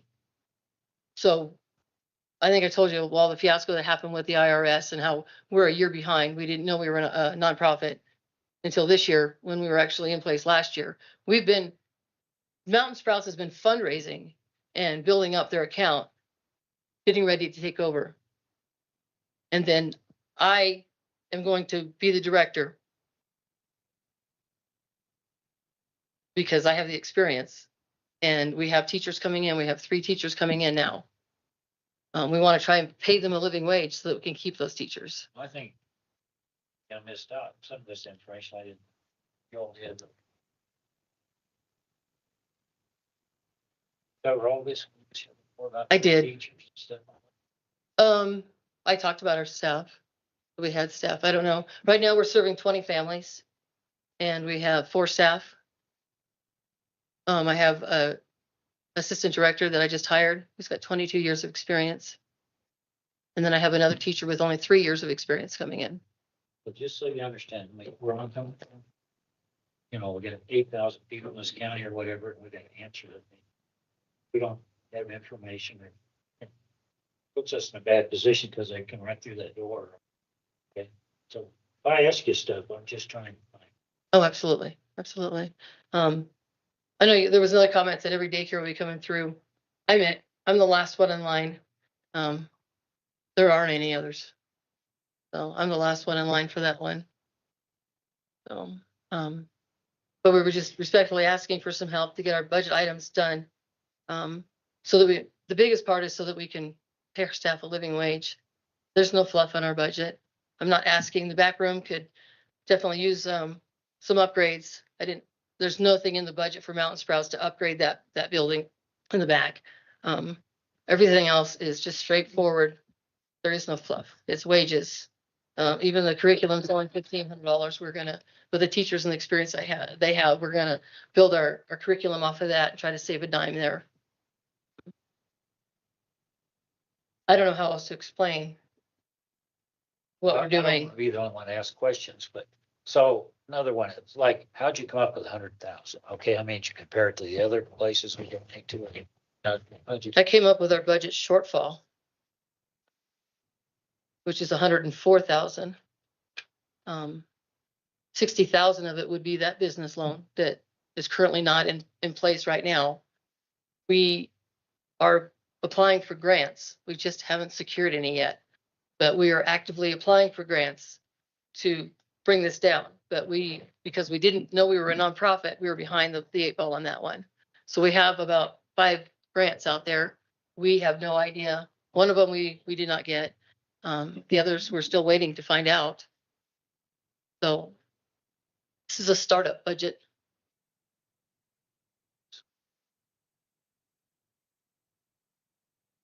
Well, I talked to Julie quite a little on the phone and had some clarification of some misunderstanding the day she was in here.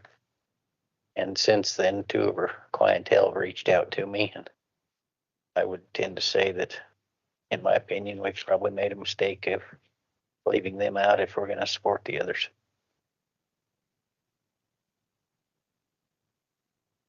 Anything, Commissioner White? So for me and Julie, there's there's a lot of nonprofits in Sublette County that are very crucial to the county.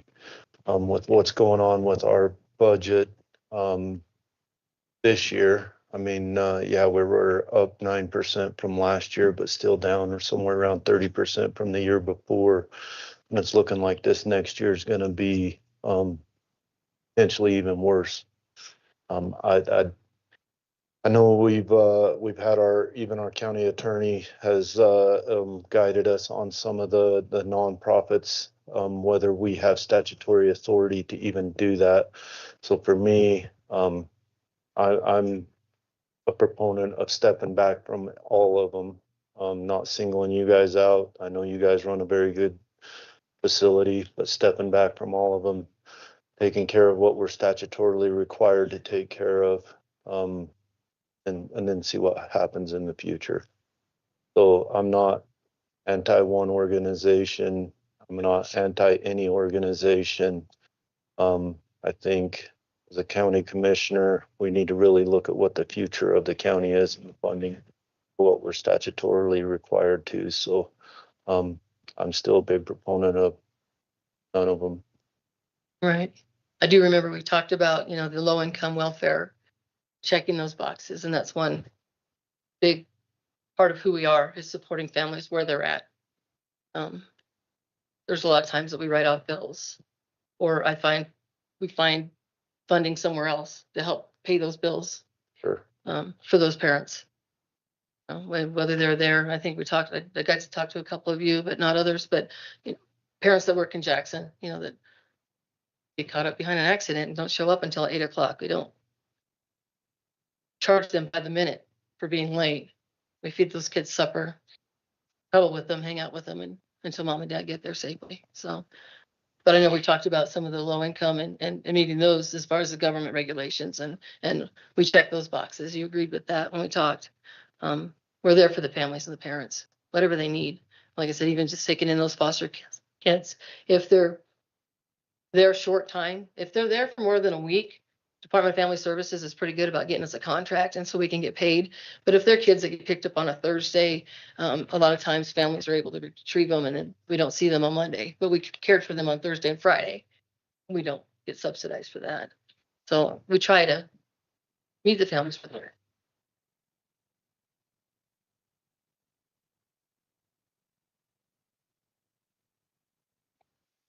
Well, I think the first time around, if you would, I had the distinct impression that, good, bad, or indifferent, that you were asking for us to subsidize transfer of ownership. And that was just, whether that was my fault or yours or probably mine. And so that was part of the reasoning that, in fact, that was the major reasoning that I voted not to fund you. Quite honestly, if we were going to look back again, which we can't look back, at that stage in time, if I had not had that thought process in my mind, I would have probably been in favor of funding something, but it certainly wouldn't have been the amount that you had requested. Secondly, to go along, good, bad, or indifferent, I believe communities, the hub of communities, is the nonprofits that make up the entire community. Not just one like yours, but I don't know how many nonprofits are in this community, but a lot. Some ask for funding, some don't. But they still would make a community tick, so to speak, in my opinion. I've been involved in a lot of them over time. And I've watched some good things come of them and some not so good things. The early education portion obviously is valuable, but there's no doubt, and it doesn't matter whether it's you guys or Pine View School or who. I think early education is an important factor for the youth, especially in this community. So where am I going with this? I'm not certain. I know we've still got to ratify the budget. There may be an opportunity at some point in time to say, well, maybe, but I'm not guaranteeing anything like that. But That's kind of my take on this deal. I'm not going to give up, as long as I'm on this commission, I'm not going to give up supporting some of the nonprofits because I think they're a very valuable asset in this community. So that's round one for me. That's it for a minute.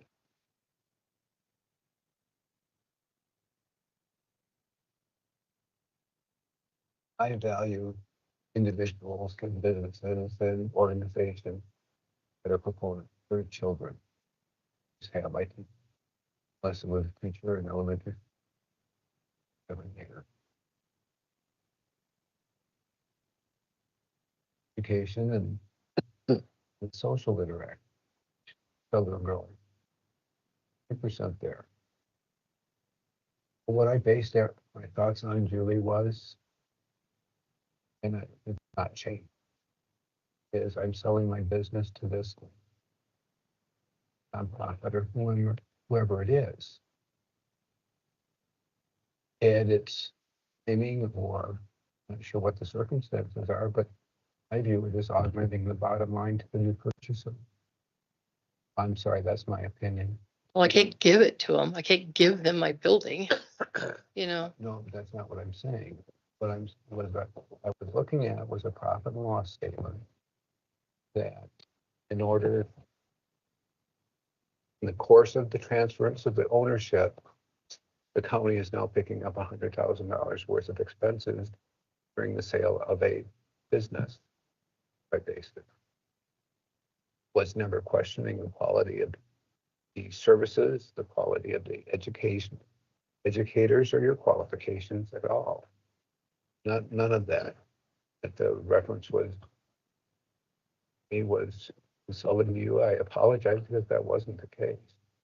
It's based on selling a business, and we have X amount of dollars coming in, and then people coming in are taking money from the county to offset the expenses that they're going to be. Not how all the centers are working. But they're not in the process of selling. They were a few years ago. I mean, they're just But I wasn't involved a few right. years They ago. were they're well established now, but there was a time that they were in my shoes trying to do the same I thing. wasn't here, and I would have done the same thing at that point in time. And all I can do is explain how I view. So Mountain Sprouts wouldn't get supported if they were buying this stuff from a store or buying property. So you're saying you wouldn't support them buying anything or property or, you know, the inside goods or a bus, you wouldn't support that? Or is it just the fact that it's a business mine? Because a business is buying, and county is stepping forward and picking up $100,000 of expenses on the get-go. But it's not for, it's not, I don't understand when you come out with $100,000. There's a business loan item on here, It has nothing to do with anything that I'm talking about. but that's not where the 100,000 is going. You're telling me that the 100,000 is going directly to me or to the purchase of the real center, but that's not the case at all. 60,000 is going towards loan payments. The rest of it is towards insurance, medical insurance. So I'm not understanding what you're saying, because the sale of the property is over 400,000. We didn't come, Mount Sprouts didn't come with that. We came with a budget, and in the budget, yes, there is a business loan item because whether they're going to be a business loan. What I am saying is that a business came forward, and because you happen to be selling at the time, county's being asked to pick up $100,000 worth of the expenses, contributing at that point in time. So the people that are purchasing are paying X number of dollars for the business, and I don't care how much it sells for this. we're being asked to pick up $100,000 of the expenses during the sale. A business. That's how I view it.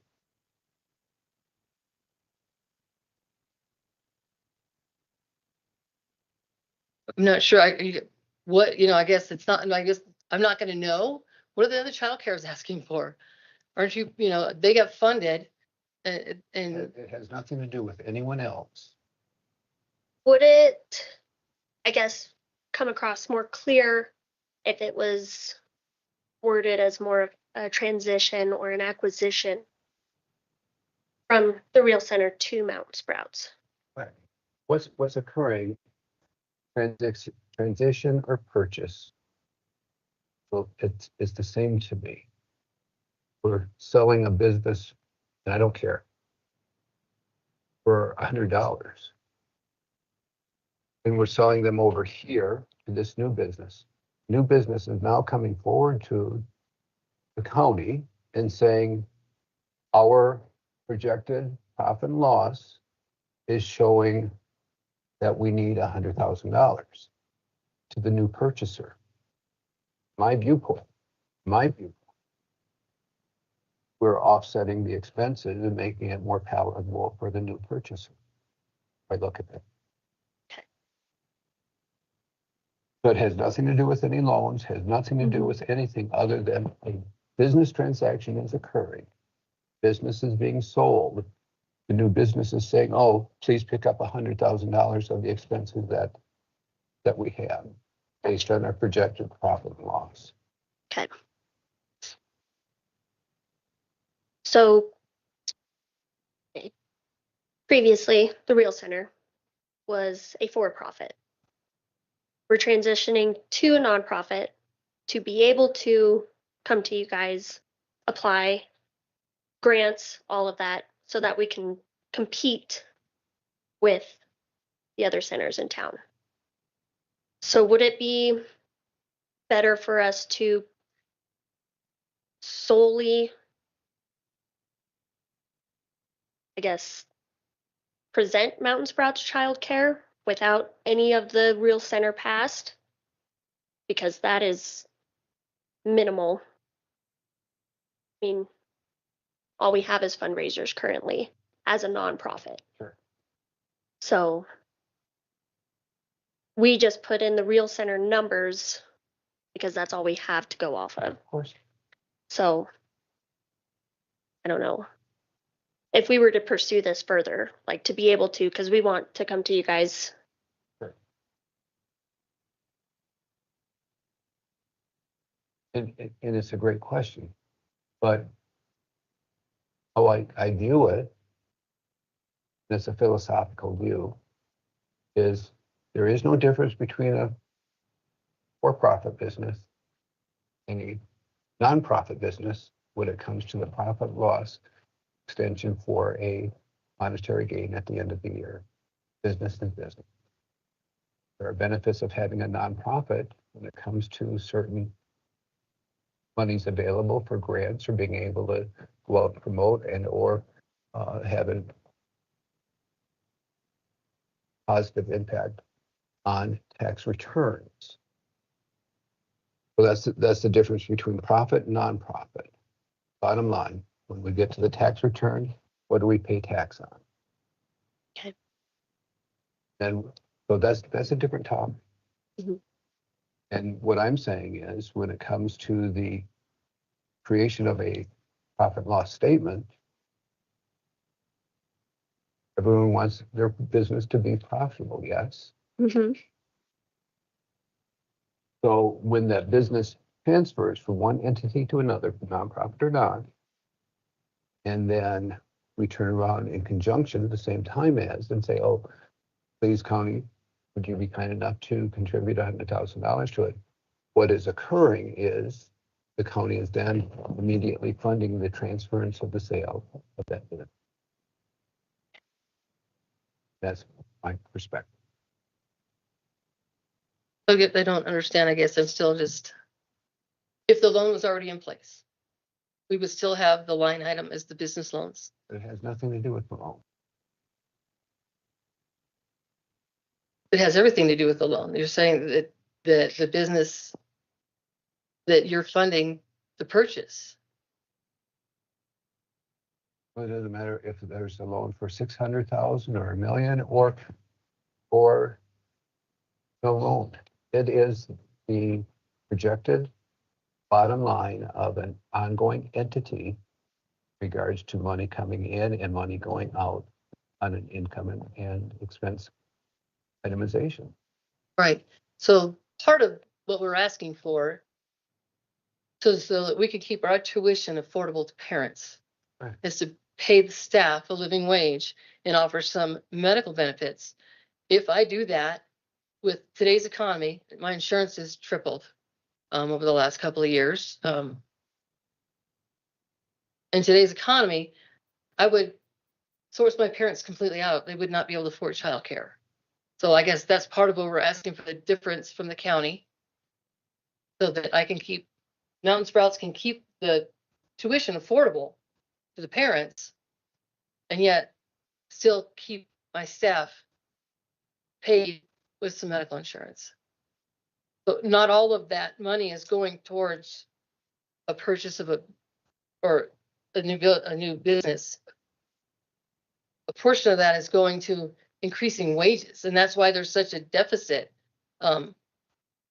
We need to give our staff a living wage so that I can keep my staff and then offer them benefits. Part of that 100,000 is that the increase in wages and medical insurance. That's part of the deficit. That's being done in conjunction of the sale of a business. It's going to be, we have to pay my staff better. I'm trying now, with the Real Center, but the staff needs to be paid. And so we are working through grants to help improve that. So that staff can even get paid to equal to what the other centers are getting. I'm asking for a fair shake with what the other centers are getting. I'm just asking for a fair shake, that you guys keep us in mind. It's not all towards a purchase it's towards increasing wages, trying to get medical insurance for the staff so that we can keep our staff. It's not all towards the purchase of a different building and a business. I just want to be able to pay my staff so I can keep them, so they can afford to live in Sublette County and have some medical insurance, so when their kids are sick or they're sick, because there's a gap. You guys probably know about that. Where you can get free Medicaid, whatever, and then up here there's a gap in the middle, and that's where my parents fall. They're told to go down and get Medicare, and you can't get that because you make too much money, but then you don't make enough money for the other one. And Wyoming has a gap. They know that it's there because it keeps showing up, and they're trying to close the gap, but my parents fall right there. So I'd like to be able to get them some medical insurance so they can afford things, and then increase their wages so they can afford to live here. That's a part of this deficit. That's part of this deficit. Not all about changing from one center to the other. It's about being able to increase their wages so that I can maintain staff and at least pay them what they're making at the other centers and get some medical insurance so they have some benefits. Thank you.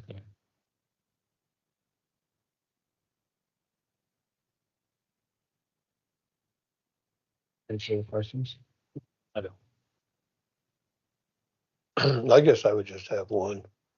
So when would you anticipate the transfer from Mountain Sprouts, to Real? It's No, the other way around. the other way around. Real Center to Mountain Sprouts. Oh, okay. Okay. Pardon me for that. Mountain Sprouts is geared to take over the end of the month. It was supposed to be the 1st of May. But we're working towards getting some grants. To make that So that, sale no, happen. so that I can pay my staff. What I'm asking is, when do you anticipate the transition from one to the other? We were in work with the SBA and the Urban Rural Development. When they get the loan on that, there's going to be some operating money in there as well. Right, but do you have a date out there that says, I'm out of here, you guys have got it? No, because I'm not going to do that to them. Because Oh, but you're going to change ownership. there will be a change of ownership when we get done with the financing. 'Cause at that point, I'm gonna have to step aside and I'm gonna have to be, the profit part of it has to step aside from the nonprofit side, you know, and then it'll have to be a clear cut. Yeah. Just trying to secure that financing to make that clear Yeah, well, cut. do you see that happening the next month, year, 6 The weeks? next, probably 6 weeks. Okay. But when that happens, then the staff will get paid. There is a little operating money in that loan to help secure that. But it's not all in place yet. Still a lot of moving parts. We were just hoping that we could get a fair shake that the other centers got.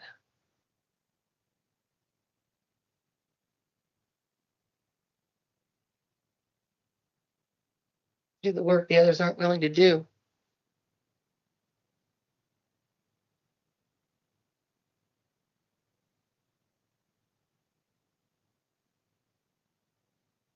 Any other questions?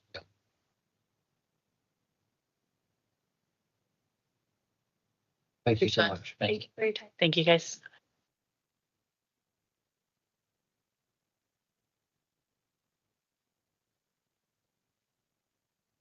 Janess.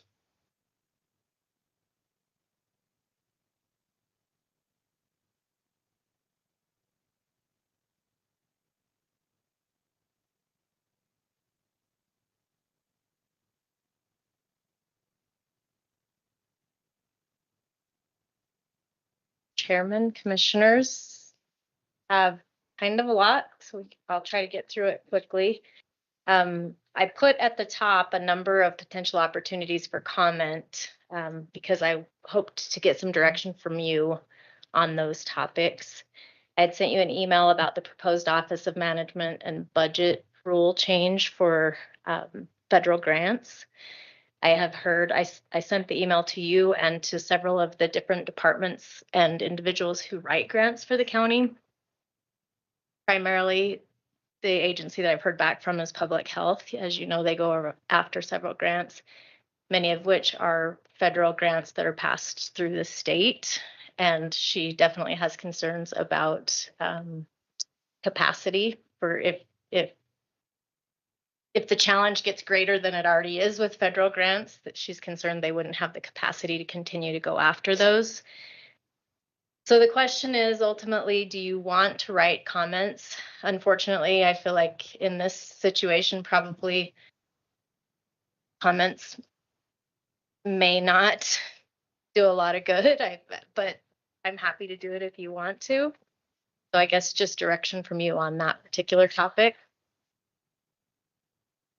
I tend to agree with you, Janess, that comments aren't going to do good in this scenario. And we would just be wasting your time. Another aspect of it is the agency themselves are going to increase it to the point that there's concern of how quickly they would be able to administer the distribution of the grants and things like that. So at some level, they also have to be looking out for their own ability to continue to operate. But so I guess, does everyone agree with Commissioner White on that? Okay. I can certainly express to NACO that, who is also writing comments, that it is a capacity concern for Sublette County, and leave it at that. There is a rule revision for Chapter 5 of the Fire Protection Revolving Account that is open for public comment. That would go to the state forester. I believe Shad would appreciate it if we collectively would comment on that, but I wanted authorization from you to go ahead and do that, and those comments are due August 13th. Well, Is okay with that? All right, and this one I received from Haley. She received notice of the Silver Lake Dam Rehabilitation Project. That dam has been classified as a high hazard structure, meaning that failure of the dam could pose a significant risk to public safety and downstream resources. The USDA Natural Resource Conservation Service is beginning the public scoping phase. It did not, at the time that she received that, give a deadline. It just said that it would be a 30-day notice. So Where's Silver Lake? Silver Lake is somewhere in Boulder, right? yes. Okay.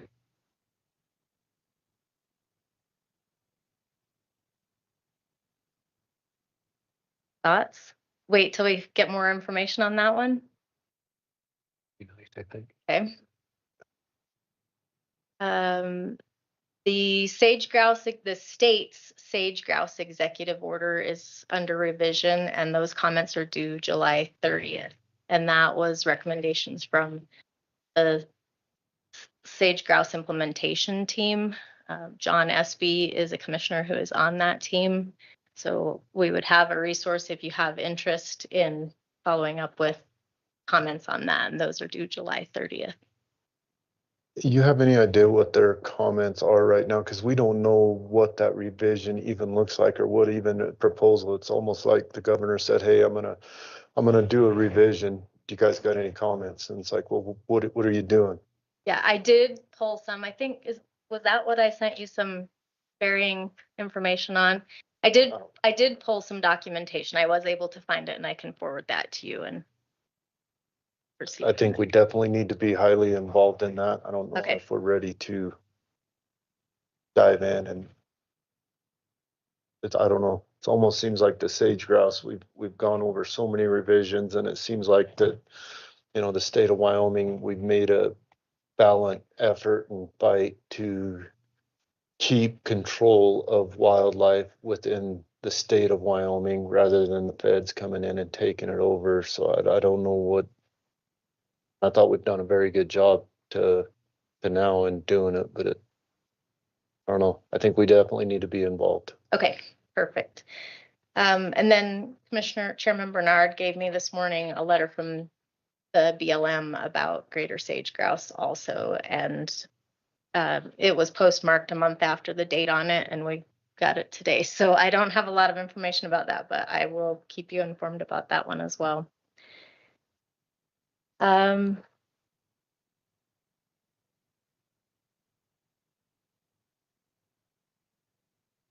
just trying to avoid just reading the other things to you. So, okay, so importantly is the Rendezvous Point Garage, which you note in my report, I put in quotes, public transit bus garage. So the long and short of that is that we did apply for funding, and it was federal funding to build that garage. And I have documentation of that. It was signed by Betty Fear many years ago. It was funded through the through a federal transportation agency, FTA, and which it was funded as a public transit garage. We're not fully utilizing it for that purpose at this point in time, but we do have Rendezvous Point buses in some of the bays, and that was essentially what it was to be used for. But as a result of that federal funding, the federal government continues to have interest in that garage. And within the last couple of months, and Clayton could potentially help me out, there was recorded a document that noted that federal interest. And this has been happening statewide. That the impression I get is that YDOT is getting on top of some of these old federal grants and trying to bring them into compliance. And so we're not alone in this. It's happening statewide. But as part of that process, we had to record that document showing the federal interest. And we have had to do a facilities assessment, which is now complete. As of the time of writing this, it was not complete. But we know that at a minimum, every approximately 4 years, we're going to have to do that facilities assessment, and it gets submitted to the state. And it's essentially to keep it well maintained. Obviously, we maintain our buildings and we don't have much probably concern about whether we're going to continue to maintain it, but we have to be accountable to the federal government for that.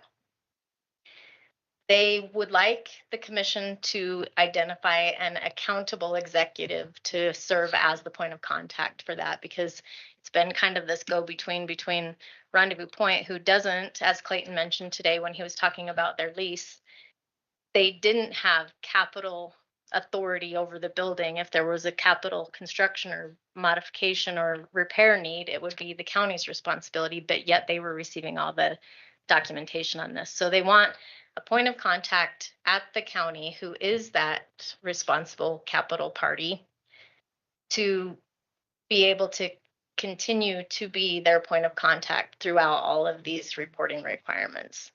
And again, this kind of goes back to the question about the federal grants and the compliance that's required for those. But that person who you identify as the accountable executive would then receive any emails to be in compliance with that federal grant. And those emails would be coming from the Department of Transportation.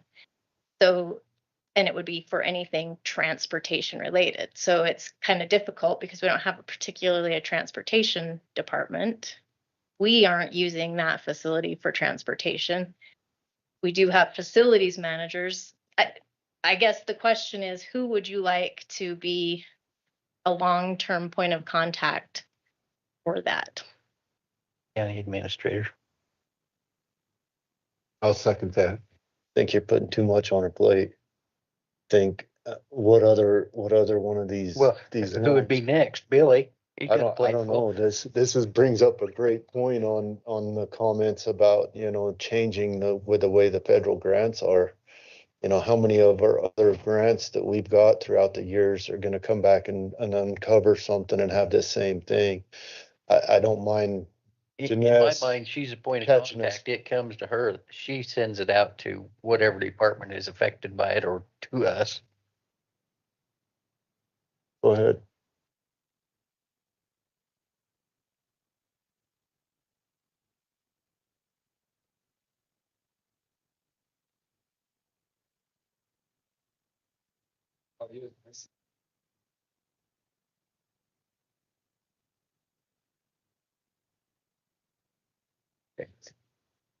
Every one of our emails, though, is a person.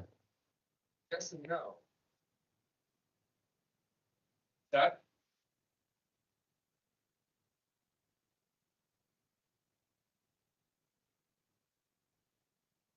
Those. Like that.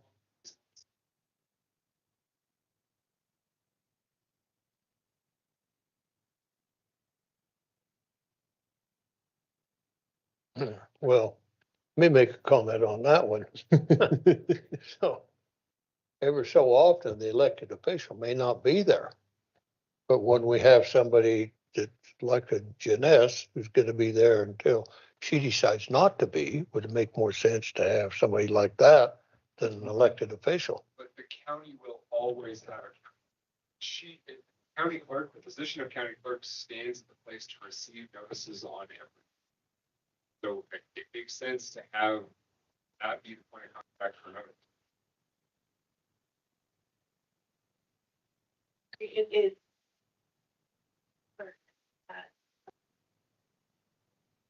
So IT, which is.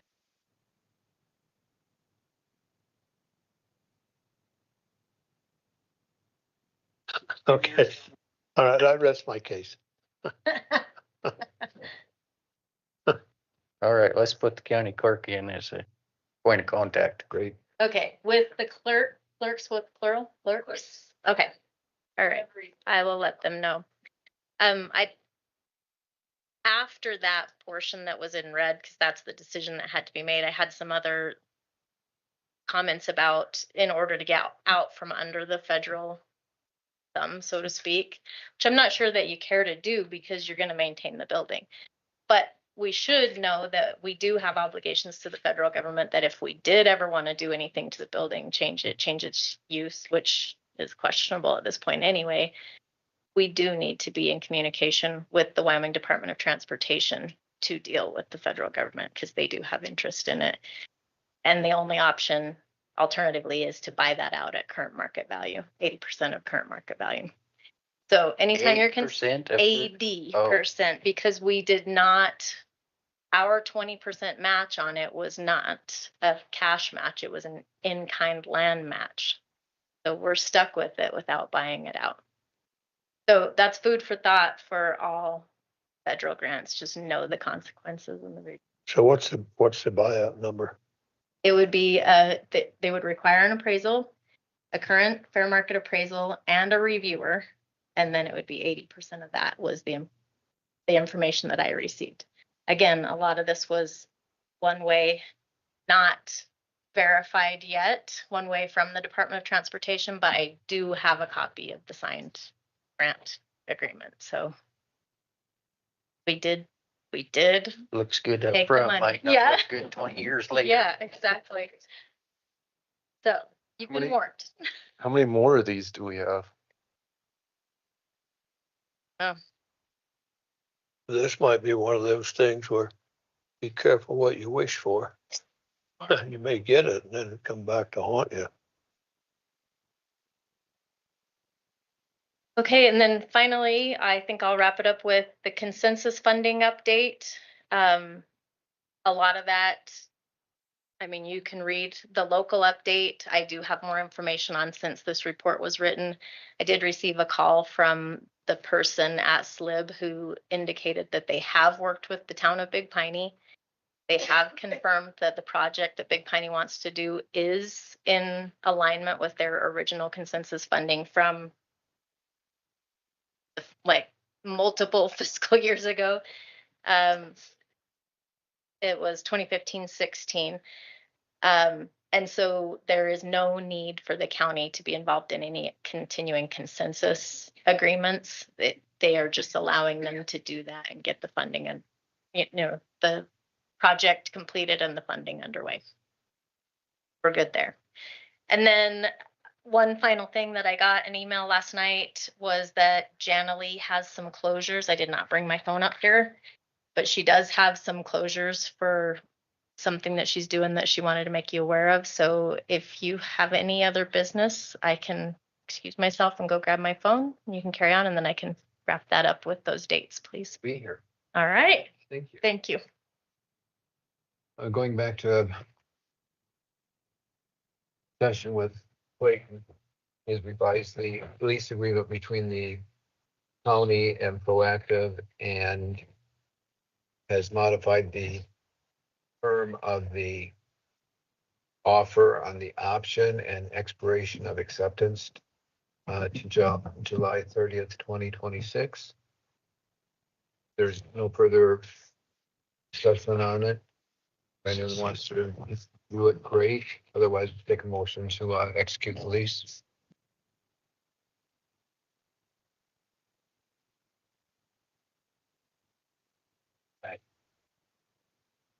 A second? Second. Any discussion? All in favor? Right. Aye. Any opposed? Motion passed.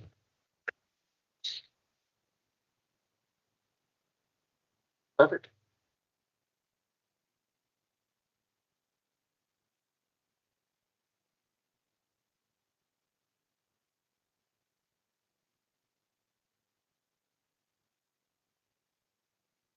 Thank you much. Thank you.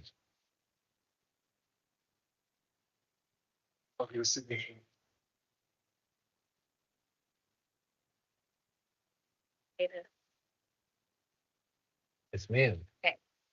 All right. So for the record, Public Health Office will be closed on August 21st for staff training all day. September 1st in the morning for the community blood draw. September 2nd in the morning for a community blood draw. September 22nd for a school blood draw. So, and September 23rd for a school blood draw. Those last four, September 1st, 2nd, 22nd, and 23rd are all only in the morning. And then October 1st is all day for a vaccine clinic at the Museum of the Mountain. And we will be posting that on the website. Thank you, Janess. Anyone have questions for Janess before she wanders away? Nope, I guess we're good. Go snuggle with your badger. Monthly reports, treasurer, Emily Parvasini, bond approvals. Anything there that we need to address? Jessica? Sure. She's hoarding paperwork from us. Make a motion to approve surety bond for White Crystal Bass. Health Department. History. Treasurer. Have a motion. Second. Any discussion? All in favor? Aye. Aye. Any opposed? Motion passed. Oh, well, it's being executed. Is there any old business that we need to address?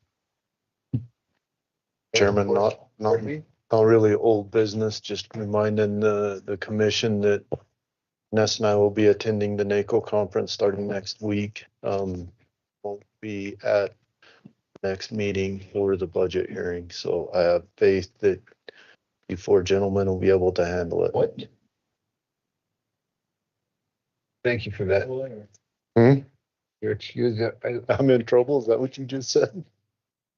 All right, and then I have a section here for public comment. If anyone's online, has anything that they would like to add, request, toss out for us, that would be welcome, please.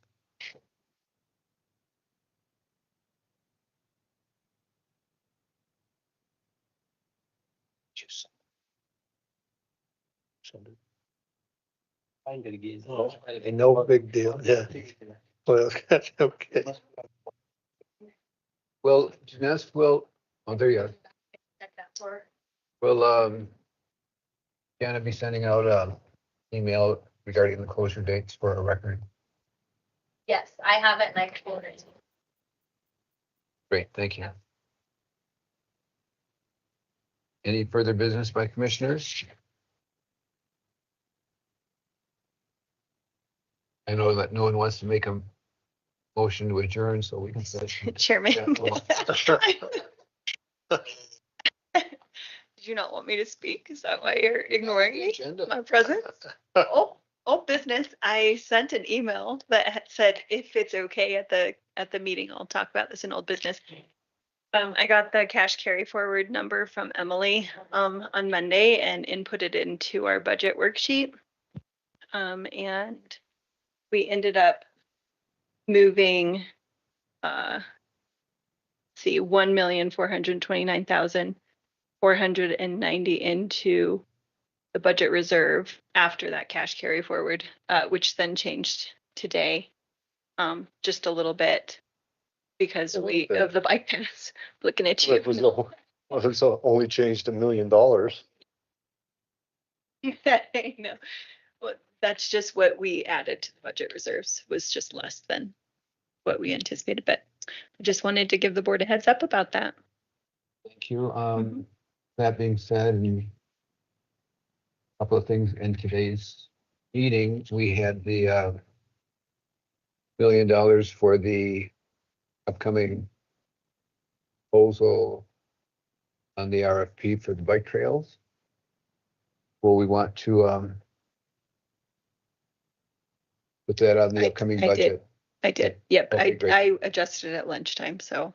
And you want to leave the item open for the daycare on additional funding to be revisited? We're at a final vote, or do you want to set where we're at? Okay. Well, my personal thoughts tell me that I'd rather see that transaction completely done so that we know who we're talking about, which I think should have occurred before they came before us, but then I'll go along with whatever the rest of you think is fair. Well, that won't be completed for another 6 weeks. I understand. Third half we get some.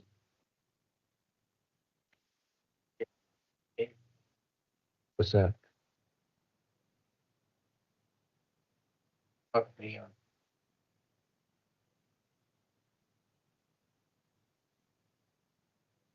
Well, absolutely. And what they do is tremendous service to the They public. can close this.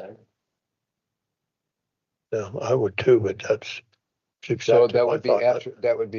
after final budget. Yeah, no, I understand that. Okay, so if you want, we can revisit it at that point in time. If board is in complete agreement on that. Well, I know the way I've received, and I said that today, that first ask, if you would, was having Sublette County support transaction between the two entities. That was my take on it. So we'll just do that unless someone wants to reopen it with an amendment later. Works for me. And possible.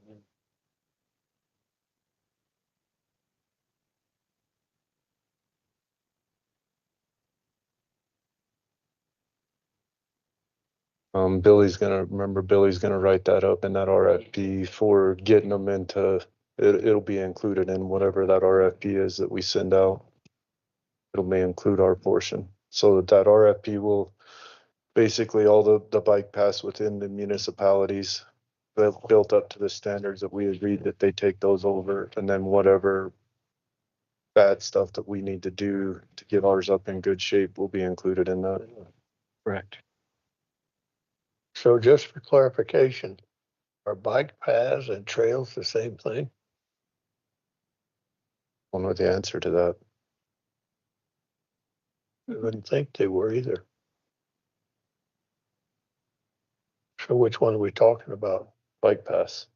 That's bike paths. That's not what it says in here though. The bike paths and trails. The conversation never moved to trails. Yeah, it did on paper. The trails, Just so we're all on the same page with that one, so. Yeah. All to dirt.